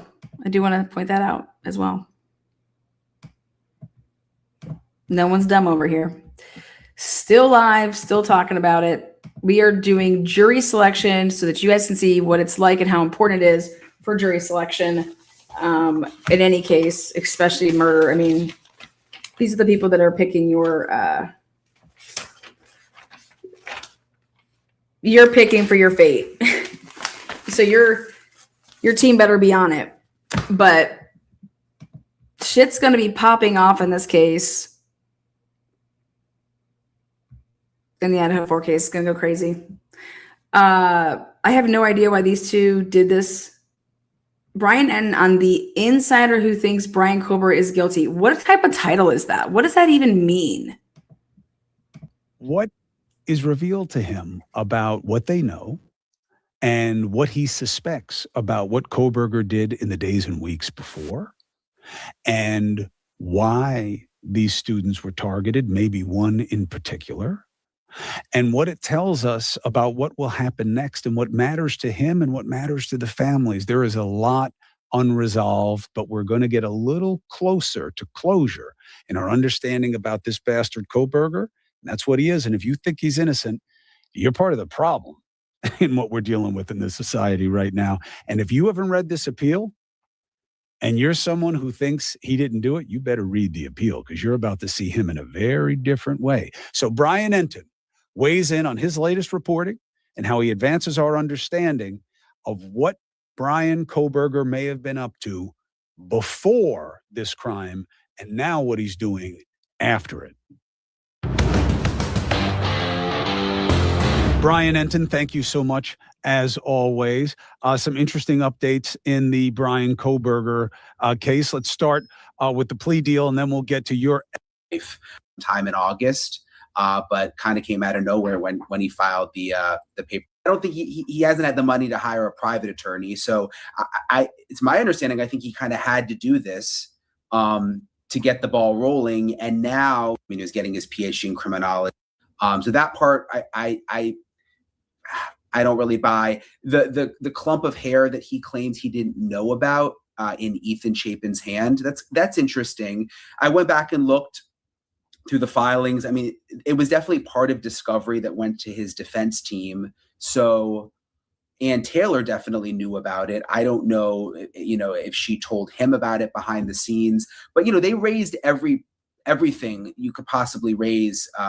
It seemed like, and she never brought that up. And it seems like it's probably Xana's hair from what I can tell. I've seen the picture where you can see the hairs in Ethan's hand. So I don't know. It seems kind of like a moot point to me.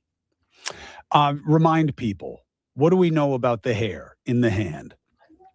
So it was he described it as a clump of hair.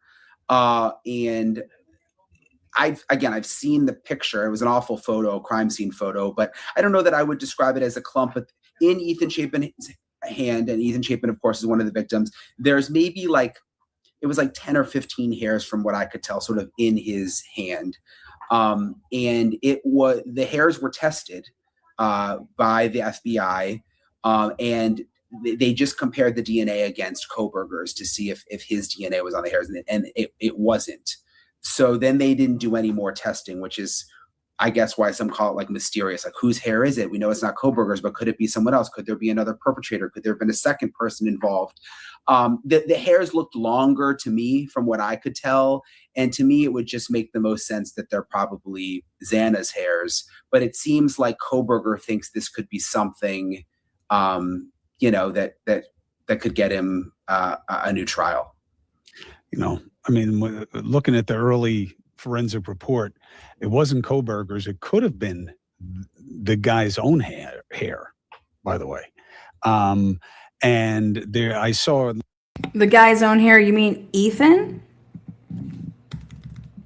This could be something, you know, that could get him a new trial. You know, I mean, looking at the early forensic report, it wasn't Koberger's. It could have been the guy's own hair, by the way. And there, I saw at least one report where it was that, you know, from the bags covering his hands at the autopsy, that they were microscopically consistent with Chapin's own hair. But once they knew it was... Wait, what report are you talking about? That was no early reports. What the fuck are you talking about? What were you given? Look at these lies. What were you given? There's no early reports. This was a gag order. There's no fucking reporting on any of this shit. What early reports? I mean, these two people are fucking just sitting and spinning, and it's just absolutely fucking just look, watch this, right? This is like misinformation, disinformation, right the fuck here. He has no fucking clue. News Nation sucks a big fucking dick. And Koberger's, they didn't keep looking. And, you know, this is one of the problems with criminal investigations is that the idea is, well, it's the killer's hair. It's just not Koberger. And that's why he didn't do it, which I have to tell you, with all the serial killers that I've interviewed and all the women who love these absolute scumbag guys, this is the weirdest one for me. We love the criminal justice process that says United States of America, you are innocent until proven guilty.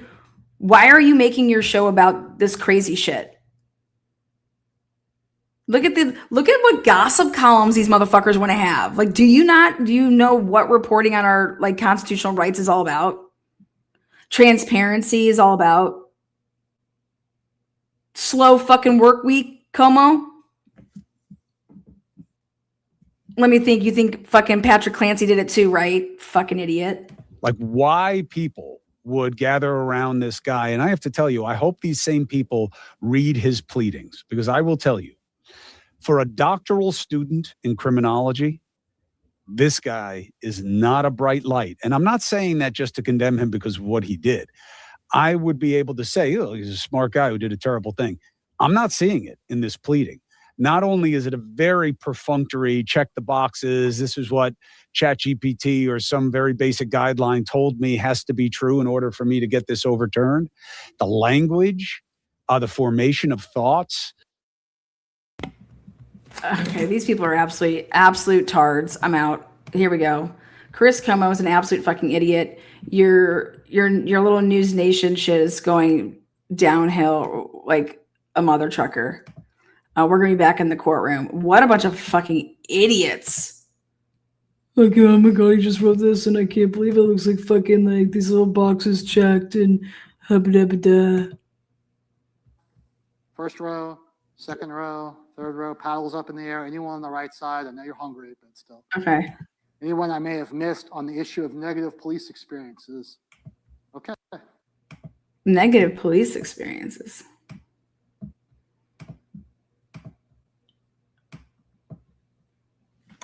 All right, let's see what's going on here. Jury selection.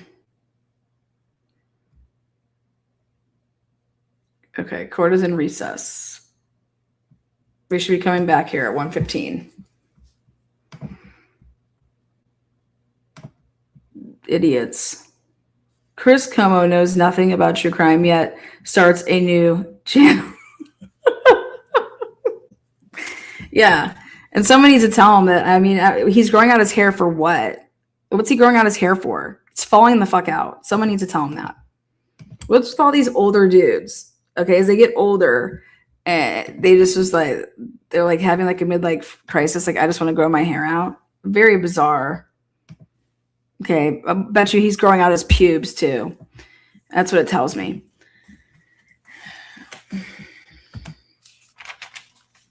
Maybe he's getting blowout Brazilians.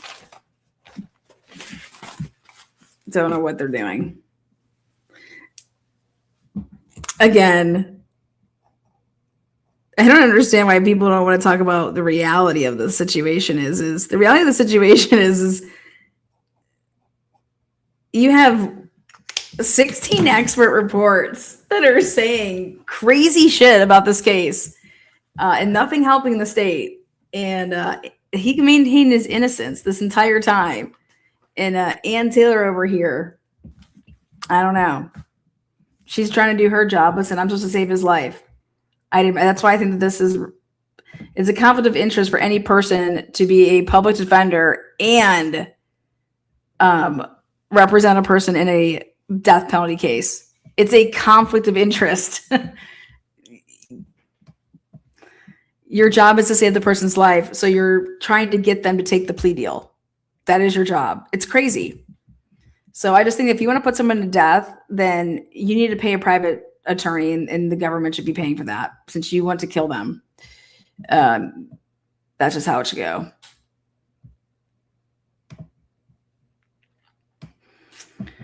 Or, maybe the death penalty needs to be truly talked about on a level of like, we should be abolishing it because of our lawyers, like, and our jurors, our citizens, that's why we should be abolishing it. Because it's shit. It's shit when you think about it, and it shouldn't be used to like get people to plea. Just like when you upcharge anybody, when you do anything to anybody, you want to charge them for stuff. You're like, wait, what? You're trying to do what to me? Like, what? Yeah. So how about you just plead to this and we can just, move on with our life. But I didn't do that. I didn't do any of this shit. Well, then roll the dice with the jury, So again, we're supposed to be back here in court.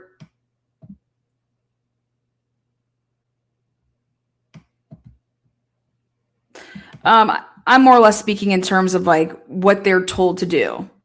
That's where the conflict of interest comes in. When you are a death penalty qualified death penalty attorney, go look it up, go research it, see what you're supposed to do. It's a conflict of interest for somebody that's saying that they are innocent. You're trying to talk your client into taking a plea deal.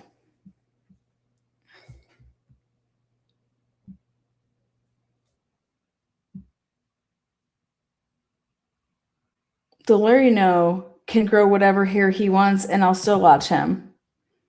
I hope he has the longest pubes ever. I hope they hang out of his Speedo type of pubes. There you go. Welcome to the transparency. We're just being super, super transparent.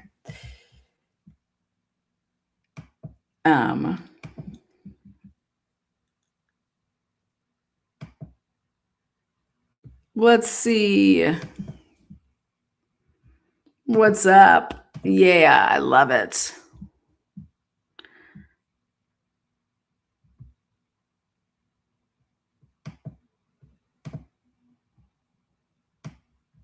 We're about to take over Jacksonville. Jacksonville's not even going to know what's going to hit them. 3 feet. Yeah, 3 feet.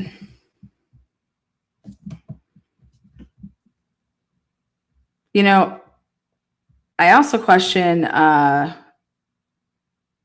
know the G's went on. Tonight the G's are going to be on, I think, with Daniel, or at least what's his name is, Steve. But the G's went on that Sean, what's his name? You guys know what I'm talking about. His channel is political. And I'm just over here like, why are we going on people's channels and talking about a case that these people don't even know it's for a purpose? And now I see this case is making its way onto political channels. And I'm like, we're really going to fucking make this case political?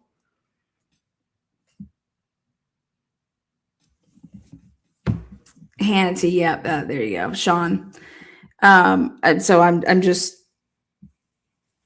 okay. Well, and I think the G's are like, yeah, because we want it to be case law. Well, what are we going to do?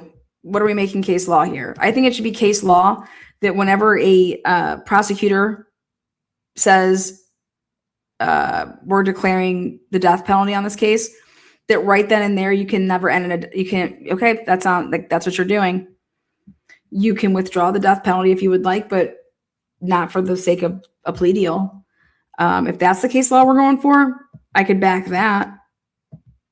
But what I'm seeing here is going on political channels and making this political and letting people, like, you're just basically opening the door to let your kid's case become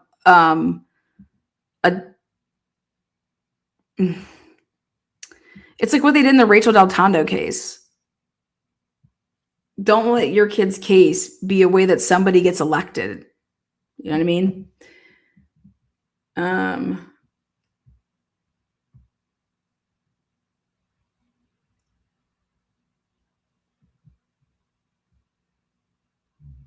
So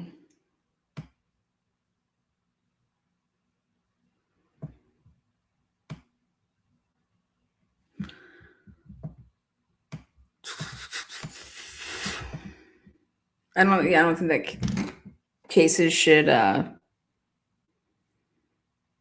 become political. But I just think that you're opening the door when the parents are going on a channel that is a political channel. It's for a purpose, you guys. Why would you go on a channel that has never talked about your kid's case, not once? That they didn't give a fuck about this case for 4 years. Well, isn't Nancy Grace and him good friends? Well, Nancy Grace is like she's involved in the nonprofit, the foundation. So, what the hell? First row, second row, Is this- third row, paddle. Is there a different like what's going on here? Court cannot still be in recess. How many hours are we giving them for fucking lunch?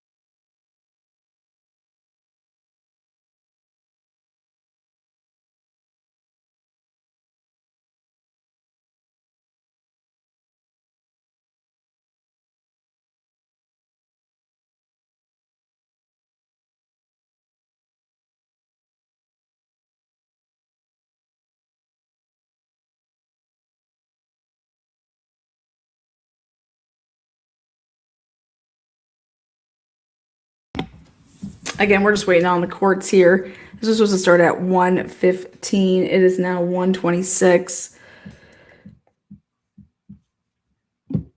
The state took about, I don't know, I would say close to an hour and a half of the court's time this morning going through these juror questions. And it was all just to see if you have any bias with law enforcement, if you're related to people in law enforcement, will that, disrupt you if you were to be a juror? Imagine sitting through all of this and then not getting picked. They're going to have a jury here by the end of the day Friday, if not sooner. But with opening statements that start on Monday, the murder for hire case, we're going to have opening statements on Monday with first witnesses and all that shit. And this is slated for they put 2 weeks down. We'll see. The state is going to try to prove beyond a reasonable doubt that Mario Saldana, he solicited Henry Tannen to commit a murder for hire on his, at the time, wife's ex-husband of 7 years ago. So this happened in 2022 on February 16th. But Jared Bridegan and Shanna Gardner, they were married. They got divorced in 2015. And so this would have been 7 years later. 7 years later. And this was right after Shanna Gardner announced to the school, as well as to Mario, that Shanna Gardner was, hey, calling it quits with Mario, and that they'll finish out the school year, so not to disrupt the kids during the school year here. We'll finish it out, and then you need to move out, and we're getting divorced, and all that stuff will take place in the summer.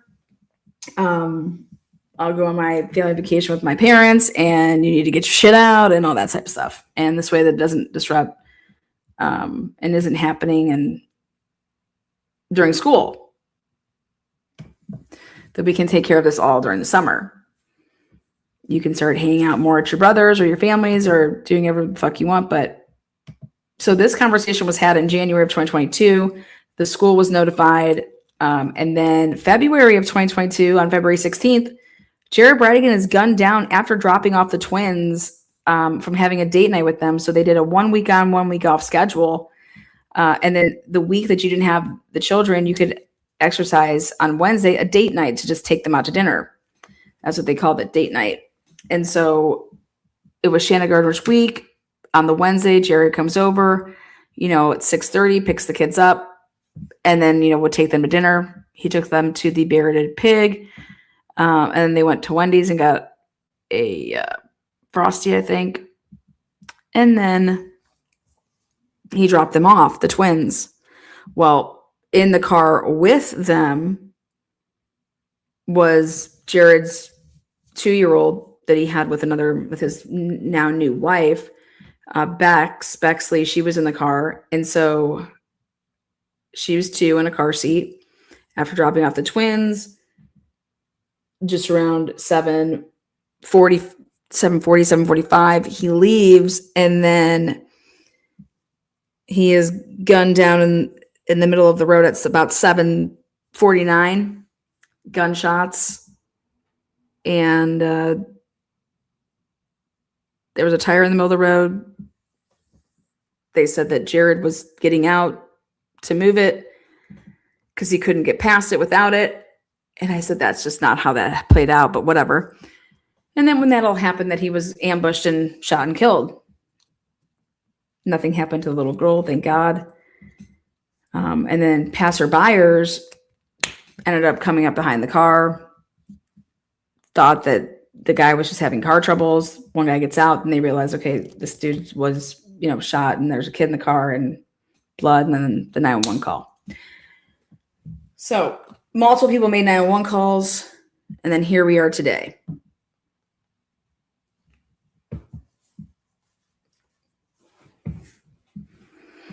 Also,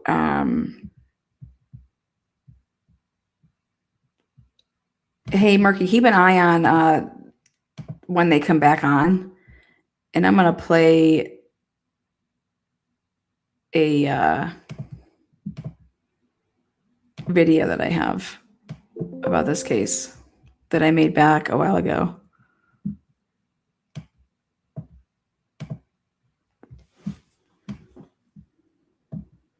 I think I have it on here.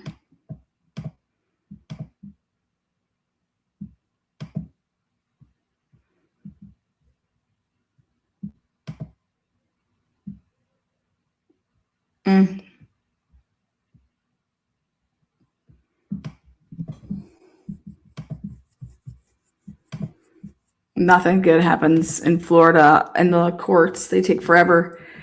But at least we have transparency going on there. That's the one thing. Let's take a look here. I made a video back. You can check it out. I'll play a little bit of it here.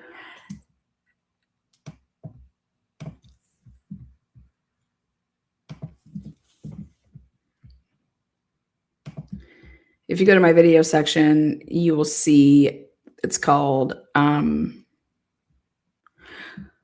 Who Hired Jared Bradigan to Commit Murder? This came out, I did it in March of 2023.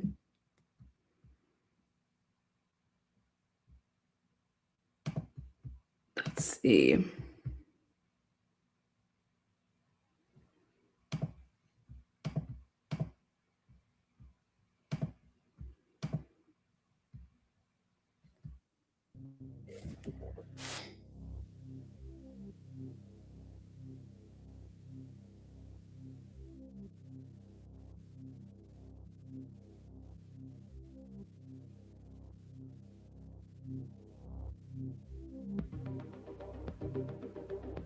Will mark 1 month since the murder of this St. Johns County father of 4 on a quiet street in a Jacksonville Beach neighborhood. For the first time, the widow of St. Johns County man Jared Bradigan is sharing her family's pain. And this comes as detectives still search for the killer. Even if you don't care about our family, like, someone's out there that did this. They didn't care that there was a child in the car. They didn't care that he was a great guy. They just shot him. Everyone should care about that. And tonight, Kristen Bradigan shares her story only with News4Jax reporter Vic Michelucci. He joins us from the scene of the murder on Sanctuary Way. Vic. Stacey, it is a crime that has shaken up this community. We have heard from the neighbors who are concerned. Now, for the first time, we are hearing from Jared Bradigan's wife. She is obviously devastated, frustrated, and still frightened for her own family's safety. It happened back there and right. See right there, have you seen this truck? This is where it splits off to the two ways. He's pointing where it happened, but have you seen this truck? Do you see that? Okay. Right here we see a small memorial with this new sign. That is the truck that detectives are looking for. Girl, thanks. These videos give us a glimpse of who Jared Bradigan was. I love my dad because he's the best. Okay, we knew that court would be back right when I decided to do that. So you guys can go check it out, though. It's a video. I'll play it maybe to kick off court tomorrow.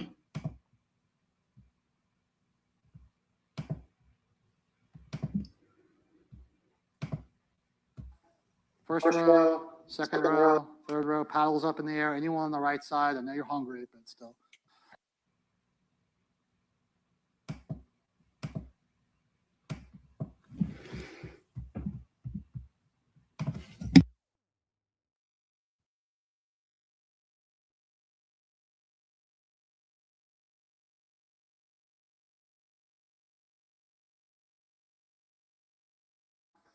First row, second row, third row, paddles up in the air. Anyone on the right side? I know you're hungry. Is this what you guys think court is back? I mean, is this like an old, like what's going on here? This is definitely not court's back.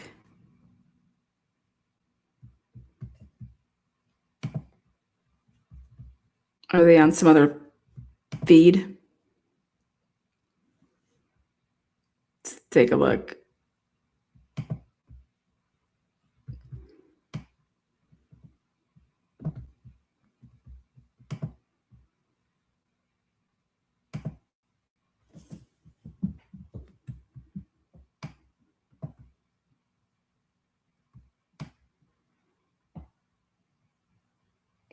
Personal backgrounds, negative police experience. Attorneys dig deeper as they choose jury for Mario Fernandez. One potential juror dismissed for cause before phase 2.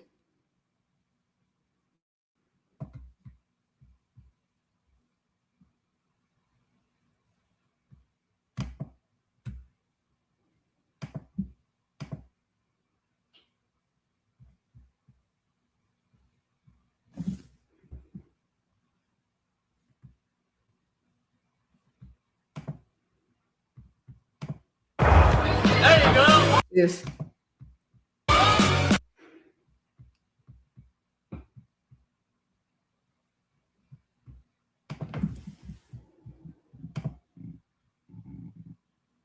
about that that's especially difficult or trying to you? No. Okay, thank you, 78. Oh, him again. Again, when in doubt, 83. Assume it's going to be a military thing? Okay, we're good. Yes, sir. Same as the other gentleman? Different. I was a witness to an NJP, so they were asking me questions about an incident, and I just gave my testimony for it. Anything about that we need to know about? No, sir. Appreciate it. Thank you, sir. Anyone else? Next row, the rest of the panel, raise your paddles. 111. I've been on a couple peer review boards, but they were purely academic. Did you find those difficult to participate in? Okay, thank you, 111. That's a no. Verbally? Oh, no. 137? To go back to your previous question about serving on a jury, I did for a civil suit, and it was a slip and fall case, and we never went to didn't go to trial, but they went to a settlement on our break. Okay, so it was a positive experience. And that wasn't in your questionnaire, and that's why you're bringing it up. Right. Thank you. Thanks, 137. Appreciate it. There's an example. You forgot about. Okay. Anything else on that particular issue? This is a similar issue. It's a little bit more direct. Well, I guess, has anyone ever gone before peer review or honor code violations or one of those type of boards where you yourself get judged? Anyone ever experienced that themselves on the other side? 68. NJP for hazing. Say that again. NJP for hazing. What's NJP mean? Non-judicial punishment. Is that through a university? Navy. Navy. Got it. Okay. How did that impact your life, if at all? Restriction. That was it. Do you think you were treated fairly in the process? Yeah. Sort of. Yeah. By all definitions. Okay. Fair enough. Thank you, 68. Anyone else on the left side, right side? 83.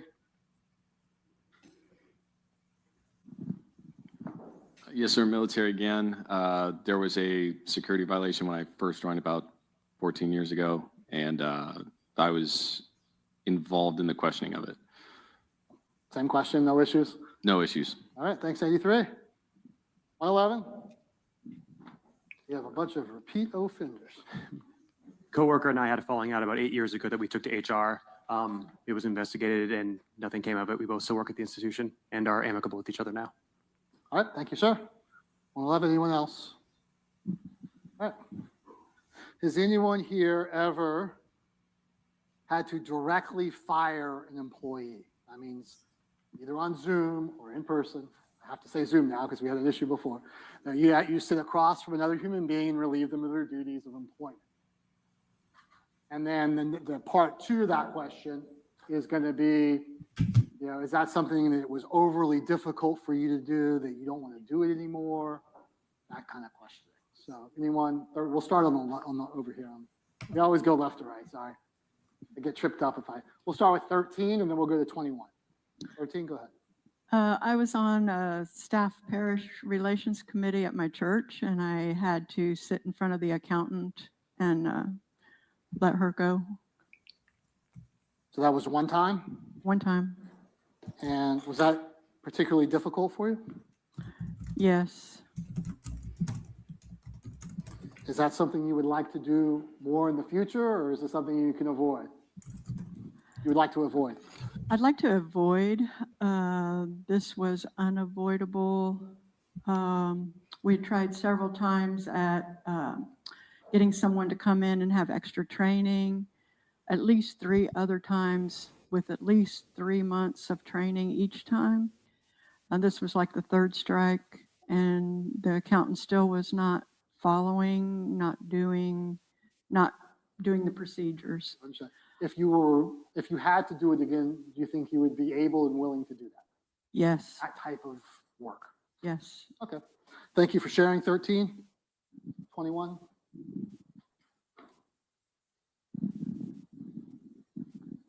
I worked at a department store years ago, and I had to fire a young. What the fuck is this? Particularly difficult for you? No, he needed to go. Okay. He was late. He did do a good job. His brother was very good, but he was not Good. What kind of questions are That these? type of work again, you would be willing and able to do it? I could do it. I fired his ass. Anyone else? 41? Look at Judge Kite. Love it. Keep it on her. She's fun. As a yeoman and career counselor in the Navy, I had to process out. I was trying to think of the number, probably 8 or 10 different folks that didn't want to go. And then as a recruiter in the Navy, I hired a lot of what we call canvasser recruiters, so folks that were in the reserves to come on active duty for a few years to do recruiting. And if they didn't make the cut, and they weren't doing their jobs right, we had to get rid of them. Okay, so same questions. Good to go. You're good to go. Yes, sir. Thank you. 41? 47? I appreciate how efficiently we're doing this. I'm trying to go as fast as we can. Yeah, I've had a few different times. When I was younger, I ran volunteer groups. People didn't show up, stuff like that. I had to let them go.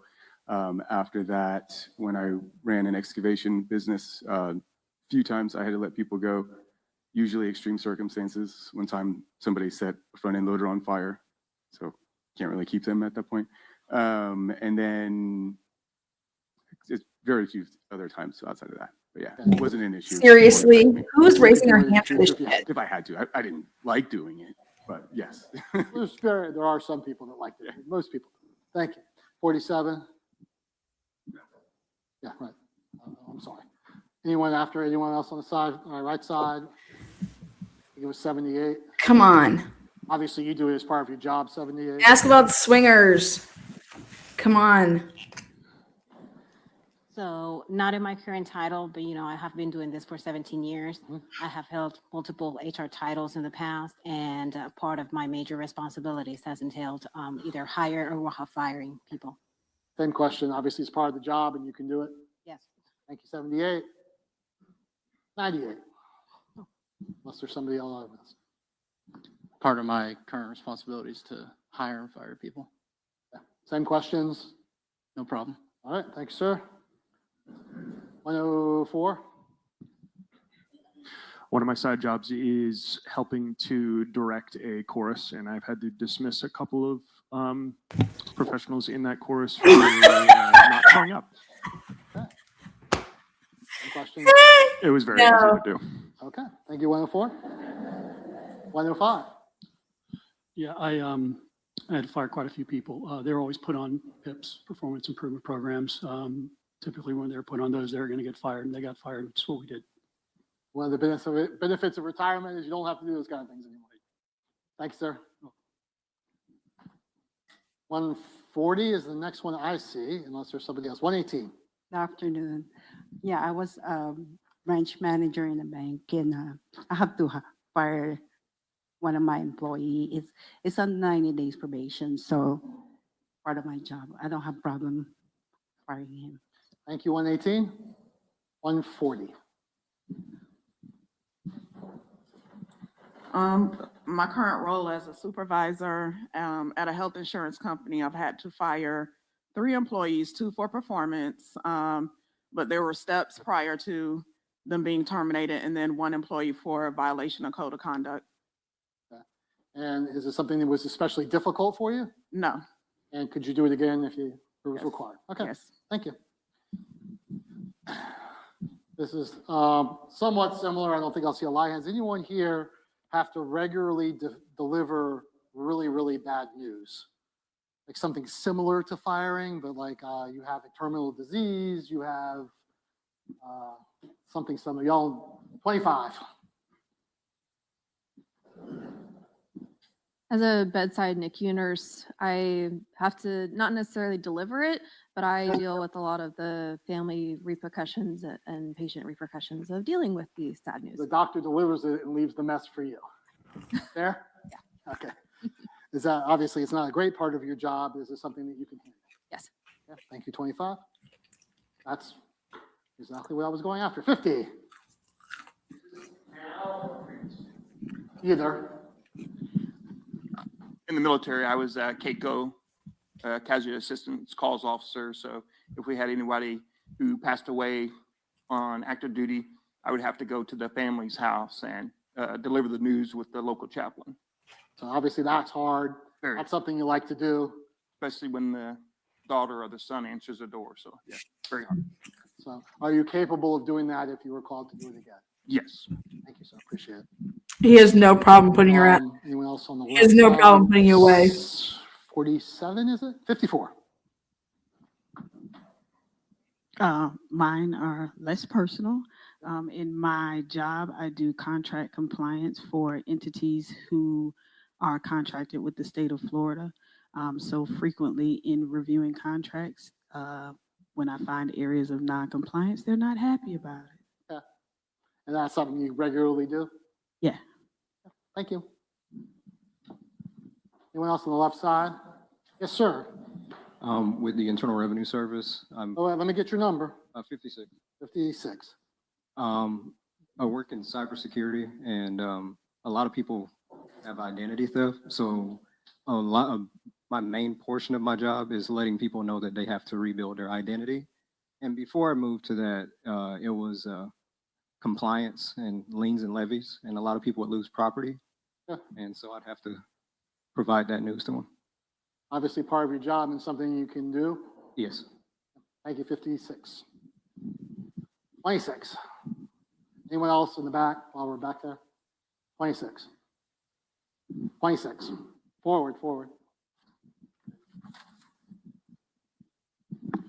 As people are stating their stuff, I can relate, but obviously in real estate, not quite as much as like an EQ situation.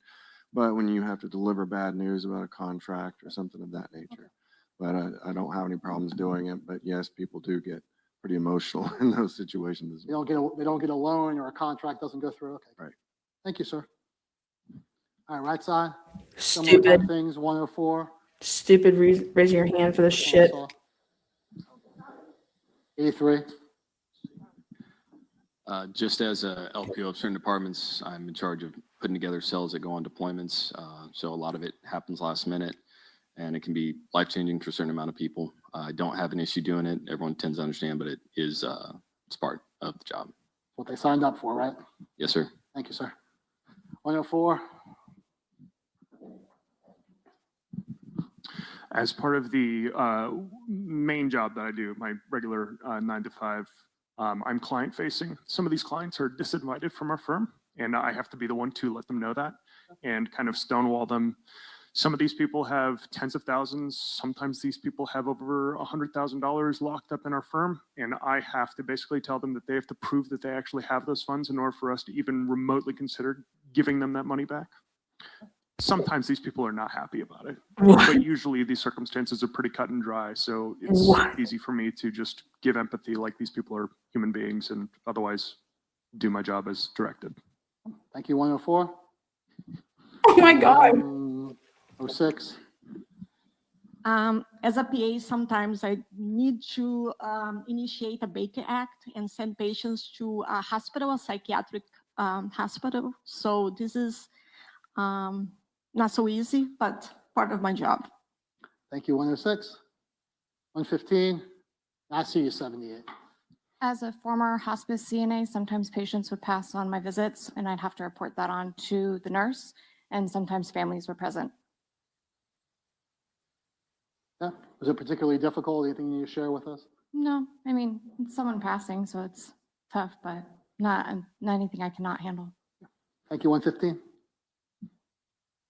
128. Hi. In my first role in the finance industry, I ended up being part of kind of a designated team to make outbound calls when people's hardships were denied. So they're applying for hardship, and there's a set of rules, and there are reasons that you can apply for and be granted a hardship from your retirement account. And if you don't provide the right paperwork or your reason doesn't apply to those rules, the law is the law. We don't make it, so we can't approve you for it. People are trying to access their retirement. But yeah, trying to early access their retirement for whatever number of reasons, and there's a set of seven reasons that you can apply and be granted a hardship. This is And ridiculous. additionally, as a trainer, while I didn't think in theory that this applied to the fire in question, I was effectively the new hires acting manager while they were in training to go into their jobs in the call center. So I had to provide surface level discipline and write-ups if they didn't show up or didn't show up on time, didn't complete their assignments, et cetera, et cetera. So while I wasn't directly saying, hey, you're done here, I was providing that back to the hiring manager to deliver whatever news they wanted to proceed with. Is there anything you need to share about those experiences as being like especially trying? I mean, it's not fun, but it's part of the job. It's not, yeah. What we're looking for is like, I can never do that kind of work again because it was so hard. That's what I'm looking for. Okay. Thank you. Anyone else on the right side? 140, got you 85, and I got you 78. So stupid. In my current job role, taking customer escalations, sometimes we have members that are dealing with terminal illnesses, needing treatment, and having to relay the information that, the service is not covered or the treatment or procedure is not covered with the insurance that they have. It's difficult to do, but, it has to be done, being open and honest with them. So. Okay. Thank you, 140. Yeah, I saw someone in the front. There was a couple. 85, not 78. Got it. 85. Sorry, I'm late. I just Oh, thought wait. about it after the fact, but I also work at a financial firm and have let people go from the firm for fraud or opening an account under somebody else's name or information. So I've also fired people from our firm as a client. And again, is that especially difficult? No, it's not especially difficult, and I could do it again. Okay. 78, is there anything like more that we need to learn from you on this issue since you worked in HR so long? Okay, let's get you on the mic. So 78. Yes, well, I didn't think about it like in the other way around, but I do have to deny and approve leave requests, accommodations under the ADA, workers' compensation, that kind of stuff. Got it. So sometimes you have to say, no, you can't. So you have to say no, and not everything is black and white. Not always. You're going to have those FMLA things that are truly black and white, but then you have those ADA things that are not black and white. Okay, thank you, 78. Anyone I missed on this issue? Thank you for sharing. That was efficient. Next question has to do with, again, something that may come up during the course of this case. There is a company, a corporation called Stampin' Up. So it's S-T-A-P. Oh my God, here we go. The word up. It's a craft company. You order on the internet. I have no idea. I don't order crafts from the internet, but it seems to be very popular. So does anyone here regularly buy from that company or have any knowledge of it? You on the right side? You on the left side? I'll see your hands about Stampin' Up. Okay. So this question has to do with who in your family is responsible for paying bills and managing the money. And the best way, I'm sure there's a lot of split going on, and I'm sure a lot of you have to do that on your own. So the best way that I could think of to do it is to get a show of hands of who doesn't have anything to do with the paying of bills or the managing of your money in your household, and you basically let somebody else, wife, mother, whoever, this is important. handle that for them. Okay, I'm just going to get a show of hands, and we'll go through it. So number 34, who handles? I just need to know who handles. Can't hear. And we need a mic to. That's a good question. My parents. All right, thank you, 34. 36. My significant other. You said my parents? Thank you, 36. 27.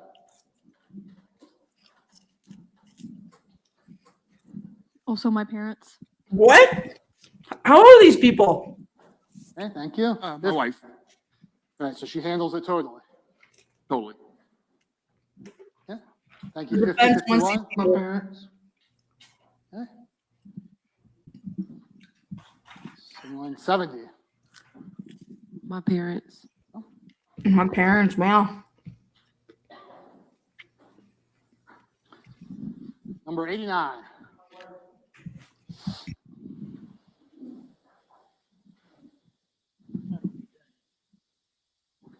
Number 95.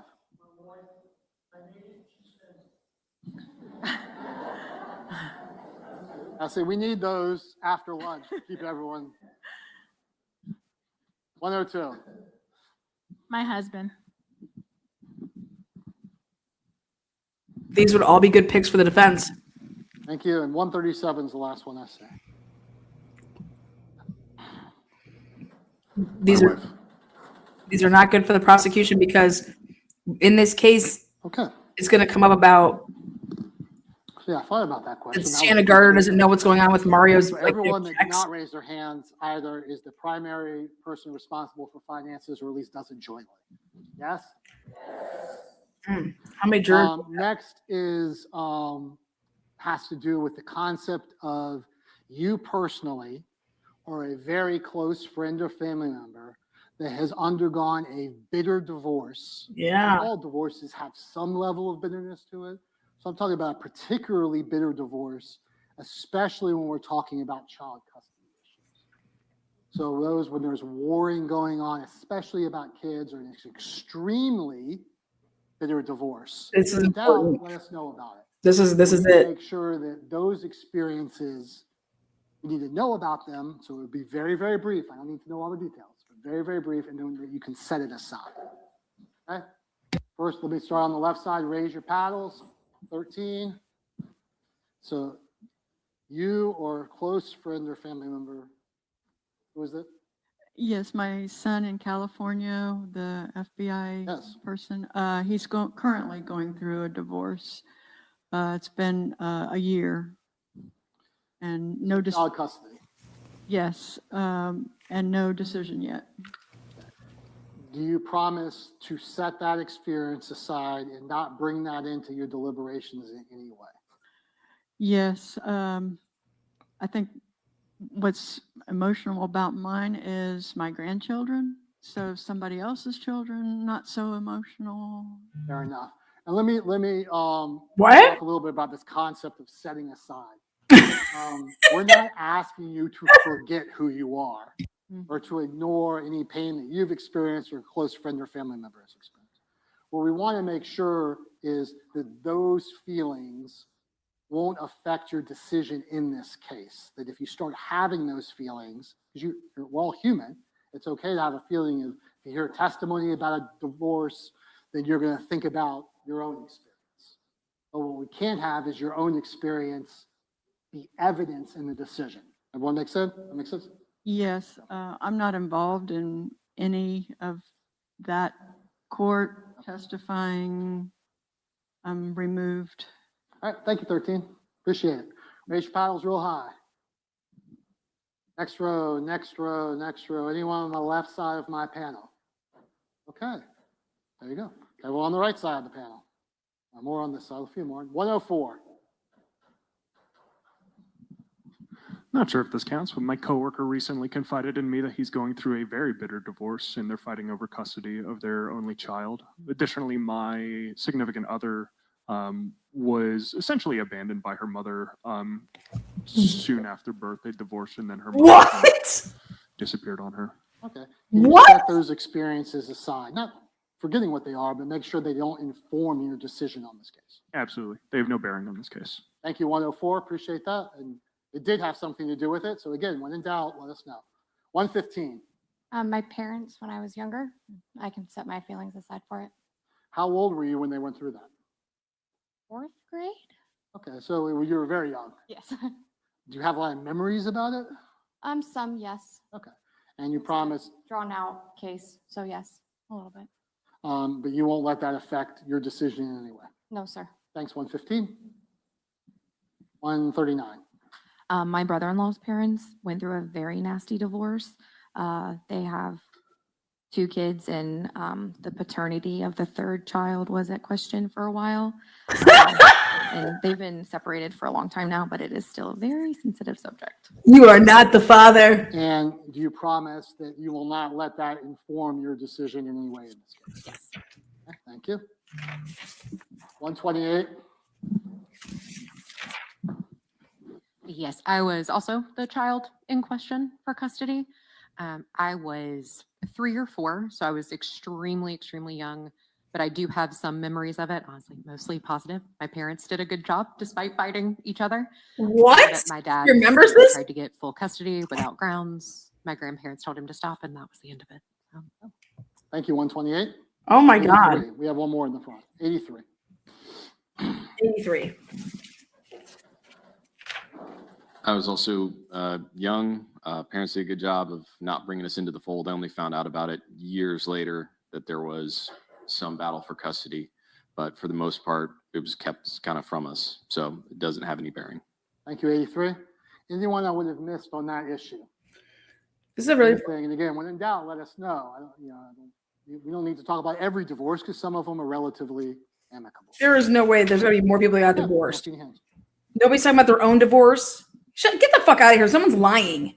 50% of Americans are The divorced. belief that you have that most people may disagree with. I have given you a couple of hours to think about Oh, it. this is the last question. And to be fair to juror number 4, I'm not going to start with juror number 4.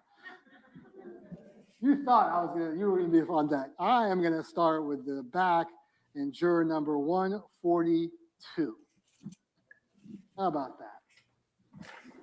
He really likes juror 4. Mine would be forgiveness of someone who has wronged you. I believe everyone should forgive. So that's what I came up with. Okay, so you think that most people are more, I guess, vengeful than you think you are. Yeah, because a lot of people think once somebody wronged them, they don't want to at first forgive them. So, Well, since we're here on a criminal trial about murder, I'll ask you one more question about okay. that. Okay? And that is the concept that as a juror, and I think the judge has already explained this is not a moral court. This is a court of law, and your decision is not whether anyone should be forgiven or not. Your decision is whether or not the state has proven its charges. Correct. Can you do that? Yes, I can. Does your feelings about forgiveness weigh into that decision in any way? It was just like you said, what people mostly don't believe. Thank you, 142. Appreciate it. But it's going to be a little bit harder because I don't count backwards that well. 140. For me, and I can't say everybody, but a majority of the people that I know feel that people that, ask for money on the side of the road are homeless, are scamming. And I don't agree with that.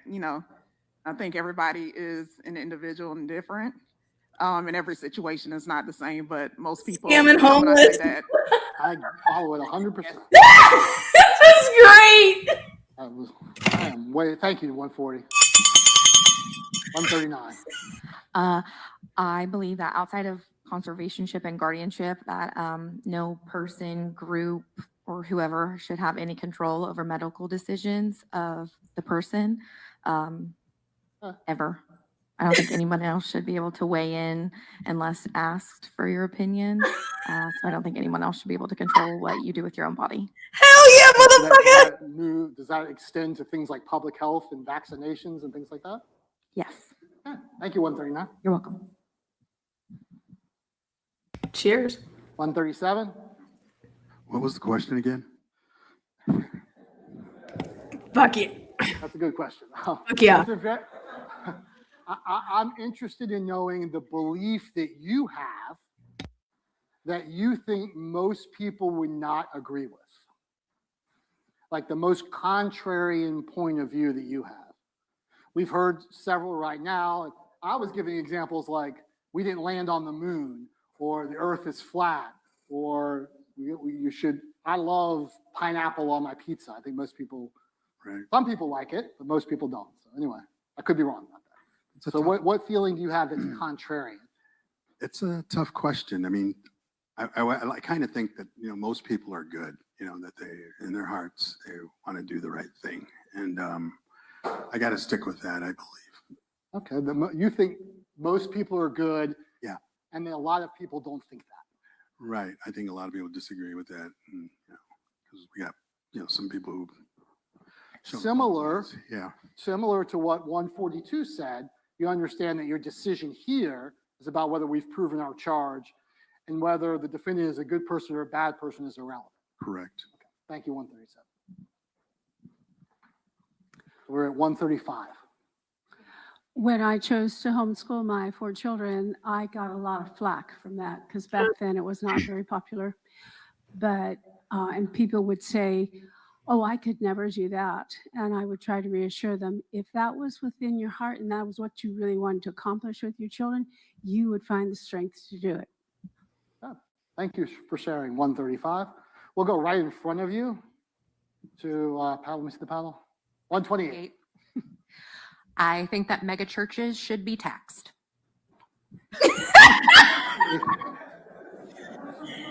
Yes!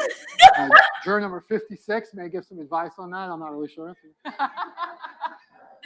Okay, This is been awesome. Very useful for me. Yeah, Thank you. I feel like that one's pretty straightforward. I Have think any follow-up questions? 129. Are you sure you want to ask me the question? I'm 100% Oh, God, sure here I we wanna answer go. the You're not going to like it. question. That's I naughty. guarantee I will appreciate it. Okay, child support is a scam. Okay. If it's my body, my choice, it should be my wallet, my choice.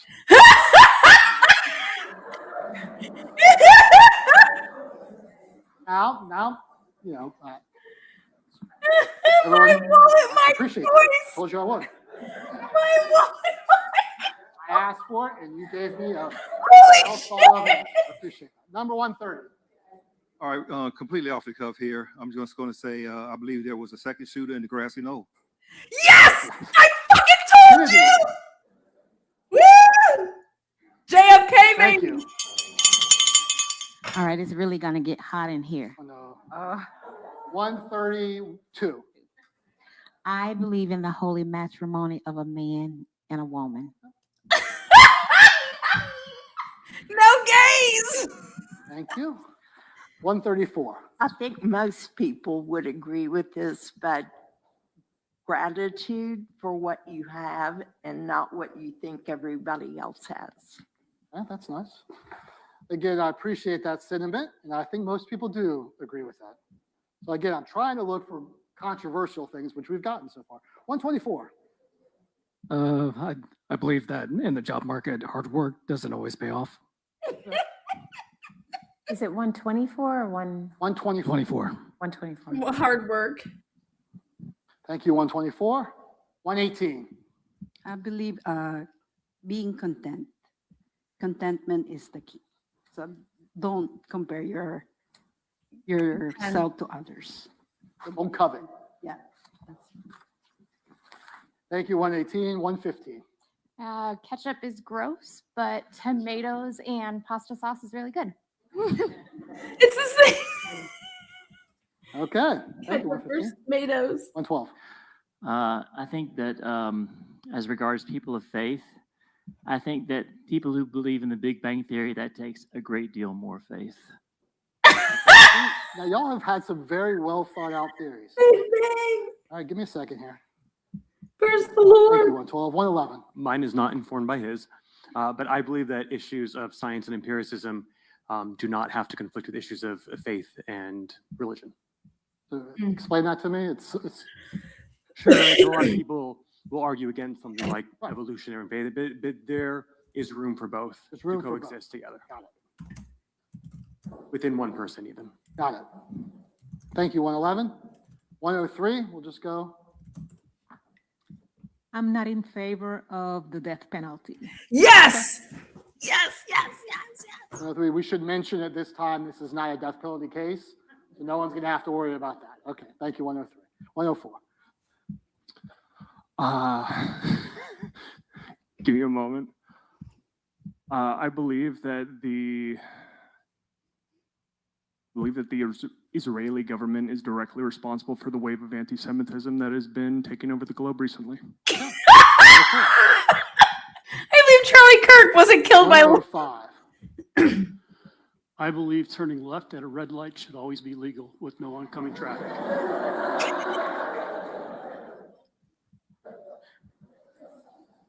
I cannot, as a law enforcement officer, say I agree with that statement. 106.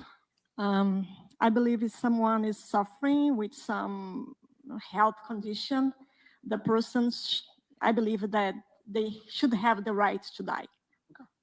Assisted suicide. I believe we should have. 108. I'm sorry, I just got to put your number. 108. Go ahead, sir. I believe that daylight saving time should be year round. Okay. I know a lot of people agree with you. That's trying to get some traction, if you will. 102. I believe God is good even though bad things happen. God is good. It's like controversy. Okay, 99. I believe that JEA should be free. What? Hold on. 80, what? No. Which one? Who works for the JEA? 84. JEA 99 said JEA is free, so you're going to have to talk to 84. should be free. What is Okay, that? thank you, 99. That's a good one. All right, 98. I think LeBron's better than Jordan. Really? That might be the most controversial one yet. From a older person than you. Okay, 90. That was, hold on, I messed up. Oh my I'm going so God. fast. 95. I believe people should mind their own business. I like him. 91. I believe death is beautiful and we shouldn't run from it. Yeah. Death is beautiful. 83. I think that compassion is less important than understanding. I know it seems unpopular, but. Yeah. 84. Keep him. I think the Democratic Socialists of America is communism under a different name and should be listed as a terrorist organization. Thank you, 84. 85. It's a terrorist This is a organization. hard one for me, and I feel like I often disagree with people, like with a lot of things, but I have to go with something, just something random because I couldn't think of anything. I don't think pets, like dogs and I don't know, should be on the bed. I don't know why. I don't like Pets shouldn't be on your bed. Thank you, 85. 89. Yeah, this was tough for me too, because I have like strong issues on politics and social issues, but I don't think most people disagree with me. A lot of people may disagree with me, but not most people. And so the only thing I came up with is a little embarrassing is I put ketchup on macaroni and cheese. Okay. I would think most people disagree with you on that. Thank you, 89. 90. I believe that healthcare should be free. Yes. Thank you, 90. 84. 82. 82. I forgot just that fast. I was going to comment on the child support, but no, I'm just going to change my answer. And I was thinking about this long and hard, and I was like, well, there's always aliens, but I believe in the concept. Go ahead. So I was thinking about it because in my job, what I do is I travel. So I have a company vehicle with all the equipment, and I drive in and around this city every day of the week. And I believe in the concept of keeping the flow of traffic moving, not taking things personal. People don't seem to understand we don't all have to go on the same merge lane or turning lane. Like they made two for a reason, the city did, so that we could keep going, but everyone treats people horribly. They won't let you get over. They're like, no, you wait like the rest of us. And we're all going and you're not getting over. It's just so personal. And I'm like, oh my goodness, people are just so emotional on the road and they drive like that. And I just don't understand. Just keep going, just keep it moving. Don't take it personal. Let it flow. Yes. Thank you, 82. 79. I think the government shouldn't be over doctors and they're writing prescriptions. Thank you, 79. 78. Hold on for a second. I don't think Hold on. I don't think that anybody should be penalized for speaking up or asking to be heard. I don't think people should be labeled as the troublemakers or pot steerers whenever they ask questions and ask questions and ask questions. That's just me. Okay. Thank you, 78. 77. I believe that there should be more regulation on generative AI to protect human art. Okay. And 77, we haven't talked to you. How has your theater been since The Odyssey and Spider-Man have come out? It's been very, very busy. Yeah, a lot of people, Good. Okay. Thank you, 77. 72. I heard an interesting theory about the fruit of knowledge for the Christian faith being Adam and Eve's first child. Okay. I thought that was Thank you, sir. We'll start the 4. I'll go to 4 now. That was very difficult for me to go backwards.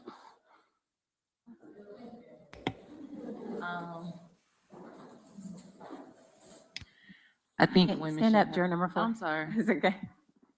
I think women should have the right to decide if they want abortions or not. Thank you, 4. 9. I think AI is pretty dangerous. Okay. 13. I have 2. I believe people are basically good. And the other one is anyone that's convicted of death row, taxpayers should not pay for their room and board for the rest of their life. Okay. Indefinitely. Okay. Thank you, 13. 14.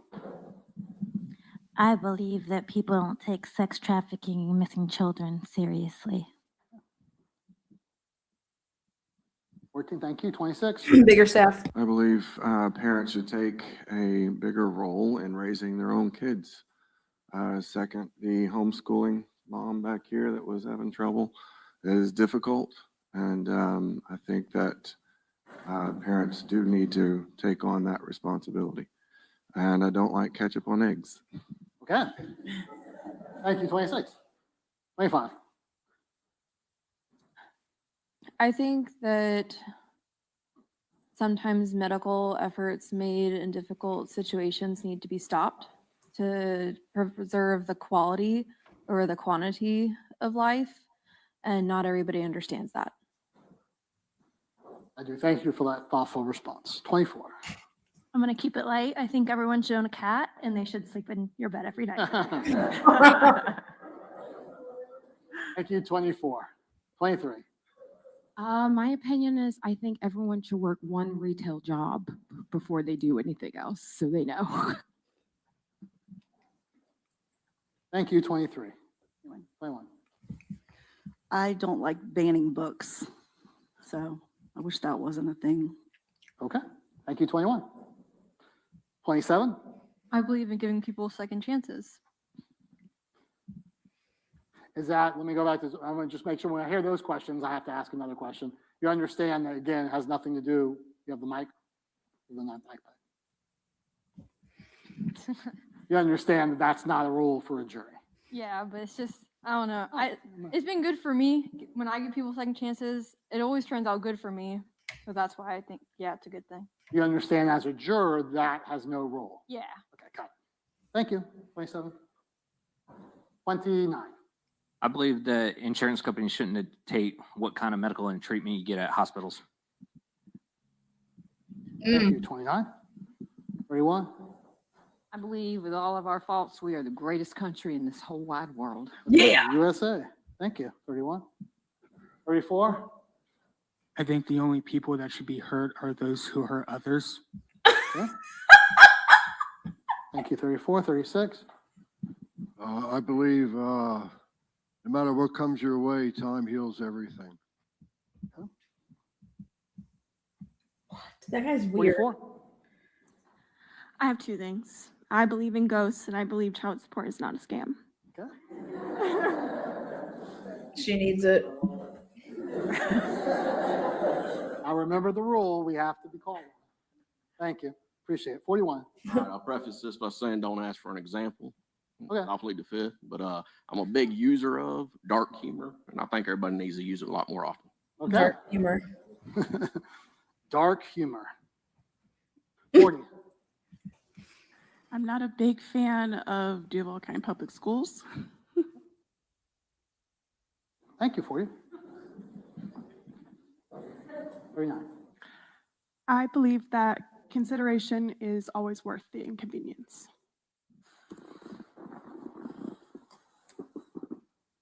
37. I believe everyone should own a cat and a dog and should sleep in your bed. Okay. 47. You guys have taken a lot of really good ones from me. But I think social media, I have two. Social media is becoming too addictive and is leading to stifling of creativity and human connection in the world. Also, pineapple is great on pizza, but only with pepperoni. Okay. Thank you, 37, 39. Oh, am I missing one? 39 or 50? What happened to 39? Oh, never mind. I'm on the wrong thing. 50, go ahead. I firmly believe that black licorice jelly belly beans are the best. Oh, that's a good one. Thank you, 50, 51. I believe that our taxes should go towards the people and not other governments. Thank you, 51, 52. I believe religion is a psyop. Religion is a what? A psyop. PSYOP, okay. Thank you, 52. Take him. 62. I believe that the Bible is the inerrant word of God. Thank you. We got a very religious fucking I group think here. we should bring back bullying. Bullying. That might be the best one, yeah. Thank you, 60. 59. I believe Bullying? that there is life on other planets. Humans are the aliens, and we're not as smart as we think we are. Thank you, 59. 56. All right. I believe that federal and government official whistleblowers shouldn't face as much punishment as they do when it's for the benefit of the people. And 54. I have a lot, so yeah, it's I'll tell I'm you. only gonna give you one though. I'm only gonna I'll give give you two. Okay. My first one is I don't believe pregnancy is as rewarding as most women would like for us to believe. I believe it's a parasitic experience. My first one. My second one is I don't believe necessarily that America is the greatest place on earth. I think we're just arrogant enough to believe that it is. Okay. Thank you for those answers. So we're now at 63. Going off her first point, I think maternity leave should be a lot longer in the U.S. Thank you. Okay, 63. so 64. I have two. Okay. The first one is the pharmaceutical companies are a scam. Okay. That's the first one. And the second one is paying bills is ghetto. Paying bills is ghetto? Thank you, 64. 67. I think that disabled children's parents shouldn't be doctors. Say that again. Disabled children, their parents aren't doctors. Okay. What does that mean? I don't understand. Like a lot of times when disabled children, like even when they get older, their parents at some point have to go to court and they're fully in charge of them. And if home health care is really bad, and if they can't get it, then the parents have to stay up all night and be doctors and watch over their children, especially kids that are like on like tubing and stuff. You have personal experience with that? Yeah. Thank you, 67. 68. Wow, Dog that's people are sad. more trustworthy than cat people. Yeah. What about both? What if you have both? How does that affect? Pickle. Okay, stumped you there. 70. I have two. Is that okay? Yeah. How can I say this? I believe that we are in the future. Okay.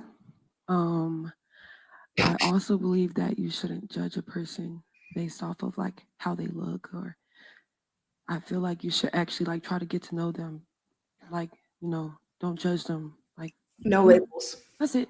Understood. Thank you, 70. Don't judge a book by its cover. Yeah, that's saying. Thank you, 70. Appreciate it. So I appreciate y'all sharing that. That is gives all the lawyers in this case some insight and some of your thoughts and some insight into your fellow jurors. One of the beauties of our system is we live in a diverse community, and not the government, but the jury of Mr. Fernandez's peers, as diverse as this group, will be deciding this case. So I think that's, again, a beautiful system. The judge has indicated and already read to you in the beginning the concept of the burden of proof. I'm not going to relive that. She's already read that whole instruction about the presumption of innocence and what beyond a reasonable doubt is. But she did indicate that this is not a moral decision, but there are some people that may say that they just cannot sit in judgment for religious reasons or otherwise on a case. Now, you're not sitting in judgment of a person's soul or anything like that. You're sitting in judgment on the state of Florida's evidence, okay, and whether or not we've established our proof. Does anyone here think they cannot do that? Sit in judgment on the state of Florida's evidence. Anyone on the left side? I don't see any hands. Anyone on the right side? I don't see any hands, okay? Or see any paddles. So we'll talk a little bit more about the case. Who here can figure out there are two things that in every criminal case the state of Florida has to prove? And Judge Kite read them to you, but she did not number them. Anyone want to hazard a guess at what are the two things in every criminal case the state of Florida has to prove for a person to be found guilty? I guess I have to put the second part. Juror number 25.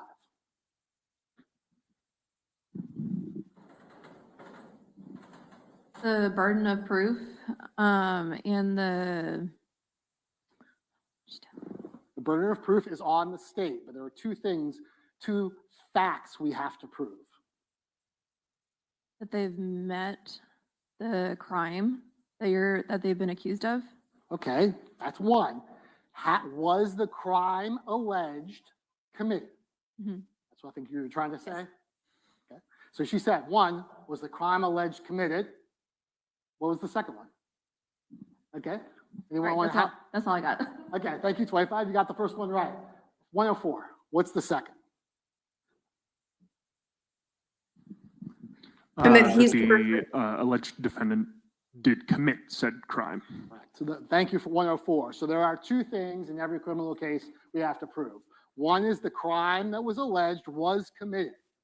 In this case, it's a first-degree murder and a solicitation to commit first-degree murder. And the other, that may happen, and it may not be the defendant. So the state has to prove, one, the crime alleged was committed, and two, the defendant is the person that committed that crime. In most cases, not all cases, but most cases, especially murder cases, it's the second question that we have to answer is the defendant the person that committed that crime? I don't need to spend a lot of time on premeditation because I think most of y'all have a concept of what premeditated murder is. It is the intent to kill somebody with the decision to kill having some amount of reflection upon it. In other words, you've decided to kill a human being, you've thought about it, and you did it. That's the concept of first-degree murder. The judge is going to read to you the law. Does anyone have a problem with that law? I don't think anyone does. It's murder. It's pretty basic. No one here has a problem with that law, correct? So the next one is solicitation. And solicitation is the concept of earnestly asking somebody else to commit a crime. And solicitation can just be words. So if you earnestly ask somebody to commit a crime, you can be, if that is proven to you beyond a reasonable doubt, that can be enough to establish that charge, even if the ask did not happen.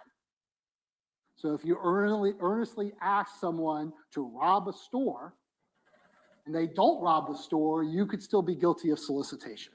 Does everyone on the left side understand that? Does everyone on the right side understand that? Yes.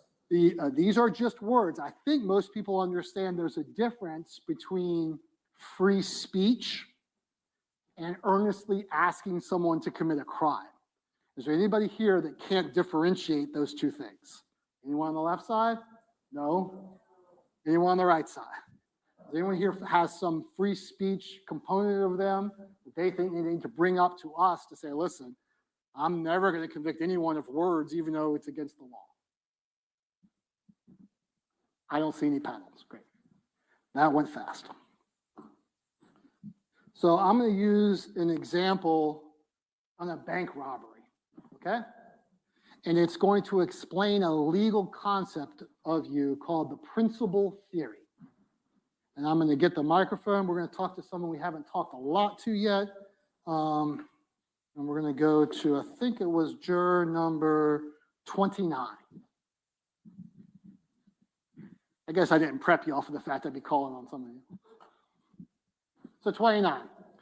Let's say we have a bank robbery, and the plan is for one person to be the getaway driver, one person to hold the gun, and one person to take all the money. Follow me? All right, hold on. Do you think if we catch all these people, do you think that the driver of the vehicle is guilty of bank robbery, even though he never went into the bank? They're all three committing the same crime, no matter what they do to it. Okay. They're all three into it together. You have any hesitation in the concept that the person only drove and they're still guilty of what happened inside that bank? Oh, they're still guilty no matter what. They know they're going there to do something wrong. And that's the key. They know they're going there to do something wrong. Is there anyone here that disagrees with 29? Yes, 59.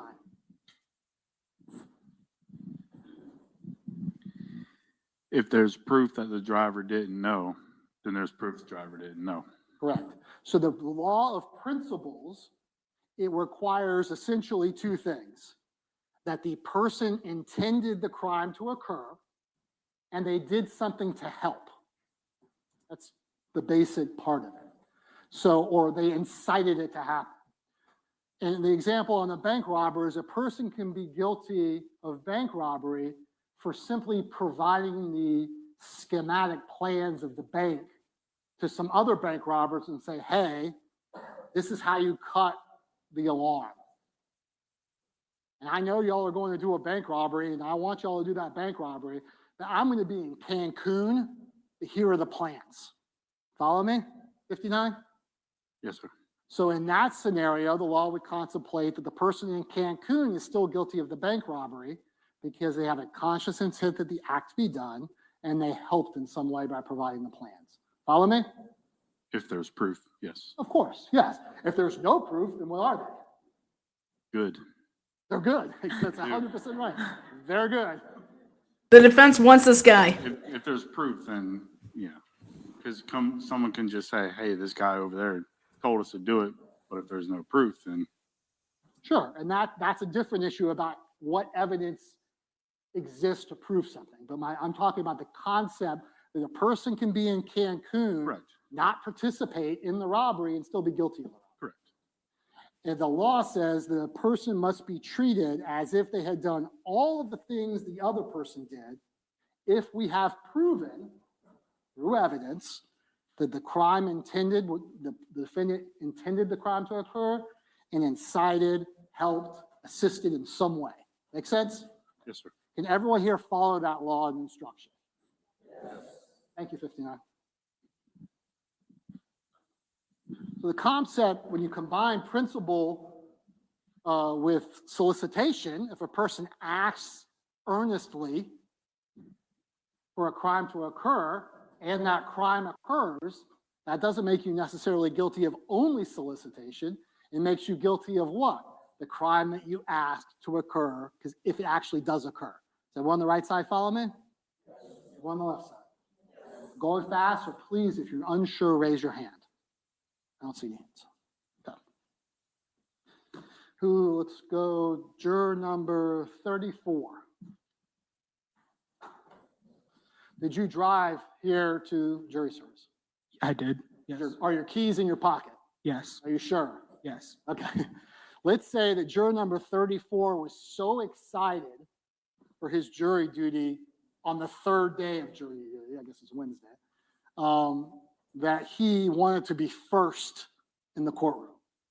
And that he, in a rush to get here, he left his keys in his car with the engine running in the parking garage, and when he leaves jury duty, car's gone. Okay? That didn't happen because the keys are in your pocket. They are. I'm asking you, juror number 34, are you the victim of a grand theft auto if your car is missing and you did not give anyone permission to take it? Yes. Even though you left your keys in the car with the car running? Yes, I believe so. And why is that? Because they stole my car without my permission. And you just made it easy for them? Yes. That doesn't mean that they're not guilty of stealing your car, correct? No, I guess not. Okay, so 34 is a victim of a grand theft auto, even though he made it easy for him. Thank you, 34. Does anyone disagree that that guy's not victim of anything?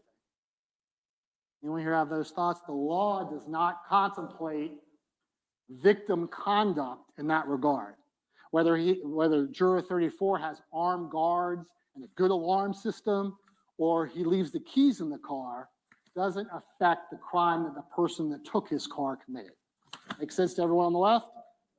Everyone on the right? We are not judging victim conduct. Who here is a true crime junkie? All right, 4, I see 60, 47, 64, 128, 139, 115, 82, 108, 130. Bunch of y'all like it, okay? Who here would watch a program like CSI or NCIS or any of those? Most of the panel, right? So the expectations on these television programs are that in 30 minutes or 60 minutes or in a television series that we're going to solve everything, that everybody's gorgeous, that we're all geniuses, and we wrap up everything in 30 minutes or less, and we explain everything to you at the end. Okay? Newsflash, not real life, as you have already learned since we're here on Wednesday in jury selection. So anyone here that's a true crime junkie thinks that they're like a expert in criminal justice. You can like the things. I love football, doesn't mean I'm an expert in it. Make sense? Does anyone here thinks that they know how the criminal justice system should work and feel like they're an expert in it? I don't see any paddles up. Very good. We will not provide to you all the answers. During the course of this trial, you're not going to see the depositions, the police reports, the transcripts. We do things based on the law, as Judge Kite has already indicated. There has to be legal reasons. So you don't get to sit down and study all the police reports and the depositions. You have to trust that the lawyers and the law are presenting to you the evidence to consider. Will everyone promise to disregard anything they may have seen in TV and decide this case based on what they see in court and the law as the judge instructs? Yes. Great.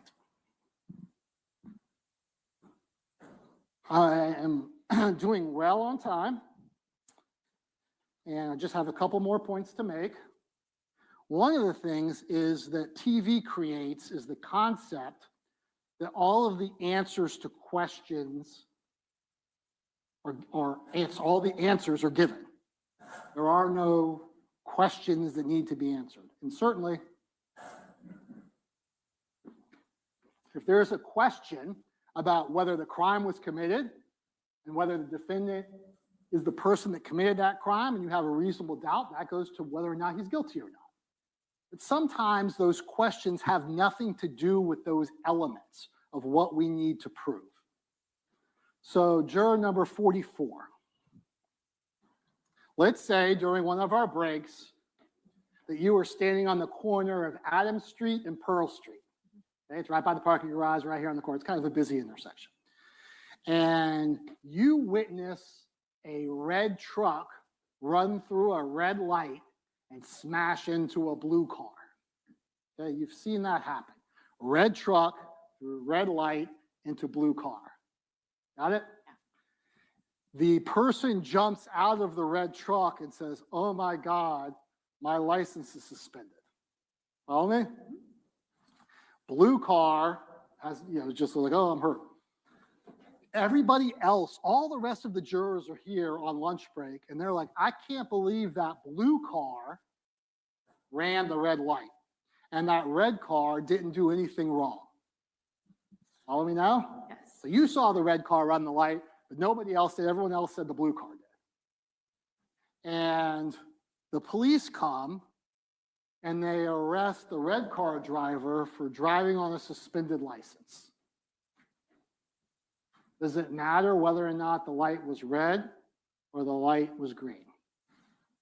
It does not matter Why? because his license was suspended. It does not matter at all. Sometimes we get lost in the weeds about the question about whether the light was red or green, when the only question is whether or not the person was driving. Follow me, 44? Yep. Does everyone understand that concept? Thank you, 44. Yes, 54.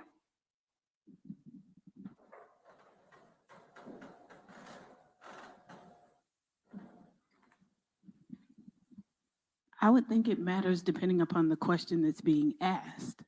Because if the officer on scene is asking about fault for the accident, then whether or not the red truck driver has a license is relevant, but not relevant to who's at fault for the accident. Excellent point. My question was, the officer arrested him for driving on a suspended license.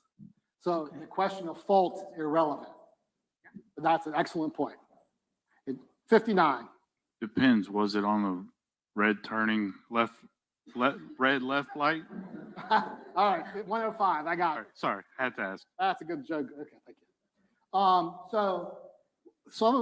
of the reasons why we're doing this in such a big group is that when you deliberate, it will be a group decision.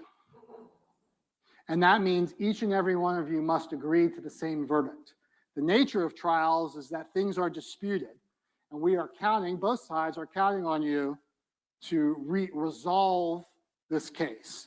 That doesn't mean you should automatically cower to the views of your other jurors. We have all these jurors because we want each and every one of your opinions. So we're not asking you to cower. But what we are, and what the law contemplates, is that each and every one of you will deliberate with each other and discuss and be open to your fellow jurors' views, and likewise respectfully share your views to reach this collective decision. Is there anyone that sits here that thinks they cannot do that? I don't see any panels.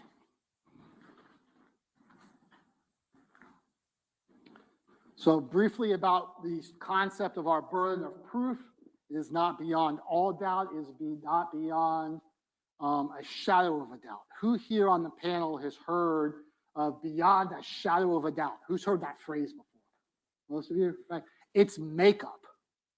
It doesn't exist in our law in any way, shape, or form. Our law contemplates beyond a reasonable doubt, not beyond a shadow of a doubt or all doubt. Does everyone here understand that? Yes. Did anyone during the course of our jury selection process bring an umbrella? An umbrella. 72 brought an umbrella. Very good. You can get 72 to Mike. 72, why did you bring an umbrella to court? It's in my car, but I brought it from my house because it was raining one day, so. Okay. Is it reasonable to expect that in Jacksonville, Florida, in August, that it might rain? Does everyone agree with that concept? Yes. Is that reasonable? Does it mean it's going to rain, Juror 72? Not necessarily, no, but. May not. Okay, thank you, 72. Who else had an umbrella? I saw 142.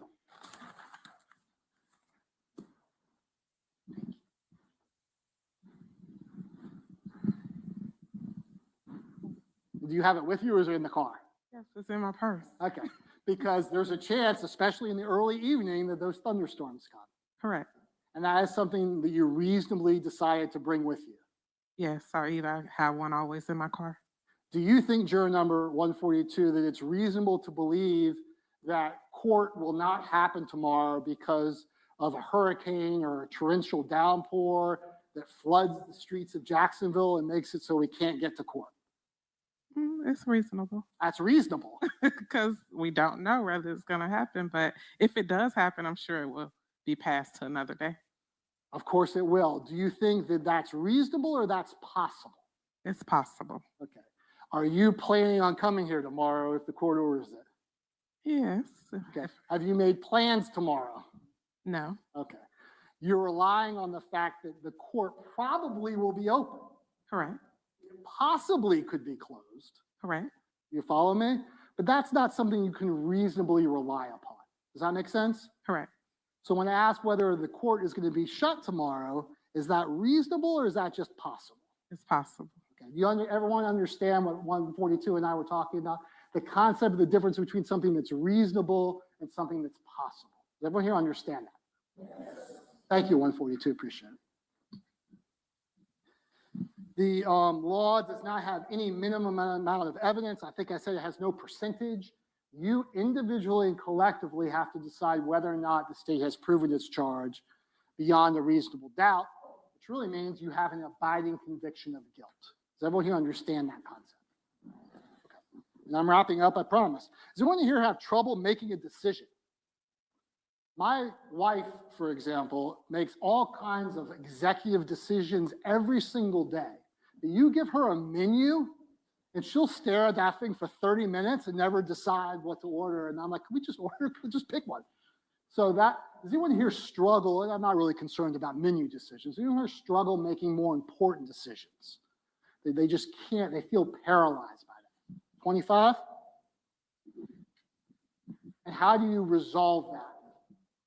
Time and Flip a coin. talking it out with others that are going to be affected by the decision or the parties that are involved. In this particular case, if you're selected, you'll have two things.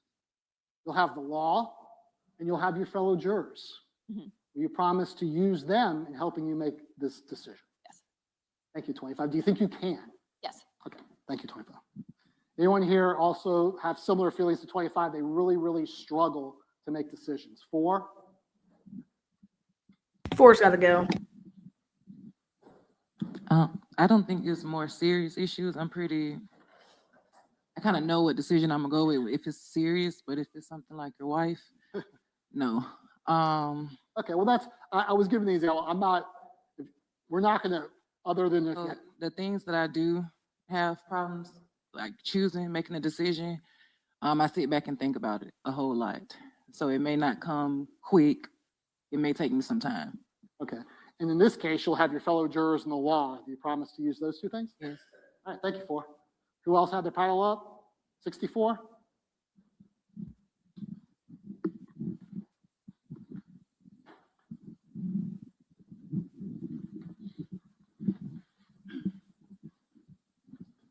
Okay, so to me, it depends on the situation at hand. She's gone too. So, of course, like I will sit back and listen to everything that's being discussed, and then I'll talk to, my circle of people, and then I'll make my decision from there. Okay, same questions? Yes. Okay, thank you. Anyone else on that side that really, really struggles to make important decisions? Right side? 104, 128? Sure. 128? I'll go first. Like everyone else, it depends on the type of decision. But I have, just with the way my brain is wired, I guess, I feel like I have to look at all possibilities of a thing, whether it's a paint color on the wall or what car I'm going to buy or et cetera, et cetera. Yeah, make Paper. decisions too. But my husband calls it I shouldn't say that out loud. He calls it my board because I make a list and I put things up and I'm like, here's this possibility. And if I do X, Y, and Z, here are the infinite possibilities of what could go right. Oh my or wrong. God. So I would say not necessarily trouble making big decisions, but maybe more time than the average person. I'm not necessarily impulsive when it comes to bigger decisions. In this case, the decision will be aided by the law and your fellow jurors. Yes. Promise to rely on those things? I have my board. So 128, thank you. 104, I think it was. Yeah, so if a decision is particularly important, has a lot of gravity. It's kind of the same. I think of it in a similar vein of tossing a stone into a pond. There's a lot of, ramifications and ripple effects that happen because of that. If it's a particularly important decision for me or for somebody else, it's not necessarily that I struggle with that I can't make a decision. It's that I feel like in order to respect the parties and the outcomes that are affected, it demands utmost discretion and attention to make sure that you have to make the correct decision to the best of your ability. Sure. And in this case, you'll have your fellow jurors and the law. You promise to rely on those things? Of course.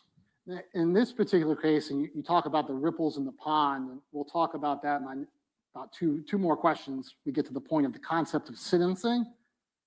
That your job is to answer two questions. Were the crimes alleged committed, and was the defendant the person that committed that crime? Mm-hmm. The ripple pond from the pond isn't a question that you have to answer. Mm-hmm. Does that make sense? I'm going to object to the approach of the court. Yes. I agree. Holy shit. You can stand and stretch if you need to. I'm talking to I was just writing it down. I was like, wait a second. He just fucked up. This is a solicitation case. I'm so glad. I literally was writing crimes alleged committed. Wait a second. Oh, no. This is a solicitation for murder case. First degree murder solicitation is one of those things, and fucking Jesse on it, man. I said, whoa, no.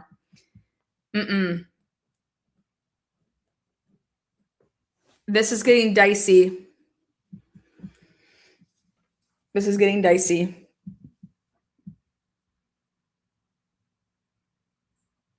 Mr. Mizrahi.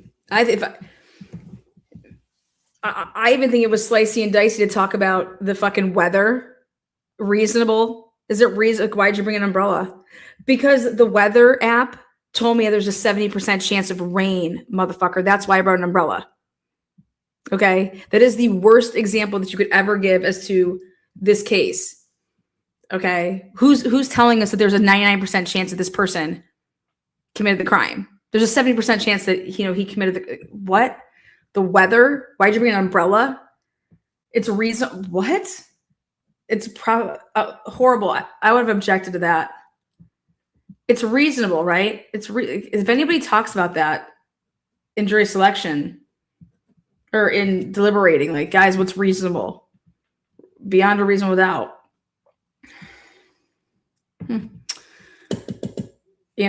But you're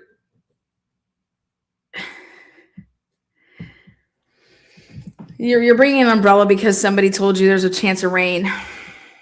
Let's be real. Or you're like, no, I always just carry an umbrella in my car because it takes up no space in my trunk. And then if it does rain, I have it. Whatever. I'm telling you, this is way more time. And these people that are raising their hands and just talking, they're just shooting themselves in the legs. But I love it. These people that are raising their hands just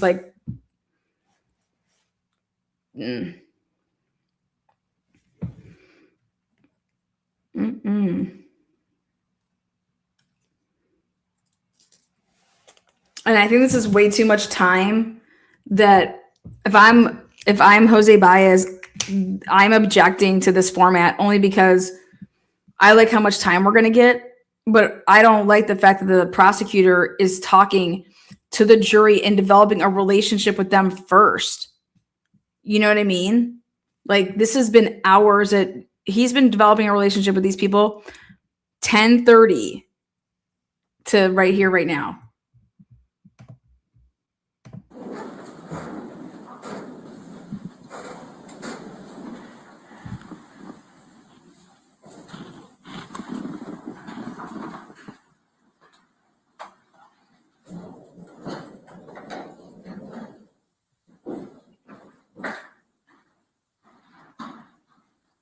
You need to switch off and go every other.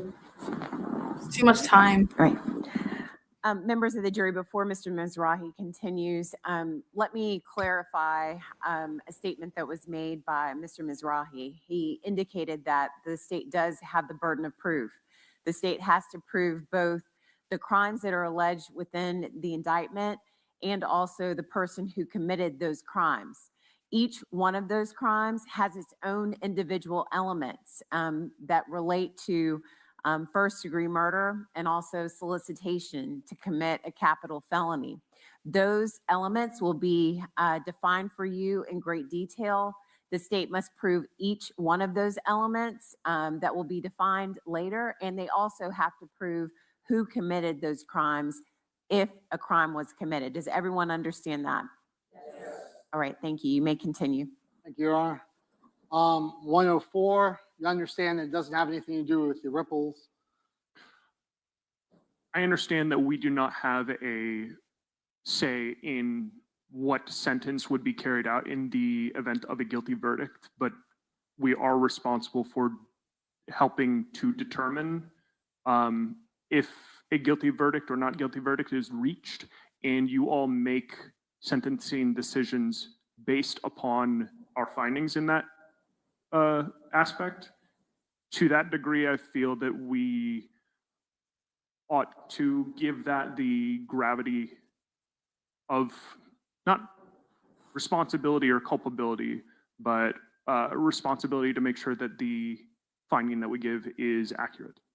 And that's a very thoughtful answer. The concept of the burden of proof in your decision is the exact same, whether or not a pack of gum is stolen from a convenience store or a person is charged with first-degree murder.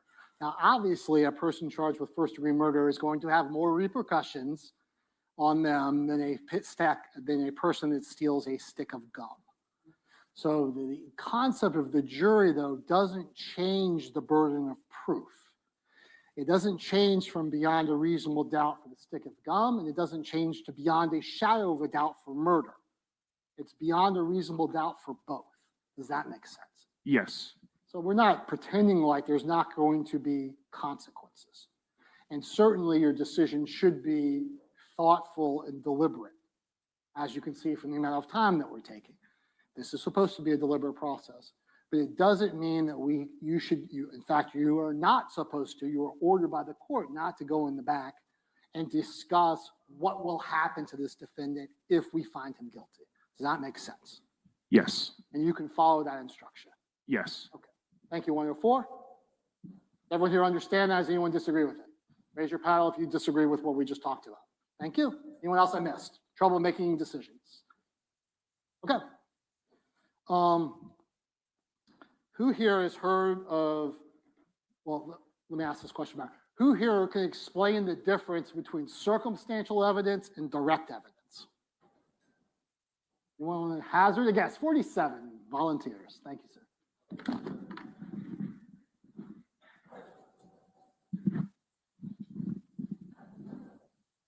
If I'm probably wrong, but I think direct is like there was a witness or video proof, something that is verifiable. Circumstantial is like if a crime was committed somewhere and somebody happened to be there, sure, it seems likely like they did it because they were there at that time, but it's not for sure that they did.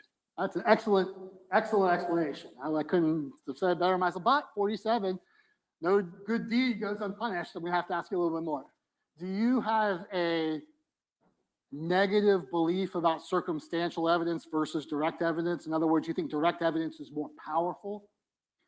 Yeah, I guess I would say that, yeah. I believe direct evidence would be more powerful because it can be confirmed every time, theoretically, where circumstantial seems likely, but I think there have been enough instances throughout time that it's proven that it's not always direct. I think most people think like that. Does the rest of the jury panel think like that?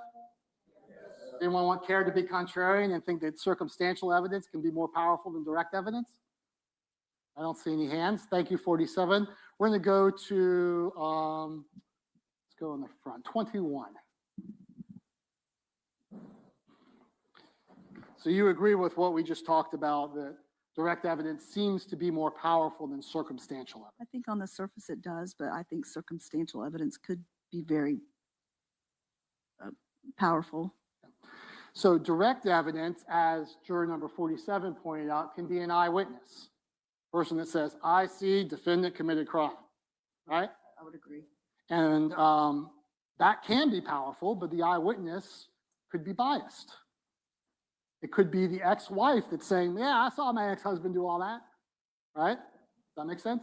It does. The ex-wife could have bad eyesight. Right. It could be dark outside. Too much time has gone by. Too much time has gone by. So direct evidence can be flawed. DNA evidence is circumstantial evidence. Just like 47 said, it proves a person was there. It doesn't mean they committed the crime, it means they were there. Make sense? It does. Sometimes that can be very powerful. Make sense? It does. Is everyone on the jury, the purpose of this, thank you, 21. The purpose of this question is to make sure that you go in with a clean slate as to the types of evidence that is presented. Your job, not ours, is to decide what evidence is credible and what type of evidence you can rely upon. And that little example, even though it's late in the day and we're rushing, is an example that sometimes direct evidence can be terrible and circumstantial evidence can be incredibly powerful. Does everyone here understand that concept? Yes. Does everyone, I'm going to borrow something that we gloss over because sometimes we think of evidence so much in terms of forensic evidence, and that's obviously very important. And we have eyewitnesses, DNA, all these types of things, but there's certain pieces of evidence that sometimes gets overlooked. Now I'm going to borrow from the movie The Fugitive.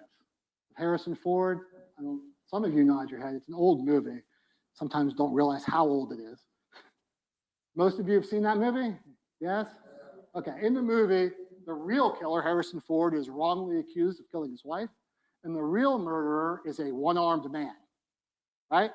Remember that? He has only one eye, it's a prosthetic arm. So let's just, again, hypothetical, has nothing to do with this case. Let's assume that we have a videotape where you cannot identify the killer, but you can identify that the killer only has one arm. That's not something that's easily changed, like hair color or a beard or something like that. And you see the killer has one arm. And then the person, we go to trial, and the person that is accused of the crime only has one arm. Does that mean the person that's accused of the crime committed the crime?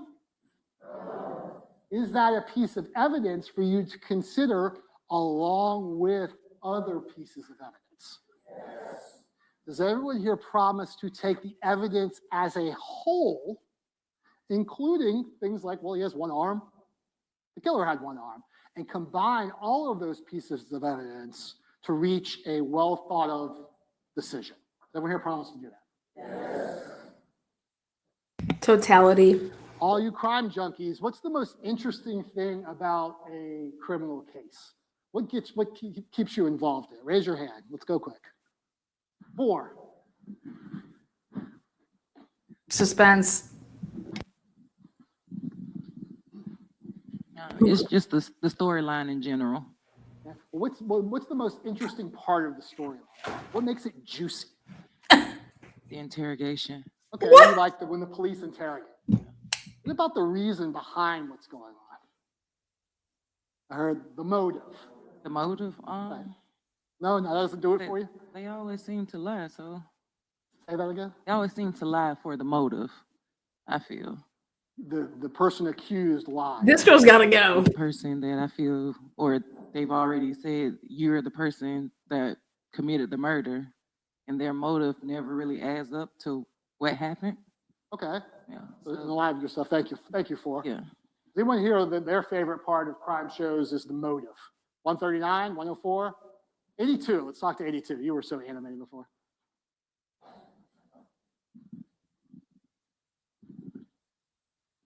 '82.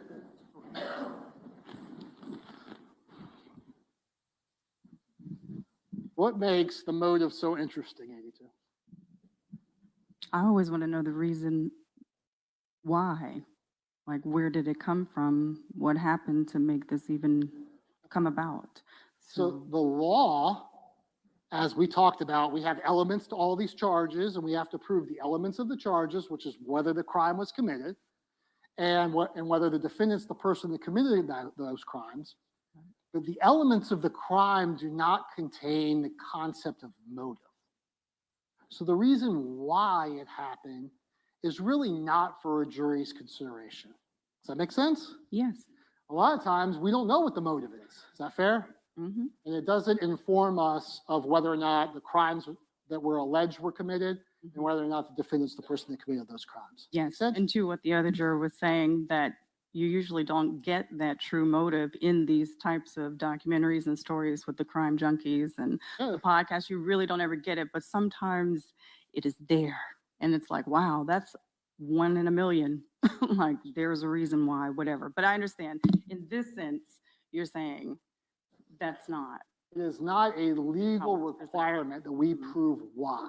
Understood. So that is a fact. What is also a fact is that each and every juror, individually and collectively, can consider any evidence that's presented as to motive in their consideration of whether or not the state has proven its charge. You got to go with Just common because it's sense not here. an element doesn't mean motive is not evidence. Make sense? Yeah. 82, does everyone here agree with 82 that although it may not be an element, you can consider motive in deciding whether or not we have established our proof? Make sense? Anyone here disagree with it? Thank you, 82.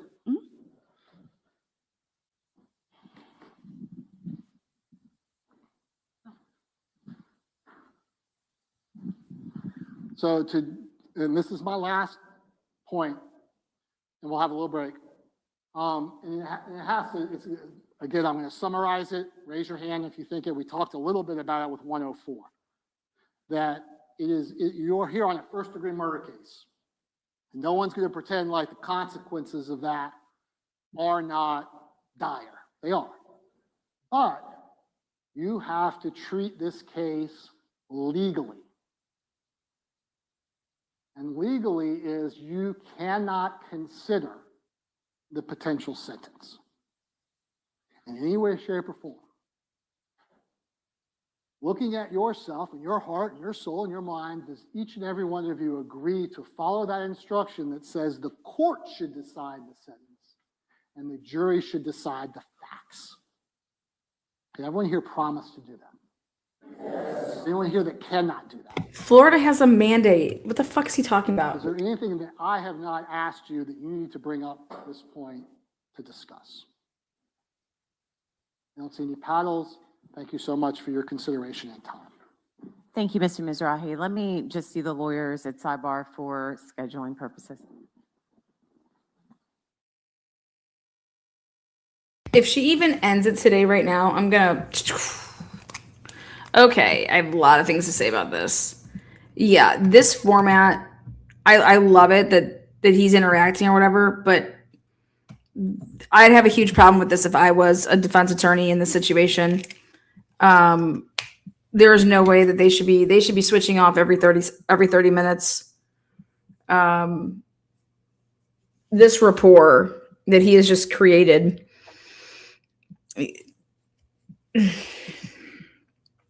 We'll see what happens here.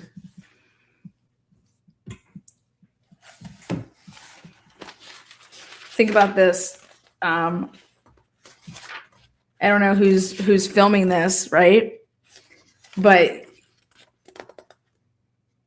I don't know if if it continues to stay up for like Jacksonville, or if they're just live streaming it, how they would go ahead and go about getting this. But if somebody isn't recording this, I mean, I hope that they are, because you'd want to use this. You don't even have to take as many notes. You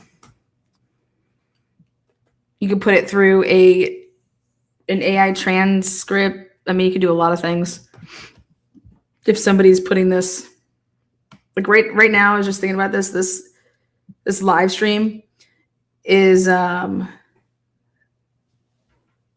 worth chatter to the defense or the prosecution, but I have to think that they're doing this, that they're recording this. Yeah.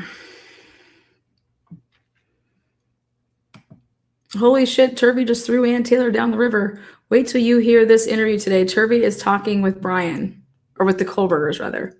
Yeah, I've already heard some of it. We're going to be covering it here at happy hour. So, woo-wee.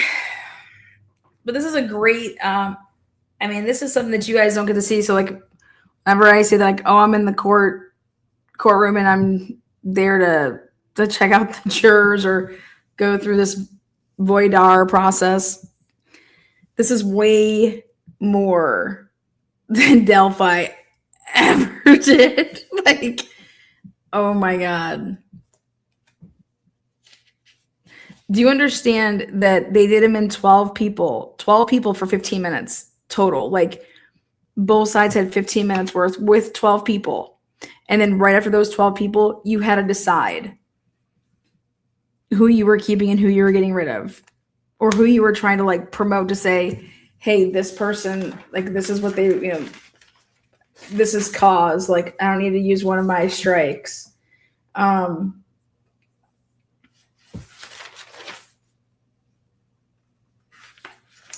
curious how they're going to go back and forth to say, you know, the state picks and they say, like, okay, the state goes first, and they're like, okay, well, we want our number one here is we want juror, let's just say 4. We want juror 4. Then the defense says, no, we're going to use one of our challenges. 4 is automatically out. Then the defense would go and they would say, okay, well, our choice is. All right. Members of the jury panel, I discussed the remainder of what we believe will be covered, and the hour at this point, from our perspective, would be kind of too late to begin that situation. So what we're going to do to use the time, I'd like for the following jurors to remain with me, which is juror 103, juror 84, and juror 50.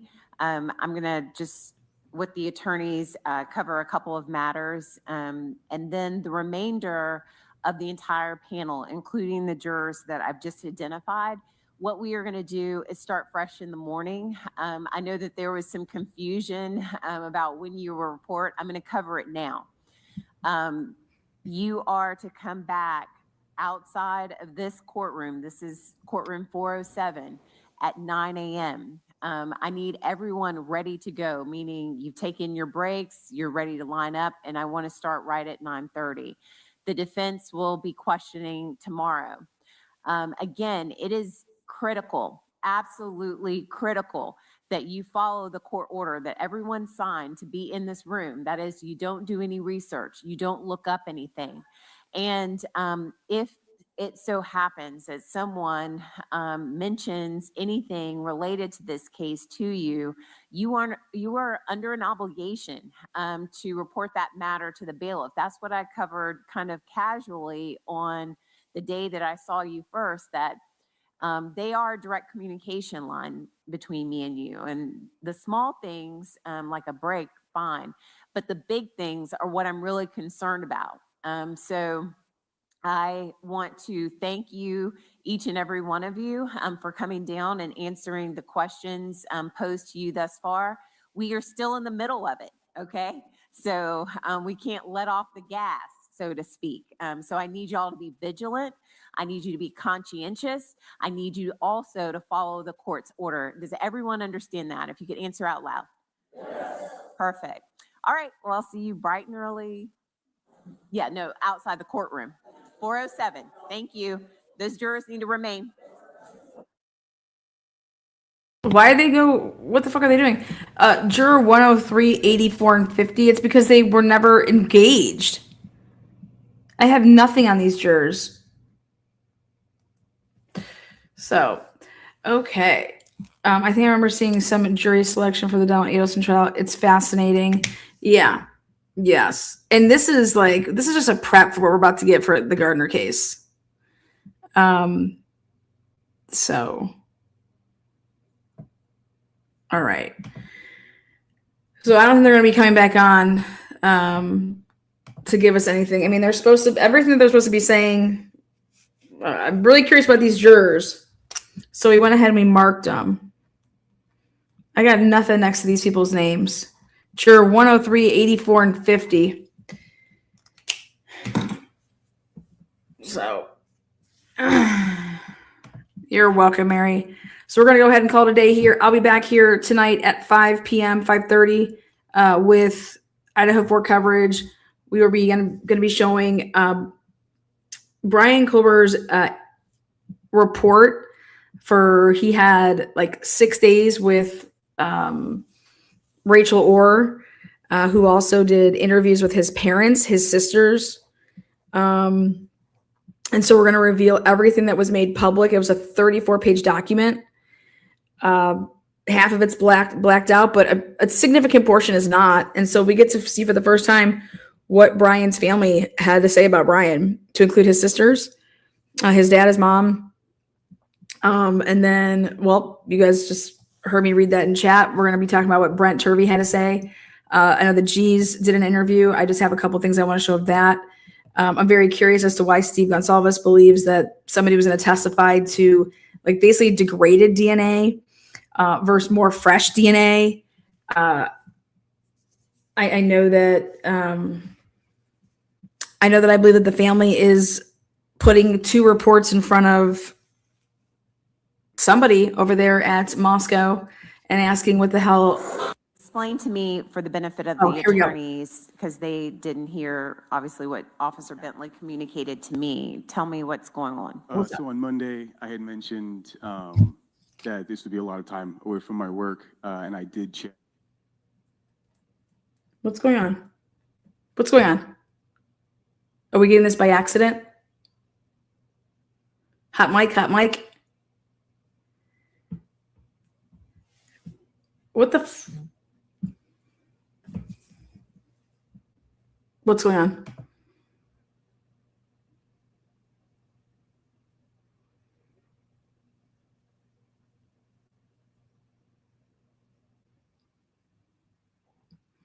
All right, so these are scheduling issues then.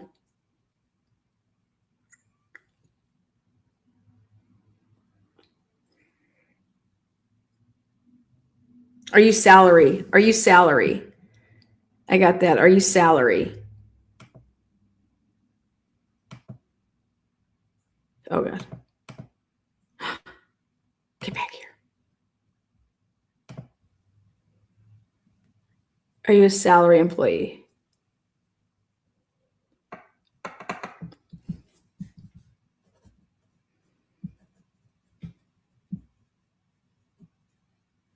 I will.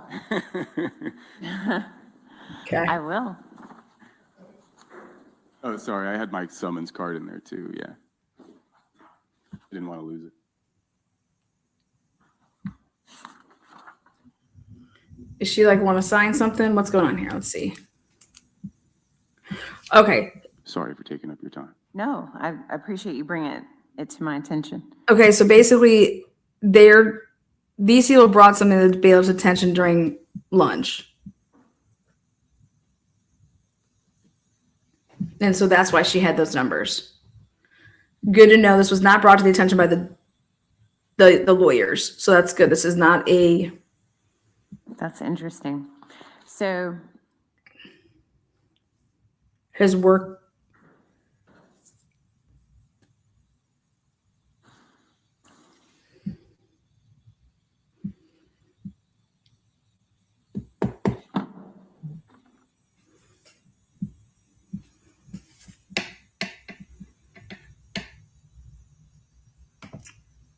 Again, big fan of this lawyer. you have the summons.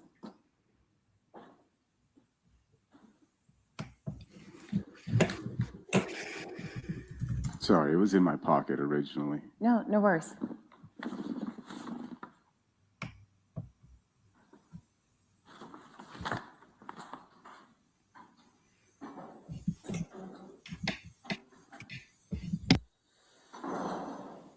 I also have my parking.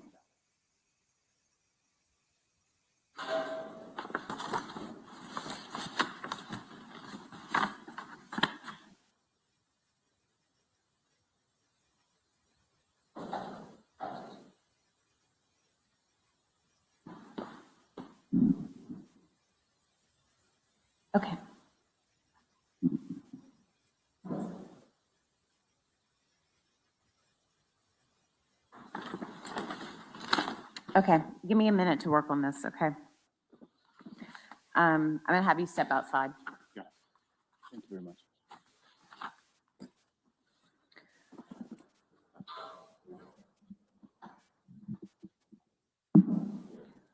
All right, and then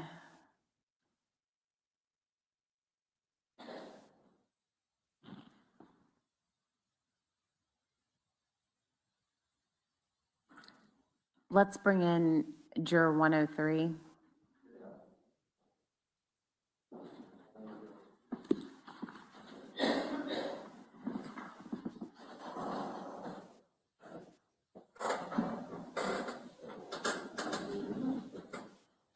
Hi there. We're gonna get you a microphone.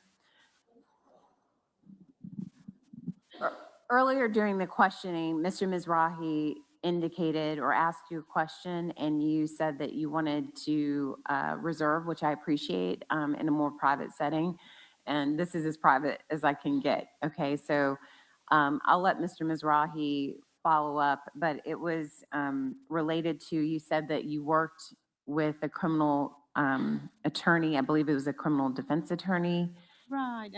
I didn't want to say this in front of the other jurors, but I had a negative experience. Okay. I was a legal assistant to a criminal attorney. He was very, I was a legal assistant to a criminal attorney. He was very successful. I quit that job because he would tell the clients, tell me the whole truth and let me make up the lies. And I just couldn't believe it. So after a few months, I'm like, oh my gosh, it was a very negative experience. And I never again did criminal law. Okay. And I want to be fair and look at the evidence presented to me, but I realize I have that negative impression on me. Okay, I appreciate you.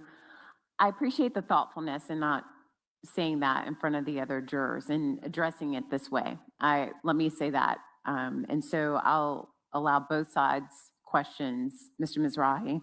Thank you, Your Honor. So the important thing is you shared it. Do you think that that negative experience could potentially affect your ability to be a fair and impartial juror? I think I will be fair. I think I will look at the evidence more closely than other people will. Like I will need like hard evidence. Like I will be skeptical in some things. Okay. I think. The defendant is presumed innocent. Yes. Which means you should be a little bit skeptical because you're presuming him innocent. I think the concern that the parties have is because of this negative experience with a criminal defense attorney, you're going to think that this criminal defense team is like question that person. Everything. Yes. I will. Yeah. Circumstantial evidence. Like I will look at it like really. I don't know. I guess until I'm there, I won't really know. We're not asking you to find the person guilty or not guilty at this point. Right. You don't need to be thinking about that.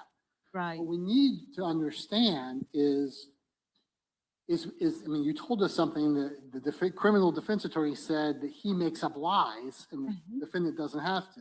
Right. That cannot in any way, shape, or form go back in that jury room. Exactly. And if that's part of you and you think you can't set that aside, you got to tell us. I think I will look at the evidence and I will try to be fair and I'll try to not let that affect me. But I don't know, that's why I brought it up because that was 30 years ago. And to this day, unless I see proof, I doubt. Like you seem to be saying things that I'm not following. Do you have a doubt about your ability to set aside your experience in the criminal defense? I'm more skeptical than most. That's all I'm saying. I will try to be fair. I will be fair. More skeptical of who? I think I'm more skeptical than most because You're more I know- skeptical of the problem, sorry to interrupt. of The defense attorney or the prosecutor? the defense attorney. Okay, that's all the questions I have. All right, thank you, Juror 103. Give us just a moment, okay? All right, let me have Juror 47. Yeah, 47. Who's 47?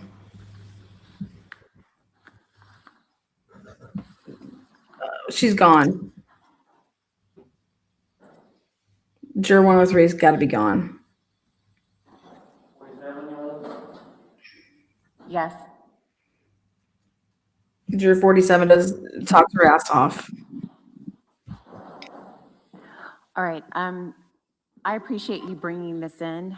Your juror summons, and I'll allow the lawyers to weigh in if they want, actually cites, it's Florida statute chapter 40, okay? However, what protects your service is Florida statute section 40.271, which says jury service. I'll read it for benefit of the lawyers.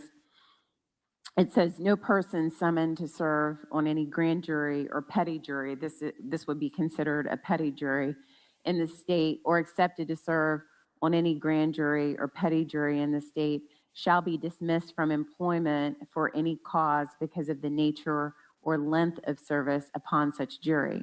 That's subsection 1. 2 says, threats of dismissal from employment for any cause by an employer or his or her agent by any person summoned for jury service in the state because of the nature or length of the service upon such jury may be deemed to be a contempt of court. That is this court's stick for employers saying that they are going to somehow dismiss you or fire you. Your manual that you printed off and read, I'm not sure how they parse this out. The statute does not cover payment because there is a stipend. It is so low that no human being could possibly survive on that. However, your manual 6.6 says that you will be granted time off and for jury or military leave without pay.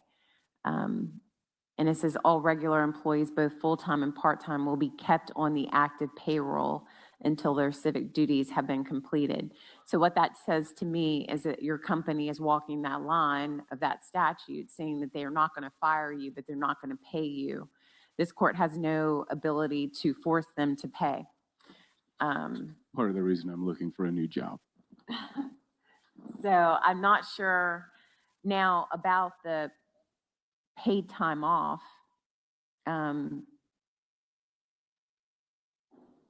They're making you take the time because they say already that they're not going to pay you. I've already had to use 2 for Monday and today. Okay. So I don't see any recourse for this court. I have in the past contacted employers. I have, but they are walking the line of the statute. So I wouldn't be surprised, sorry to interrupt. I wouldn't be surprised if after they found out that I was selected for a case that they added that in there. I can't find the old one that I signed. This is a new one, and I'm not saying it's not in the one I signed. I have no idea. Right. But it was brought to my attention after I told them I was selected for jury duty. But that's why I told them you need to give me something in writing because it's crazy to me. I don't find that unless the lawyers have something different.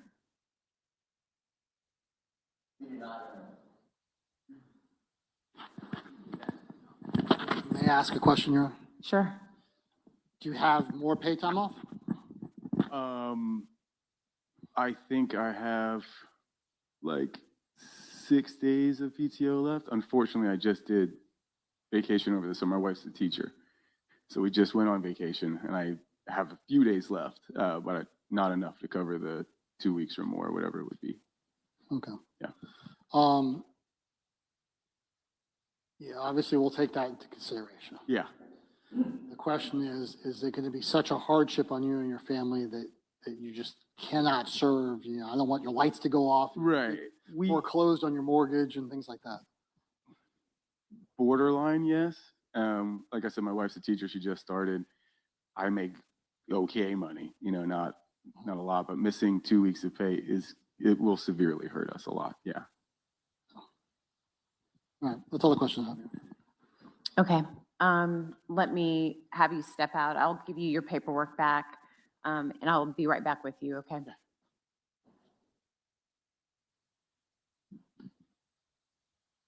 Thank you. Thank you. This is why we should be paying people when they have to do something like this. Because retired people, rich people, you should not be on the jury. What do because you all want to do? I have no objection. All right.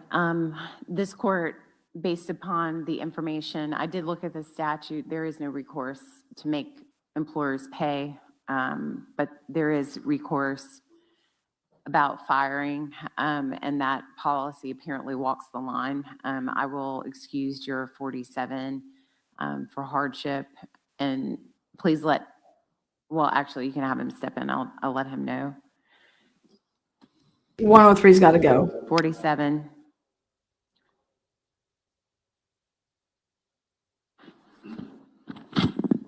And to his credit, he brought it up. Absolutely. Originally, yeah. He absolutely did. Sir, I want to say thank you. I know that's not enough for you coming down here, you explaining those things, and taking your time to be with us. Your responses were thoughtful and appreciated, and your willingness to serve. And I wanted to personally extend a thank you on behalf of the court system and also both sides of this case. Okay. Thank you. And actually, this is my first time getting called for jury duty. I was actually really excited. Oh, yeah. Yeah. Well, we were excited to have you. You were a great juror, prospective juror. So I hope that I get called again and I can Yes, actually sir. go on to a jury without missing. It's crazy. I don't know. Yes, sir. Thank you so much. He was so excited. You see, you cannot have people that are so excited to serve. Get what back? Get Juror 103 back in here. Get her off. Thank you. Juror 103. Gone. Fucking gone. What do you cause? All right. Have juror 103 step in. Yeah, they have cause. She hates defense attorneys.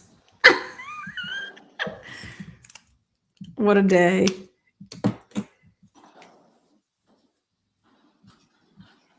Hi there. Juror 103, I wanted to tell you thank you for your time, your attention, and also the thoughtfulness of you recognizing the information that you were going to share with us privately and not doing it in front of everyone else. That was very conscientious of you. On behalf of both sides, I want to thank you, and as well as the court system, for your time and your consideration and being a juror in this case. I'm able to excuse you from your service, okay? All right, thank you very much. How many do we have left now? Let's see. So 47 gone, 103 gone. People just didn't show up today. 3 people didn't show up at least. There were a couple of other jurors that lined up.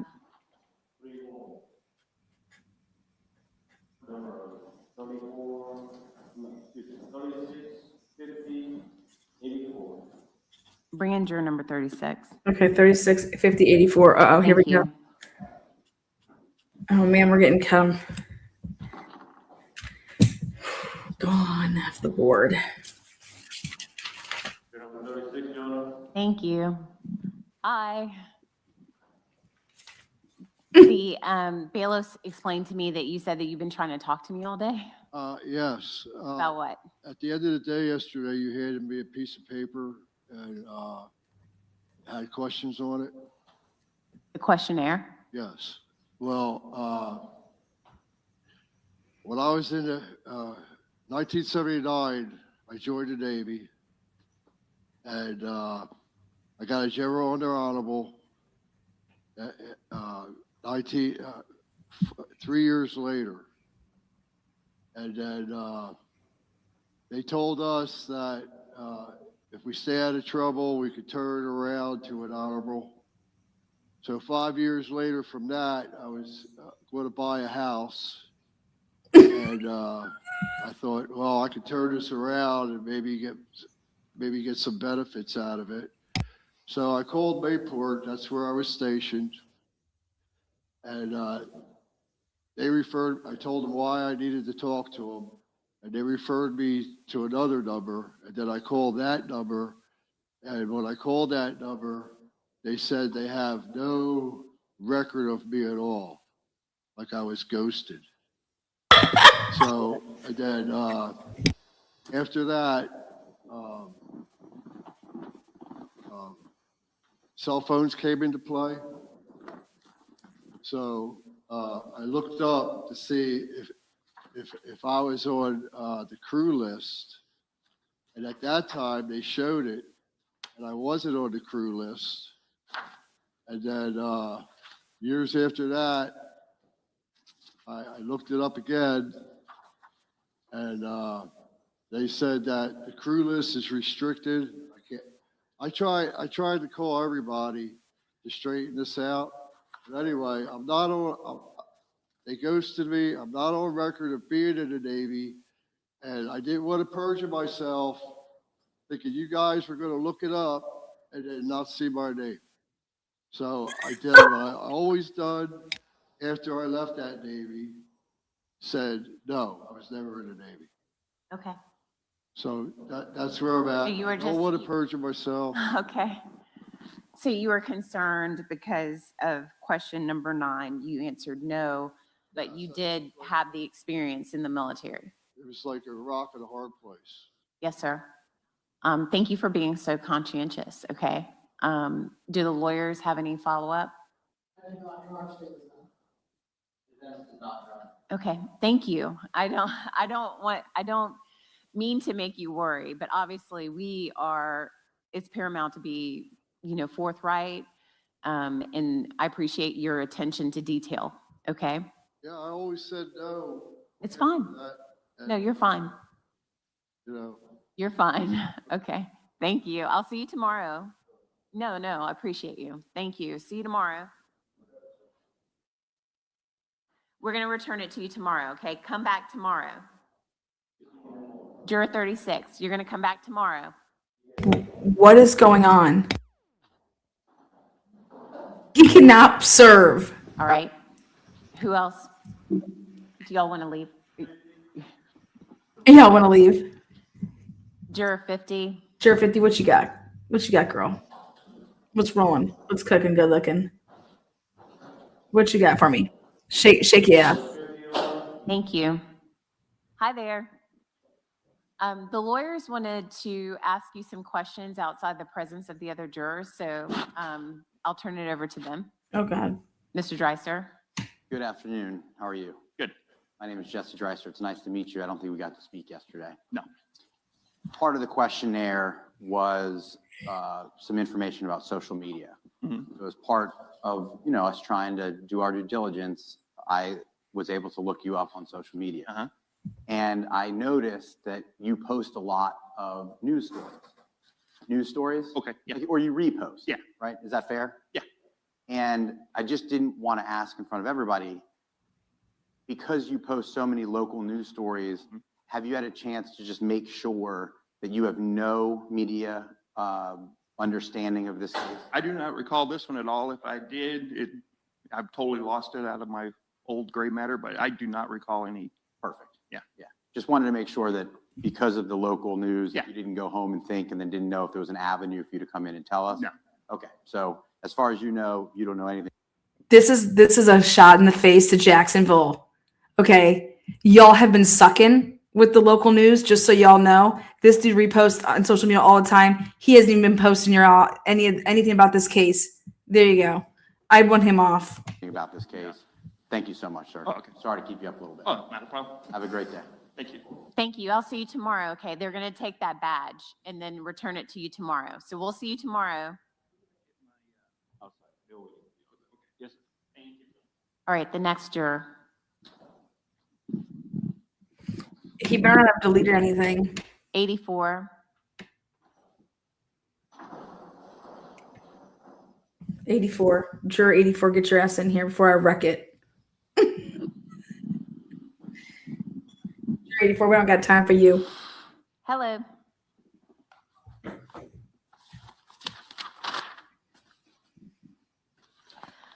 Juror 84, we brought you in. This is as private as we could get it, just to allow the attorneys to ask you a couple of questions outside the presence of the other jurors. Okay? So, all right, so I'm going to turn it over to them. Mr. Dreiser? Good afternoon, sir. How are you? I'm well. How are you? My name is Jesse Dreiser. We didn't get a chance to meet yesterday. Out of respect for your privacy, Yes, sir. I noticed that I think you must have been here on Monday, right? Yes, sir. That you posted on social media, I think Monday evening, a really nice biblical quote. Yes, sir. Okay, I think it was Paul. Yes, sir. And I hope you can understand why I'm asking, because I'm not passing any judgment as to your post. Oh, okay. Yeah, sure. Go ahead. And you're not in any trouble. I just want to make sure or ask you, did that post have anything to do with any reflection of being here for jury duty on a first-degree murder case? No, sir. I had none at all. Actually, my wife and I had a recent spat, and it was reflection on our recent argument. I didn't want to interrupt you, but I don't need that's. Thank you for telling me that, and please thank you for telling me that it had nothing to do with this. Yes, and I don't have any further questions about that. Thank you. Any questions from the state? All right, thank you. We're going to, you agree? Let's see him tomorrow? Yeah, we'll see you tomorrow. All right, thank you. We're going to give that back to you tomorrow. –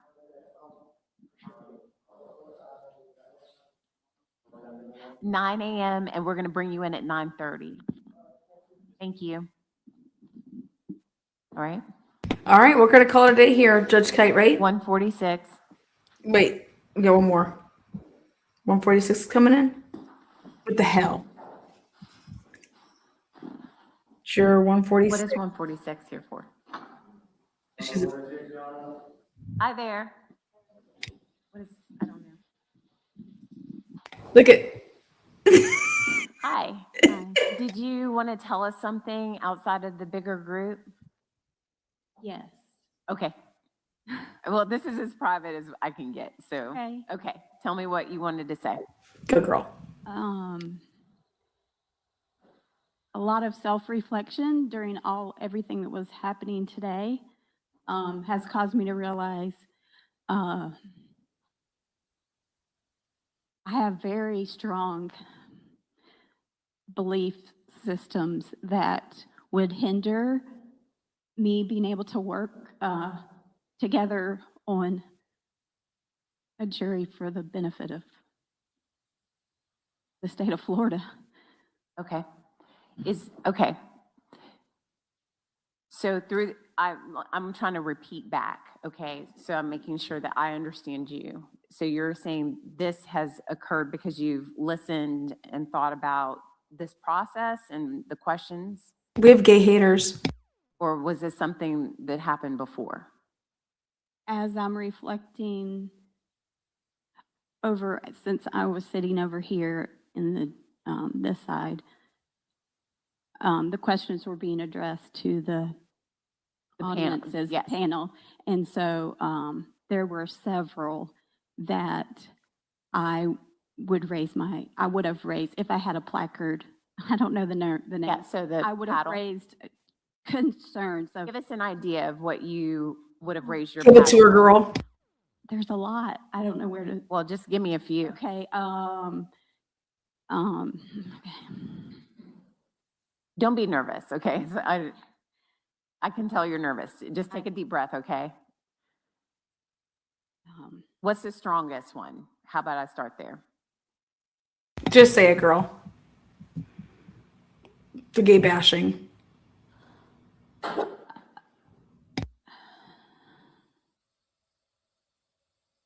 There's like so many running through my head right now. I don't know where to. I don't know which one came to mind.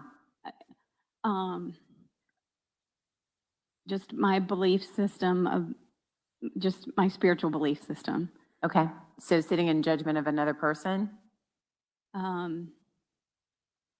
is that it or no? No, it's not really that. It's the hindrance of, I have preconceived notions of, I was feeling it. Oh gosh, there were so many I was feeling. I didn't know when to bring it up. Okay, no, this is So the there were so many in a row. Yes, so this is the perfect, let me assure you, okay, that this is the right time and place Okay, good. to bring it up.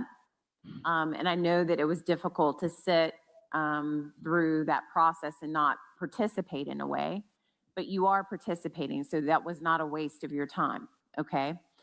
So Mr. Mizrahi, so you've only heard from the state of Florida. They had a number of questions that they asked, and was it about the core part that he ended with, which is the crime, what they have to prove? No, it's what people were the saying, presumption their of bur- answers. presumption of innocence, their burden of proof. Was it any of those core things, or was it in the beginning? No, it was more in the beginning, I think. I mean, yeah. All right. And so what I recall, do you want to tell me what? Something just came to mind. All right, tell us. Beginning when you said that we are called to be judge of fact, I think is the phrase. Correct. That you used. Okay. I think my spiritual beliefs, and I didn't realize this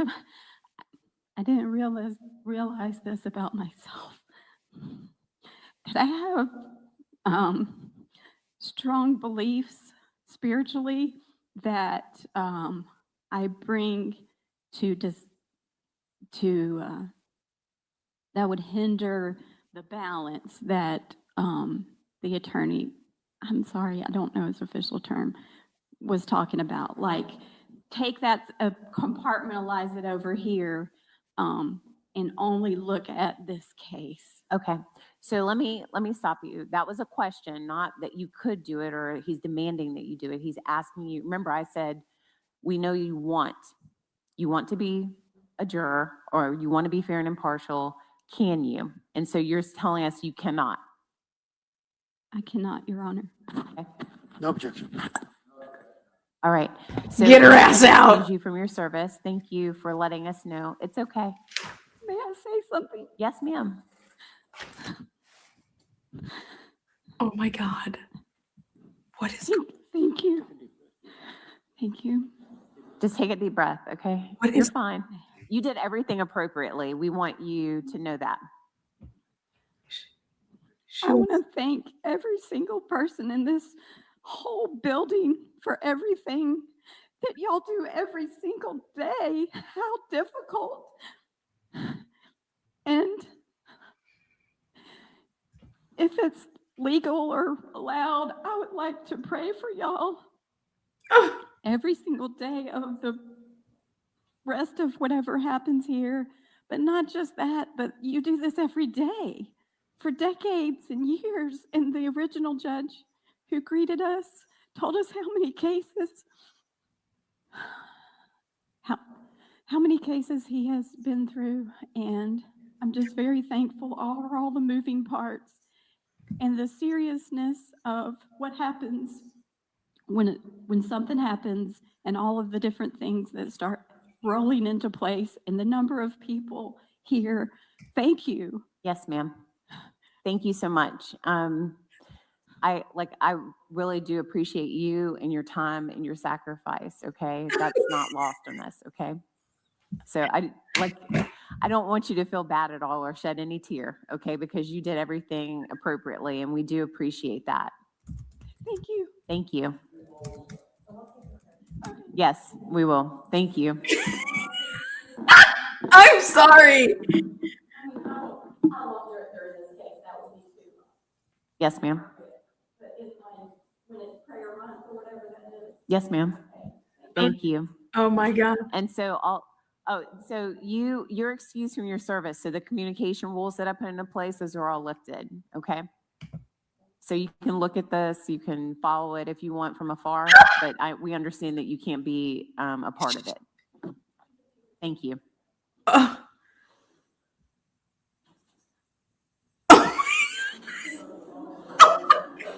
128. 128. Everybody is bailing. All right. What? Oh my God. 129. Okay, can you wait, Amy, you're going too fast. All right. So juror 128 has anxiety.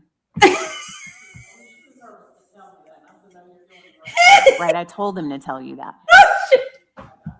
Give me some drinks. I need a buzzball. Dude, I'm coming to Florida and I'm not drinking a fucking dime of your water.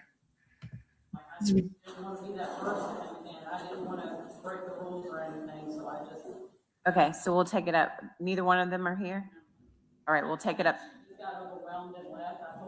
Blame is right for monopolizing All right, we'll take up. the theater. Y'all write it down. We'll take up 128 first. Oh my God, what is going on?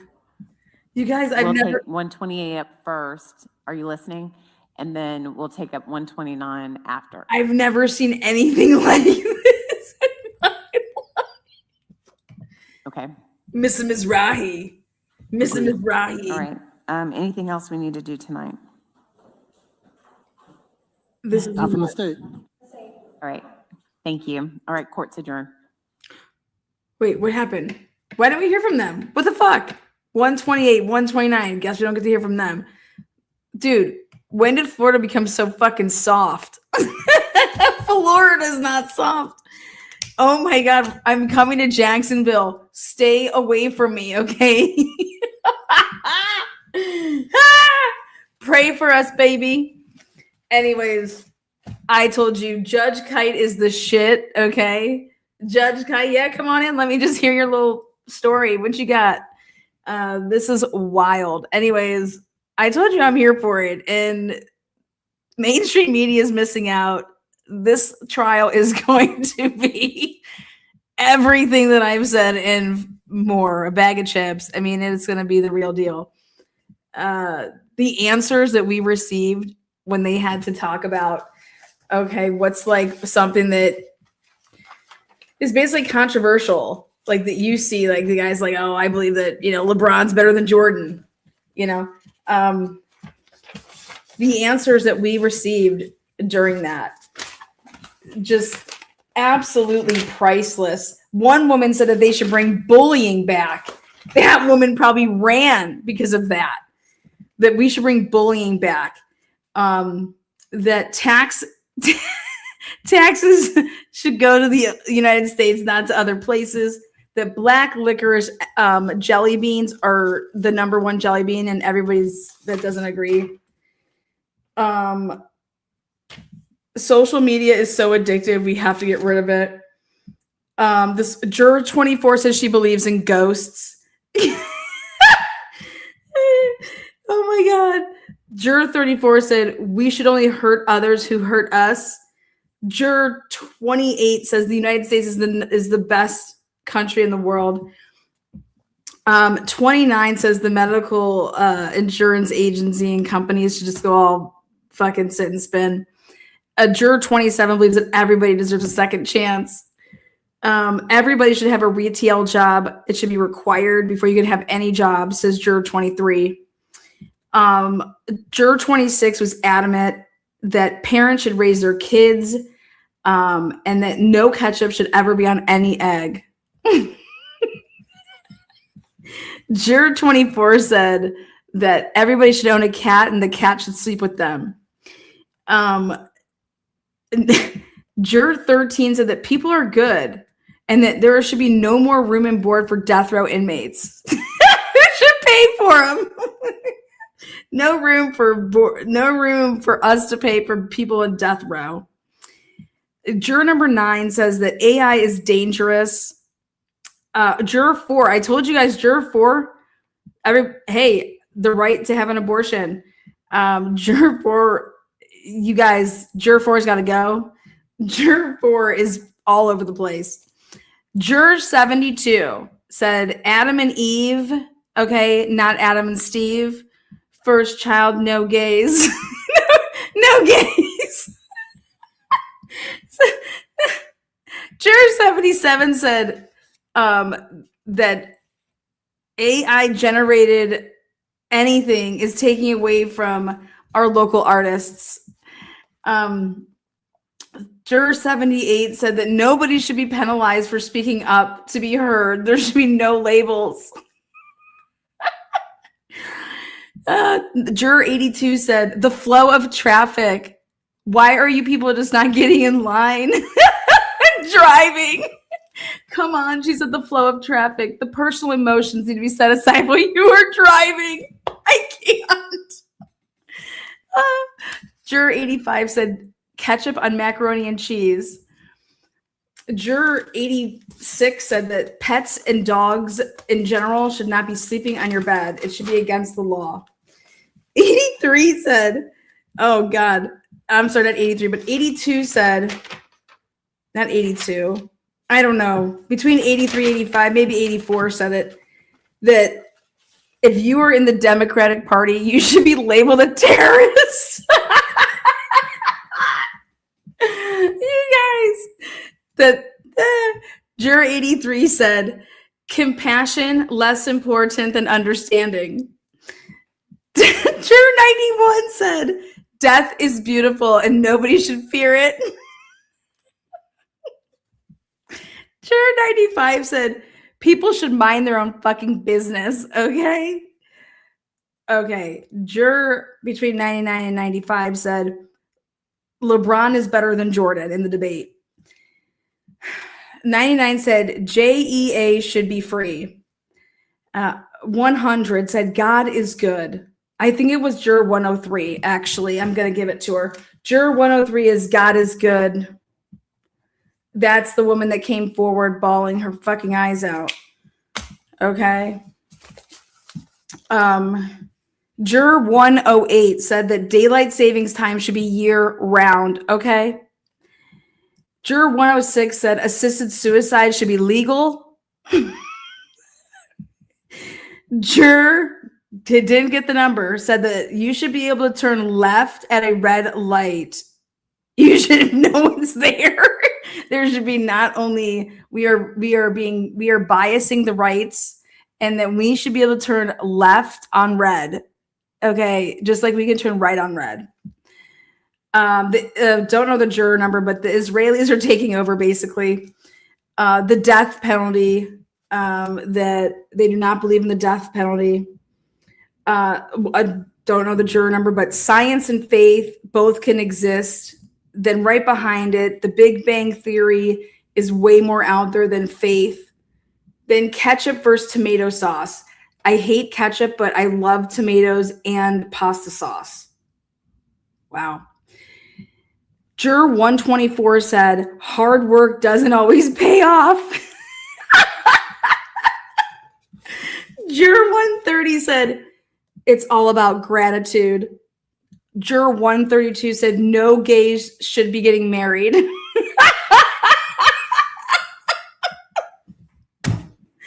130 said that there was one more guy on the grassy knoll. I told you guys the JFK was going to come out, and it did. So JFK's assassination, basically conspiracy theorist right there. Love it. Okay. The next one is, oh my God, juror 129 stand up. And he said, child support is a scam. Just like if it's my body, my choice, my wallet, my choice. Fucking sign him up. Put him on your jury. Oh my God. 128 says all mega churches should be taxed. This is what I think triggered juror 103, just so we're clear. 135 says homeschool your kids. Juror 137 said, what was the question again? And then he's like, oh, okay, well, there's way more good people than evil people out there. Child support is a scam. Just like my body, my choice, my wallet, my choice.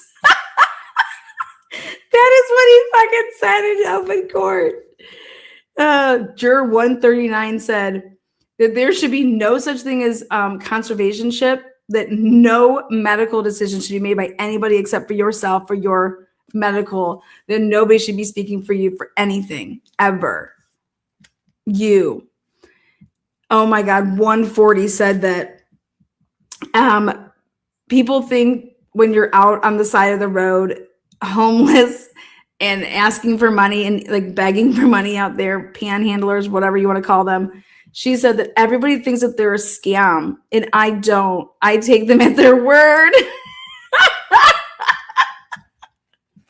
And 142 says that forgiveness above all.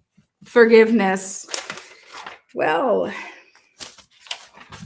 I mean, that was the biggest hit question was to ask. So Mr. Mizrahi says, what do you, if there's one thing out there that you think about yourself and think about how you don't conform. So basically like that no one's going to see it your way. So what's one thing out there that you think should be something or that you think is just not that popular and everybody's against? So he's like, thinking about the earth is flat. If you're a flat earther, if, pineapple on pizza and stuff like that. But what's a controversial thing, I guess you could say. And literally I said, well, I would be saying that JFK was assassinated by our government. That's what I would put out there. If somebody already said that, then I would say labels. Labels suck. Labels are a joke. Okay. Everybody wants to fucking label something. I want to hang out with the kids that want to wear like the plain tees. Okay. Fuck your labels, take them and shove them. You want to label me, you're an idiot. Okay. There's like the labels is a joke. The only label that exists in my book is like, are you fucking cool? Are you someone that I could vibe with?